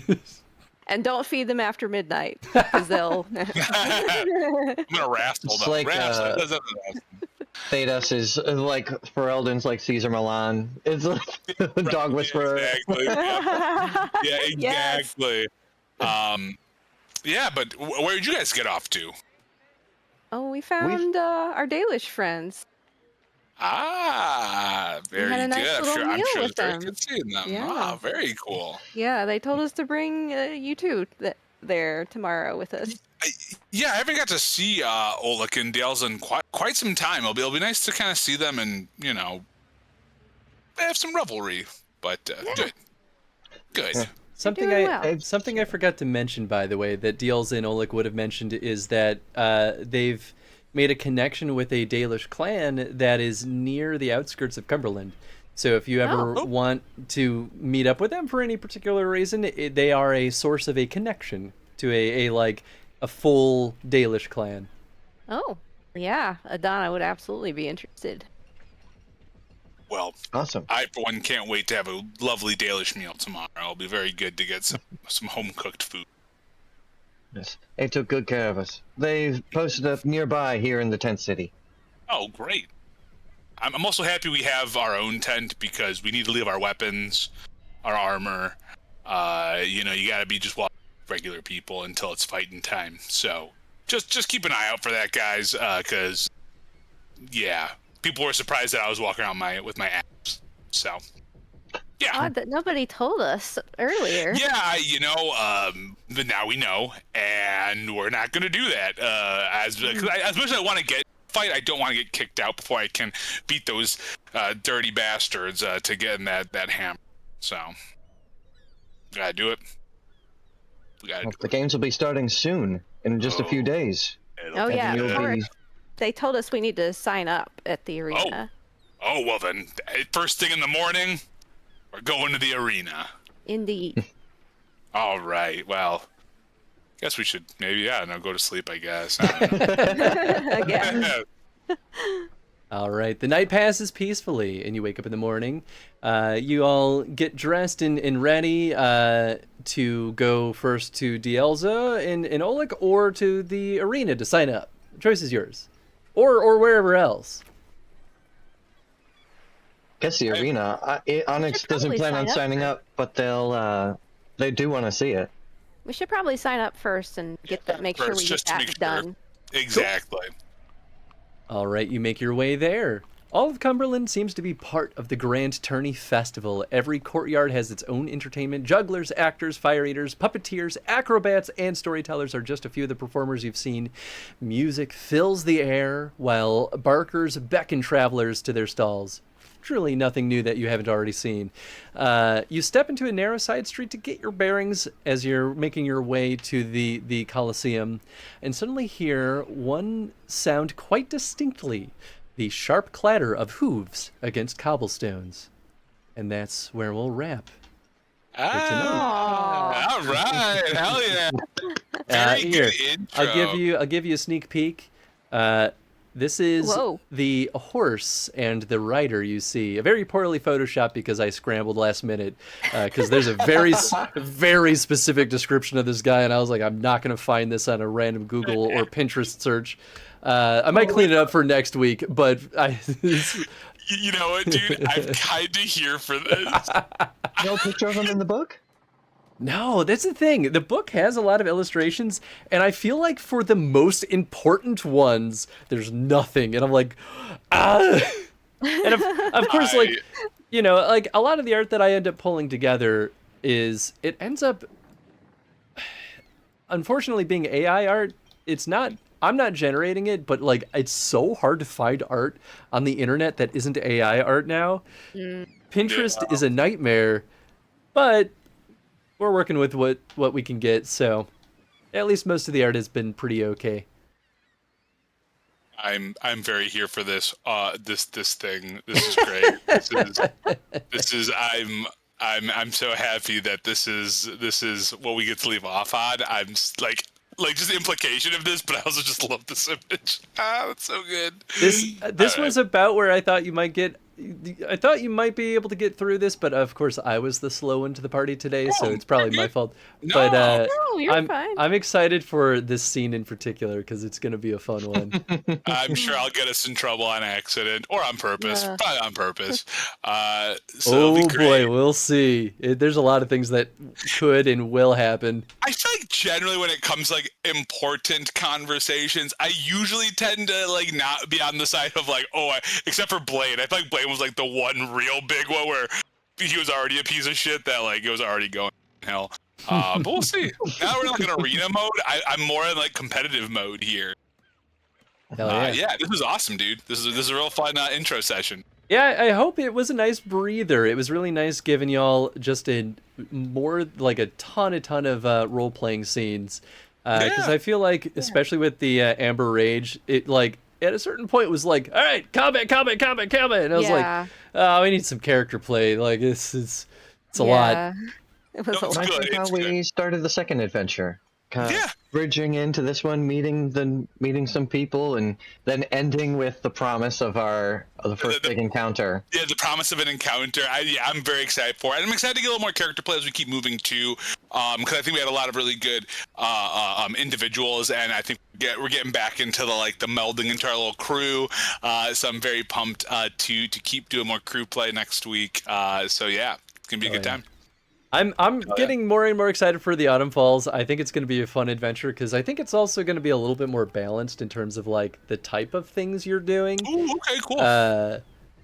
Yeah, and there's you've only scratched the surface. There's a lot. We've only just begun. Yeah, a lot of stuff going on, so it'll be a good one. I can't wait to meet more of the Navaran specific like NPCs, because I've got Phelan, who is a part of this adventure, but like seeing who else, and obviously Runin was someone that was made up for this since I rolled on the table, or I rolled for it, but like I'm very curious to see who some of the new, and obviously, I guess we met all the dwarves in the Navaran. We got a huge cast of characters already. Yeah. Yeah, you know what? And it sort of reminded me, it's weird that they don't call this out in the read aloud text, because the book has those chunks where they're like, GM, read this out loud. Mm-hmm. It's worth noting, Navarra is a beautiful city. Like, obviously there's the Golden Dome, but like they do a shit ton with statue work.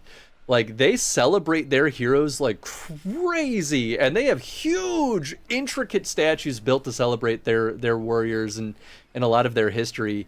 And even though the book calls out like, don't talk about their past with Navarans, but they still celebrate their champions, and it makes it pretty clear why this is such a place for a tournament, because they celebrate people with valor.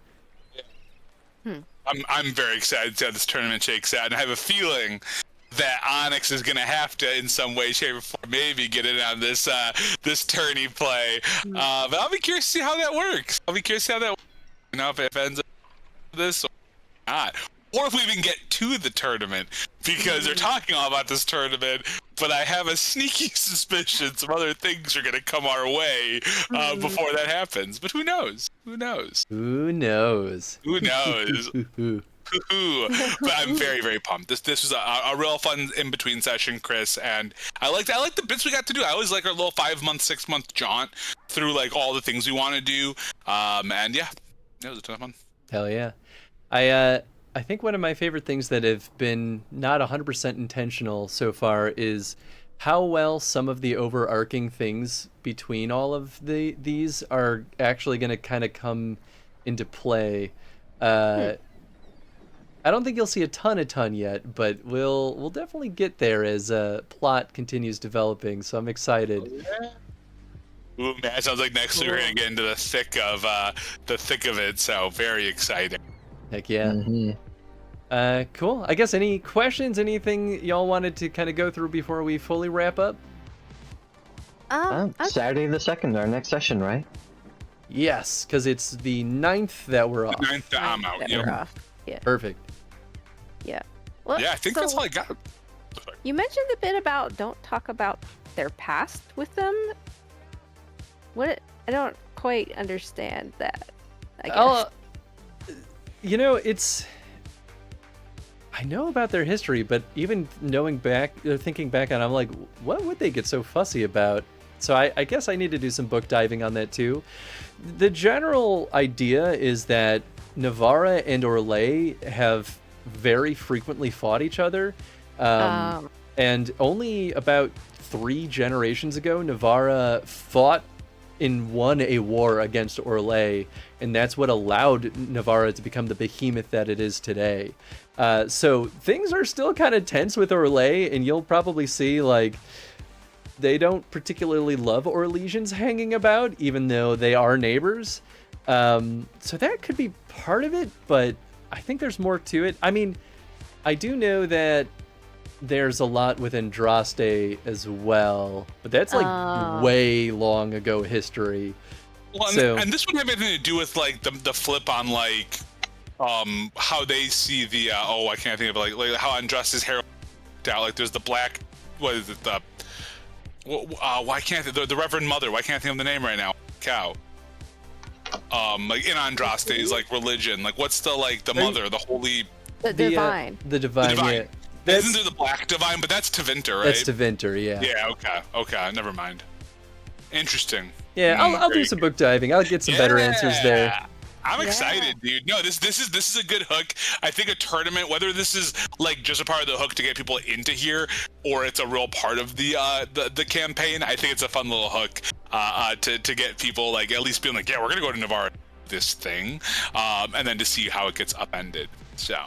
Yeah, we're gonna lure Torek in with a dwarven artifact. And then everyone's gonna get sick, and we're gonna be like, "What's happening? Why does everyone keep getting sick everywhere we go?" God, no. I'm excited for you to learn more about what the artifact is, because I know exactly what it is. Ooh. It's cool.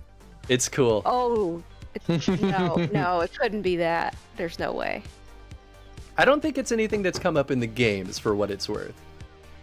I don't know. I have an idea, but it probably isn't that. I don't know. I can't think off the top of my head what all the cool dwarven shit is. So, and I love the dwarves in these games, and clearly I just, don't remember all that. But hell yeah, I'm super pumped. It's gonna be a good time. The interaction you had with that dwarf, Tony, that was the one that I had to really think about too. Kinrick. Because the book says straight up, if surfacer dwarves try to approach him, he'll tell them to F off, basically. And I was like, well, technically you are in Orzammar, like a highborn dwarf. It was, yeah. But I'm not anymore. You're not anymore, but you're not, like, you weren't born on the surface. So you're not a true surfacer, but you are exiled. So it boils down to, does he know you? Yep. And know that you were exiled, and do you pique his interest enough? That was a complicated interaction. I was like, I don't know what makes sense here. I like that interaction because I don't know how he's gonna pop up, but like I definitely now want to fight him and see what goes on with all that. The funny thing is too, he'll more happily talk to Fereldans and like other people too. So if Onyx or Adana like walked up and be like, "Hey, I want to talk," he'd be like, "Sure, yeah, let's just chit chat." It's so good. It's other dwarves that he's like, "You better respect me because you know better." Wow, and Torek's like, never expected that. Torek's like, you can eat my ass, dude. Like, I'll you have nice fancy armor, but that doesn't mean anything. Yeah, let's see how you fight with your tools. And I'm very excited to see how that goes. Oh yeah. So anyway, the important part, experience. So we went through the your downtime. We went through the initial hook. We got through the combat. Even though it was swiftly. Oh yeah, I didn't tell you that specifically in the book. As soon as you kill 2 of their people, they start rolling those courage checks, but it's only TN 9, and for every 2, it increases by 2. But the moment you use magic, it's an immediate TN 15 courage check. Wow. Immediately. Crazy. And then if you continue to kill them, and that 15 increases by 2 every time. Wow. So having magic just scared them off, and that was how that was supposed to go. No, just totally decimating those 2 that were next to me. That felt really good. Oh yeah. Felt really good. I forgot to ask if we looted anything off of them. Probably not, since they were brigands. Let me take a quick look. I don't think they had anything particularly interesting. I know we're a little well outside the combat to do that, but yeah. Yeah, they had like daggers and light leather armor. And it wasn't even the main one. The main one got away. It was just 1, like 2 standard. 3. He was the main one, but like he's not really. Like he was just. Okay. He was literally the same as them. He just had a name. Oh, he just had a name, Borky or whatever his name was. Yeah, Go they're ahead. out of their league. Go ahead and roll me 2d6. Do it up, Adana. Ugh. 4. Oh, I didn't see it. Yeah, sorry. That is 40 silver.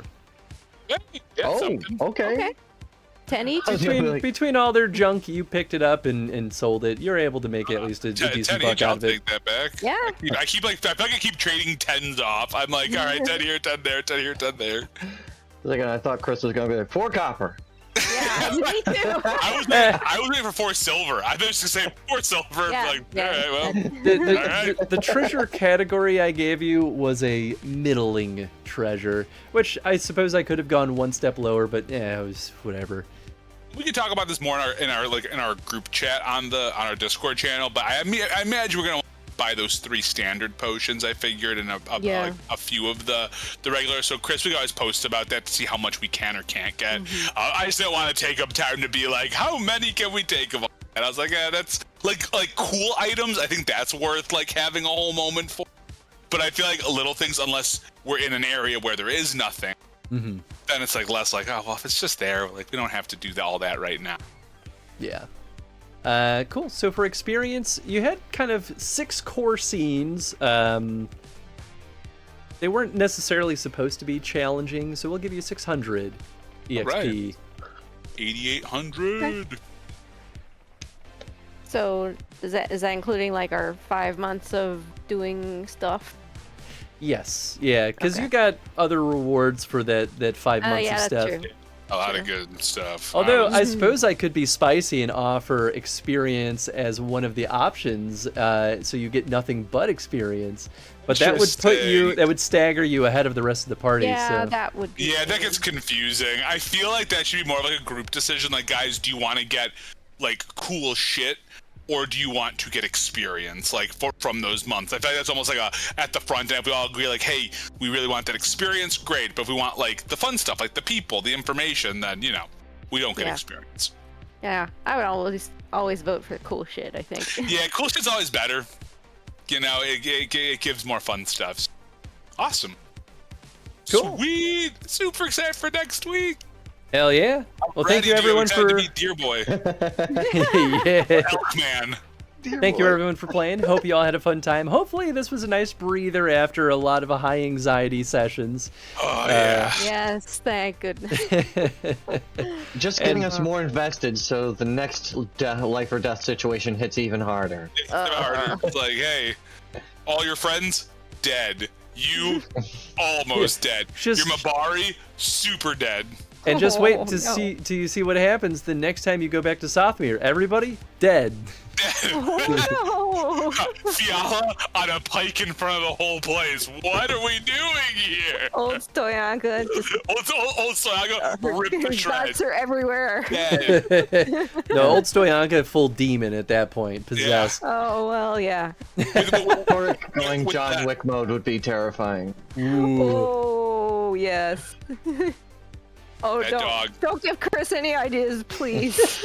That dog's probably gonna run away because I'm dumb and I didn't think about doing a stay. I was just like, oh, no attack, again. I don't know. Like, I just have 3 things that popped in my head, and I was like, yeah. I know so look forward to giving you a hard time with your dog, Tony. It's gonna be a really fun time. I don't think I'm gonna bring them into battle, at least not yet, because I just don't want. I just wanted a cute dog, man. That's all I wanted. I just wanted to have a little cute dog companion. So. I mean, it's the same thing as with Adana when I gave Adana the flying squirrel, which is just because you have it doesn't mean you have to actually do anything mechanical with it. Like, it could just be a buddy.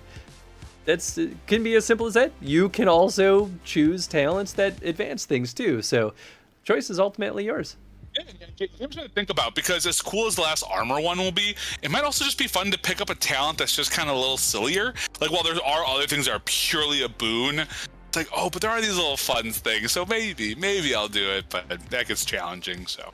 Heck yeah. Well, this was a ton of fun, guys. I love doing another good one. A good setup. It's nice to have a breather. Dude. Yeah. Felt very good to just, okay, we can do some role play. Fantastic. We're not afraid of dying every other second. Yep. It's great. Oh yeah. Oh yeah. Yeah, now that the hardest part is always setting up a new adventure requires so much prep work, so hopefully next time I'll have plenty of time to kind of blast through stuff. You all are basically, you're almost done with Act 2 for what it's worth, so you are blitzing through it pretty quick, but it'll slow down a lot by Act 3. We've done almost 2 acts tonight. Wild. It's because and I don't remember if I said this on stream or if it was off stream, but there's a lot of stuff explicitly for Orzammar dwarves in this adventure. I mean, it's truly just 2 scenes in the end of the day, but like, if you don't have a dwarf coming from Orzammar, it's just like, yeah, just don't have these scenes. It's probably because I'm not a dwarf coming from Orzammar. I'm already exiled. We can't really do those scenes. So. Yep. So that's partly why it was so fast. And the book even calls out, this is the last scene where it's only for an Orzammar dwarf. After this, everything's fair game. Oh, hell yeah. Very cool. Yeah. Well, awesome, dude. Well, I'm excited. So what we got coming up on the stream schedule? All right. Today's what? Saturday? So we are back in action on Monday with more Fallout New Vegas. Wednesday during the daytime, because both Tony and me are going to be busy in the evening. So during the daytime, we'll be continuing our South Park: The Fractured But Whole playthrough, that wild game. Friday will be more Final Fantasy XIV, and then Saturday next week will be, of course, the next session of the Dragon Age TTRPG. And there might be a little secret session tomorrow for Donkey Kong, if I have time, but I'm gonna be at Ren Fair, so it might be dead. What the hell are you finding time, dude? I want to play it. I want to play it. It's so fun. Yeah, Don't sure, yell at me. man. Hey, man, you live your life. Just live it smart. Smart. Never. I will never. I'm How not dare gonna you? talk about that. I'm the dumbest human on the face of the earth. So hell yeah. Who we throwing this over to, Chris? I'll just keep the trade moving. We're just gonna keep going. We're gonna throw the raid over to our boy Jeff at Garage Lord, playing Pepsi Man of all games. Playing Pepsi Man? Oh my goodness. Yeah, I love Wow. Pepsi Man. A game that's been on my eBay list for maybe 6 years now, and I still haven't pulled the trigger on it. One day. Do yourself a favor. Pepsi. All right, folks. Thanks for hanging out. Players, once again, thank you for hanging out with me and letting me beat you up just a little bit today. Hell yeah. All right, King, folks. thanks for running. Heck yeah. Yeah, thank you. Bye, everybody. Bye.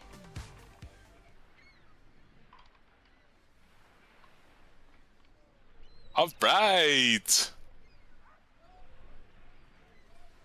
A ton of fun, guys.